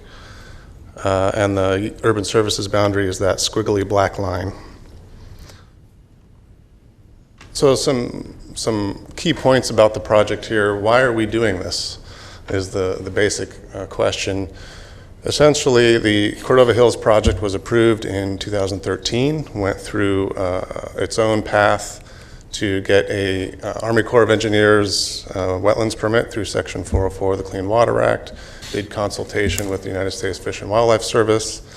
In parallel, the project applicant was working with the county's South Sacramento Habitat Conservation Plan team to ensure that the on-site wetland preserves and avoidance and minimization measures that were then in draft form in the HCP were being implemented within the Cordova Hills project. So as a result of those two parallel efforts, there were changes needed on the on-site preserves within the project. That is why the land use designation changes are needed. We're picking up roughly 61 acres of preserve land within the project. The second reason we're here is the bicycle master plan amendment. As part of both the HCP and the individual permit process for the applicant, the Fish and Wildlife Service would not permit the on-site trail that's roughly 1,400 linear feet that's in the main preserve, the northern preserve of the project. And I've got a graphic here to show you in a minute. Then, as staff was going through this cleanup effort as part of the general plan amendment, we noticed a few language changes that needed to happen within the special planning area ordinance that would really clarify the procedures and mimic what's in the master plan document and the special planning area ordinance. The Cosumnes CPAC met on this project in January, recommended approval unanimously. What's not on the slide, but it's in the staff report, Planning Commission met on July 9th on this project. Their vote was a 4-to-1 vote in favor of the project. And now for the pictures. So the graphic on the left is the existing general plan land use designations for the project site. The graphic on the right, get some red ovals here to show you the differences, is what's proposed. So the areas that are outlined in the red ovals and circles represent the increased preserve acreages throughout the site.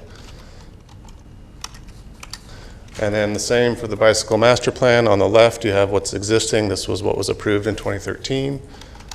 On the right, you have what's changed. And that red oval, again, is that roughly 1,400 linear feet east-west trail connection that was not permitted by the federal agencies.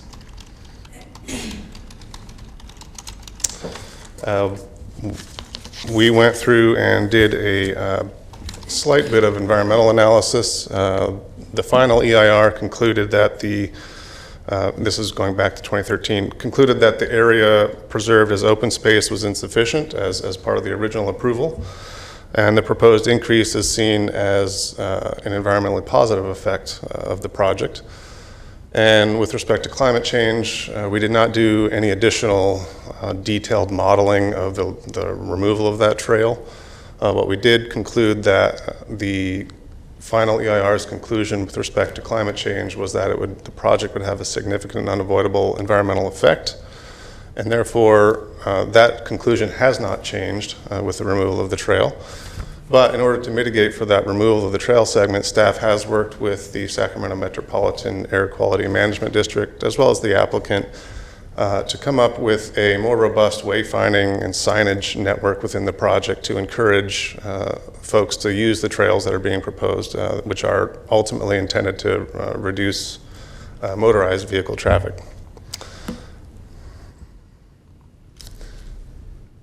So moving on to the recommendations, obviously we would ask you to open and close the public hearing, then determine that the environmental analysis is adequate and complete, and adopt the addendum to the final EIR. We request direction to amend the Cordova Hills Mitigation Monitoring and Reporting Program to reflect that revised mitigation measure that we worked out with the Air District. Then adopt the attached resolution. This is resolution 1. That would amend the general plan land use diagram.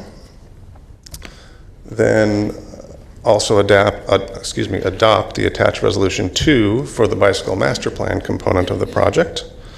And finally, approved the attached ordinance amendment to the Cordova Hills Special Planning Area.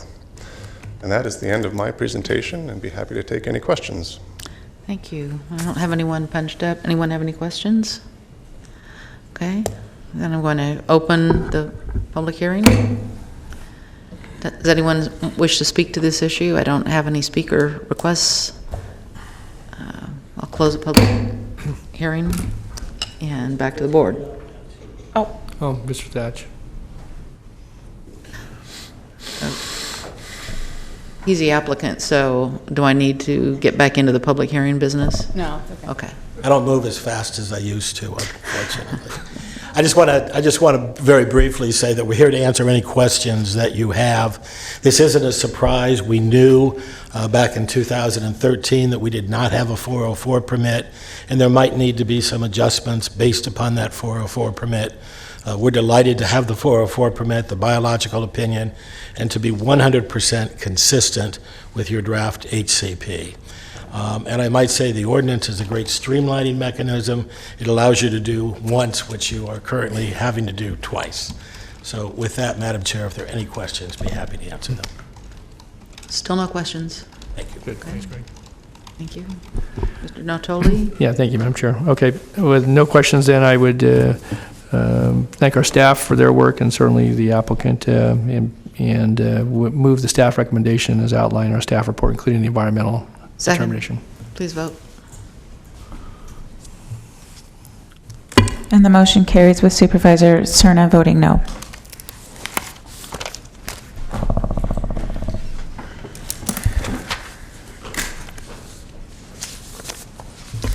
And item 55, No Place Like Home update, homeless plan and development selection process.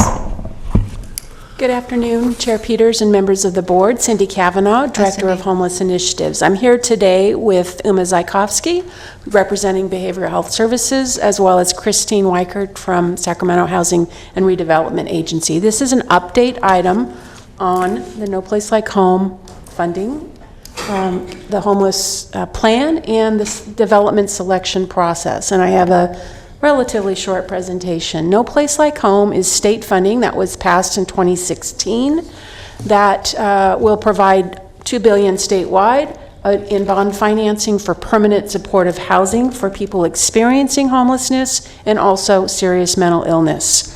It is repaid, the bond is repaid through Mental Health Services Act funding, which will divert about 7% of money that was previously flowing to counties for MHSA services. The funding is dependent on a November ballot measure for approval. Just as a quick reminder, permanent supportive housing and under No Place Like Home is affordable housing with on-site and off-site services, voluntary services. This particular program requires the county to commit to 20 years of mental health services for the No Place Like Home tenants and to coordinate through the lead service provider other necessary services. The funding involves housing developments that could be through acquisition, new development, or rehabilitation. The county is in a good position to pursue this funding. We have done through MHSA previous supportive housing projects since 2008 that have invested $15 million in 8 developments, resulting in 161 units for this population and 603 total units. This funding has both a non-competitive and a competitive component. The county is eligible for up to about $4.9 million under the non-competitive and can compete as a large county in a funding range that's not yet determined because of how other counties have to opt in or out. Neither of these funding streams are out yet, but pieces of information are flowing on each of them. So these dates in here are tentative. Actually, the non-competitive dates are longer, lengthier than the first round of competitive funding, which we expect to be rather quick-paced. The funding requires a homeless plan to be adopted by the board within the past 5 years, within state parameters that they've detailed. It's not just a No Place Like Home plan, it's actually a county-wide homeless plan. And we have been working with that, working on that with several county departments focused on it, but actually with all of the county departments and a number of stakeholders, but we have engaged consultant services to help us.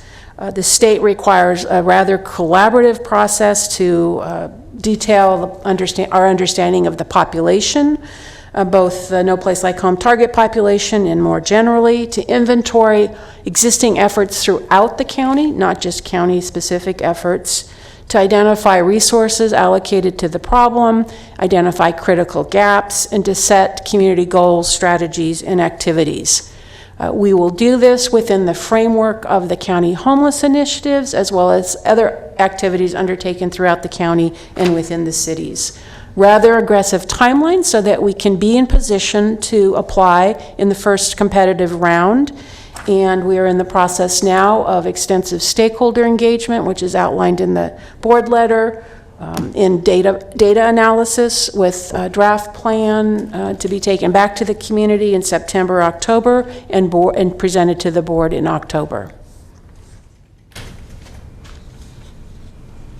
This program is different in that the county will be a co-applicant with the development sponsor. Typically, developers apply to the state on their own without the county as an actual applicant. So we have developed, in collaboration with SHRA, a co-application selection process.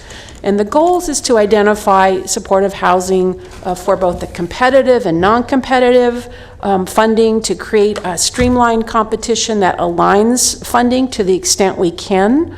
Funding is needed for not just the capital, but for the services and operating. And through this process, we hope to create some confidence so that the development community is willing to invest and pursue this type of development. We've largely mirrored the factors in the state program so that our developments can compete.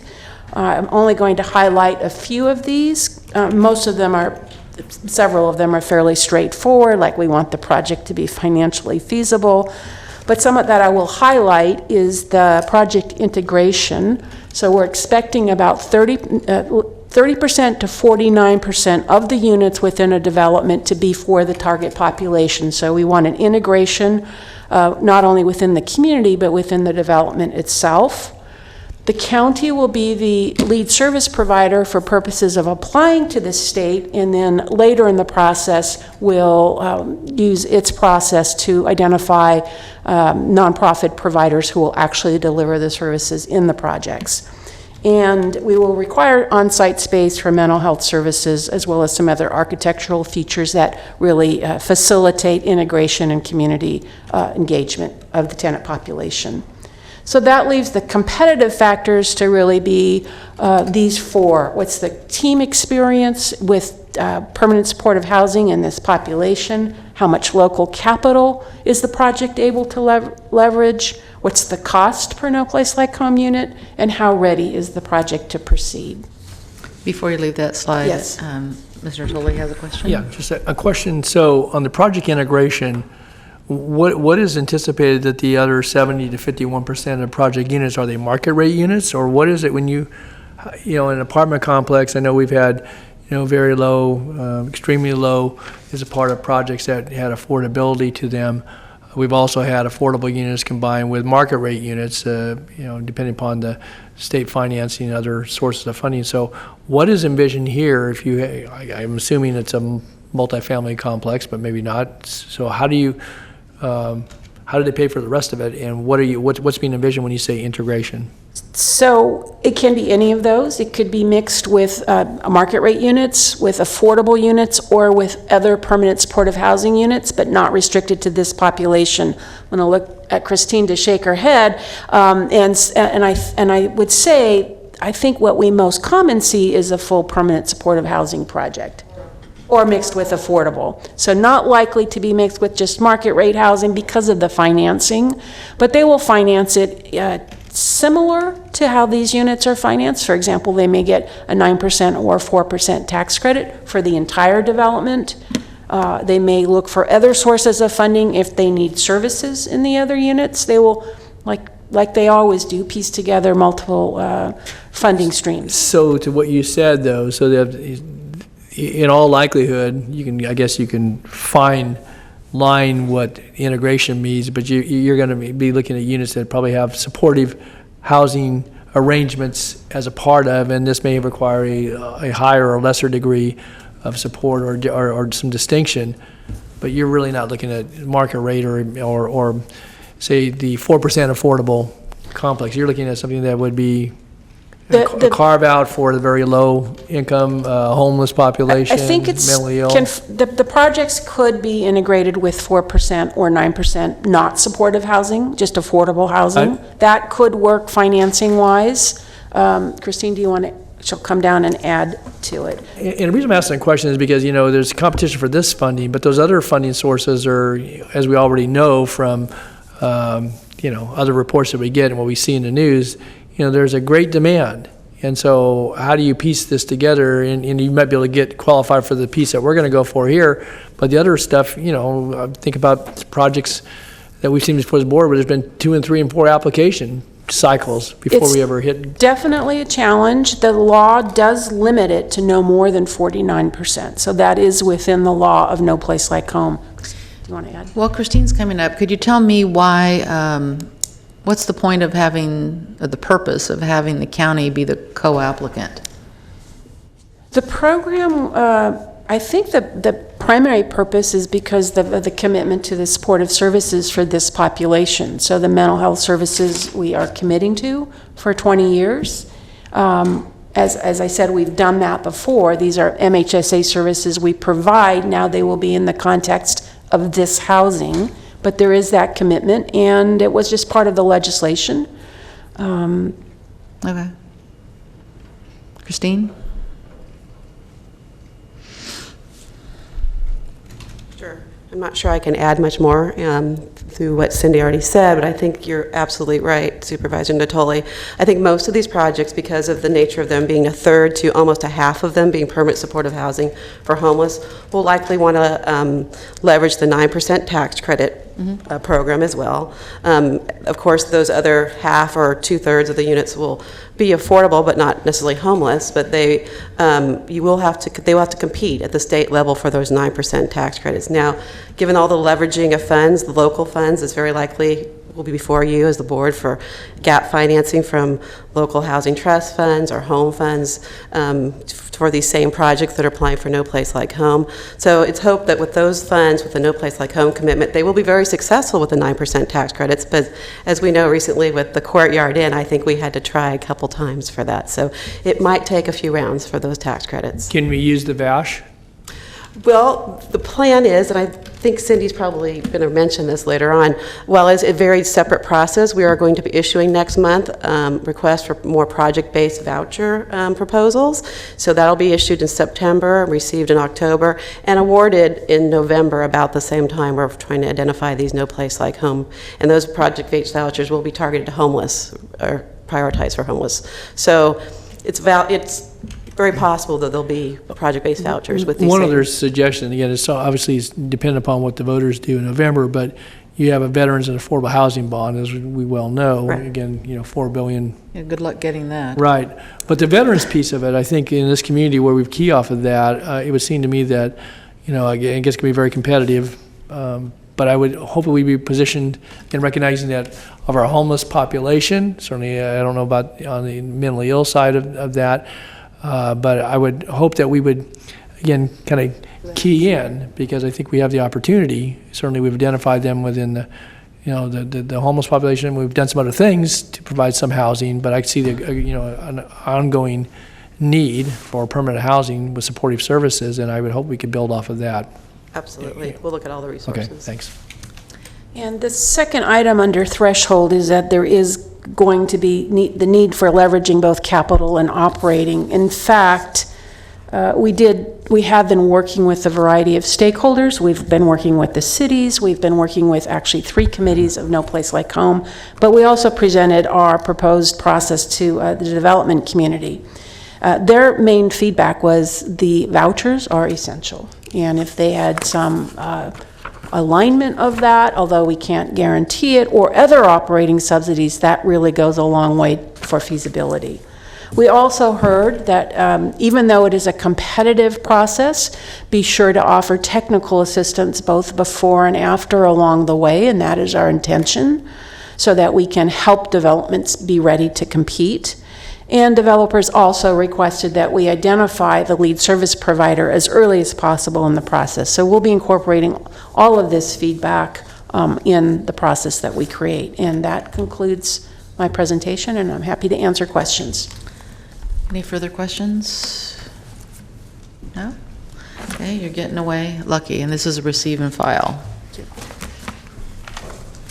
Thank you. Thanks for coming over, Christine.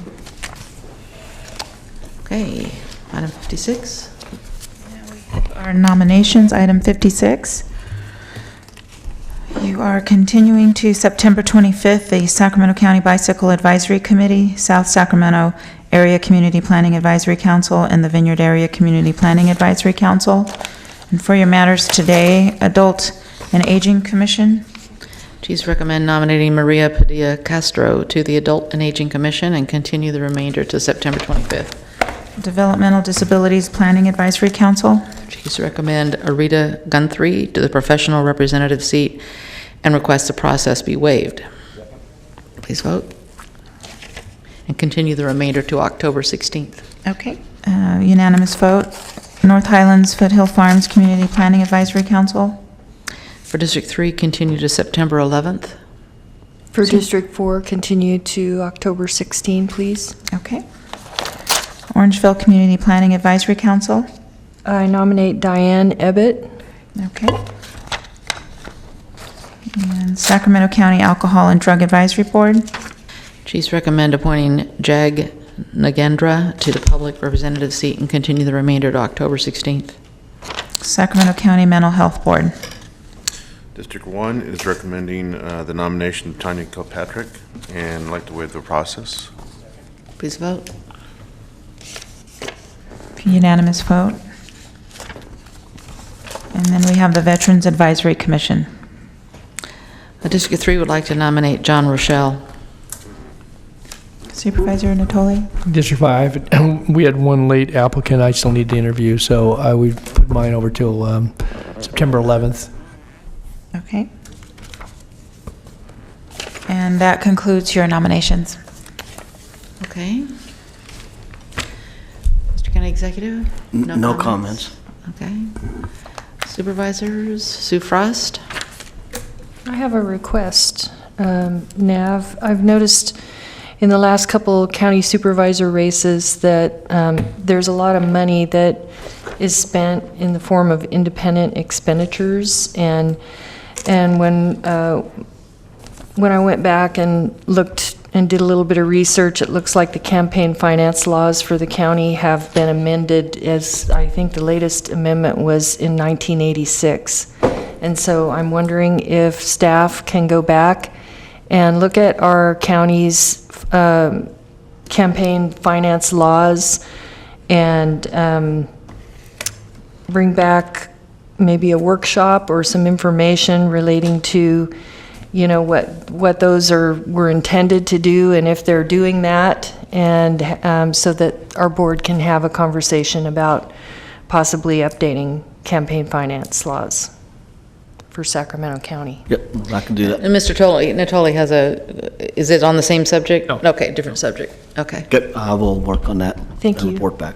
Thank you. Mr. Natoli? Yeah, thank you, Madam Chair. A couple of quick items. One being, I believe we all received correspondence from a several interested parties relative to the Voters' Choice Act and some of the work that was done preparing for the June election and kind of a after-election analysis, at least from their perspective. In my briefing yesterday, I asked NAV to be possible before the November election to have an update.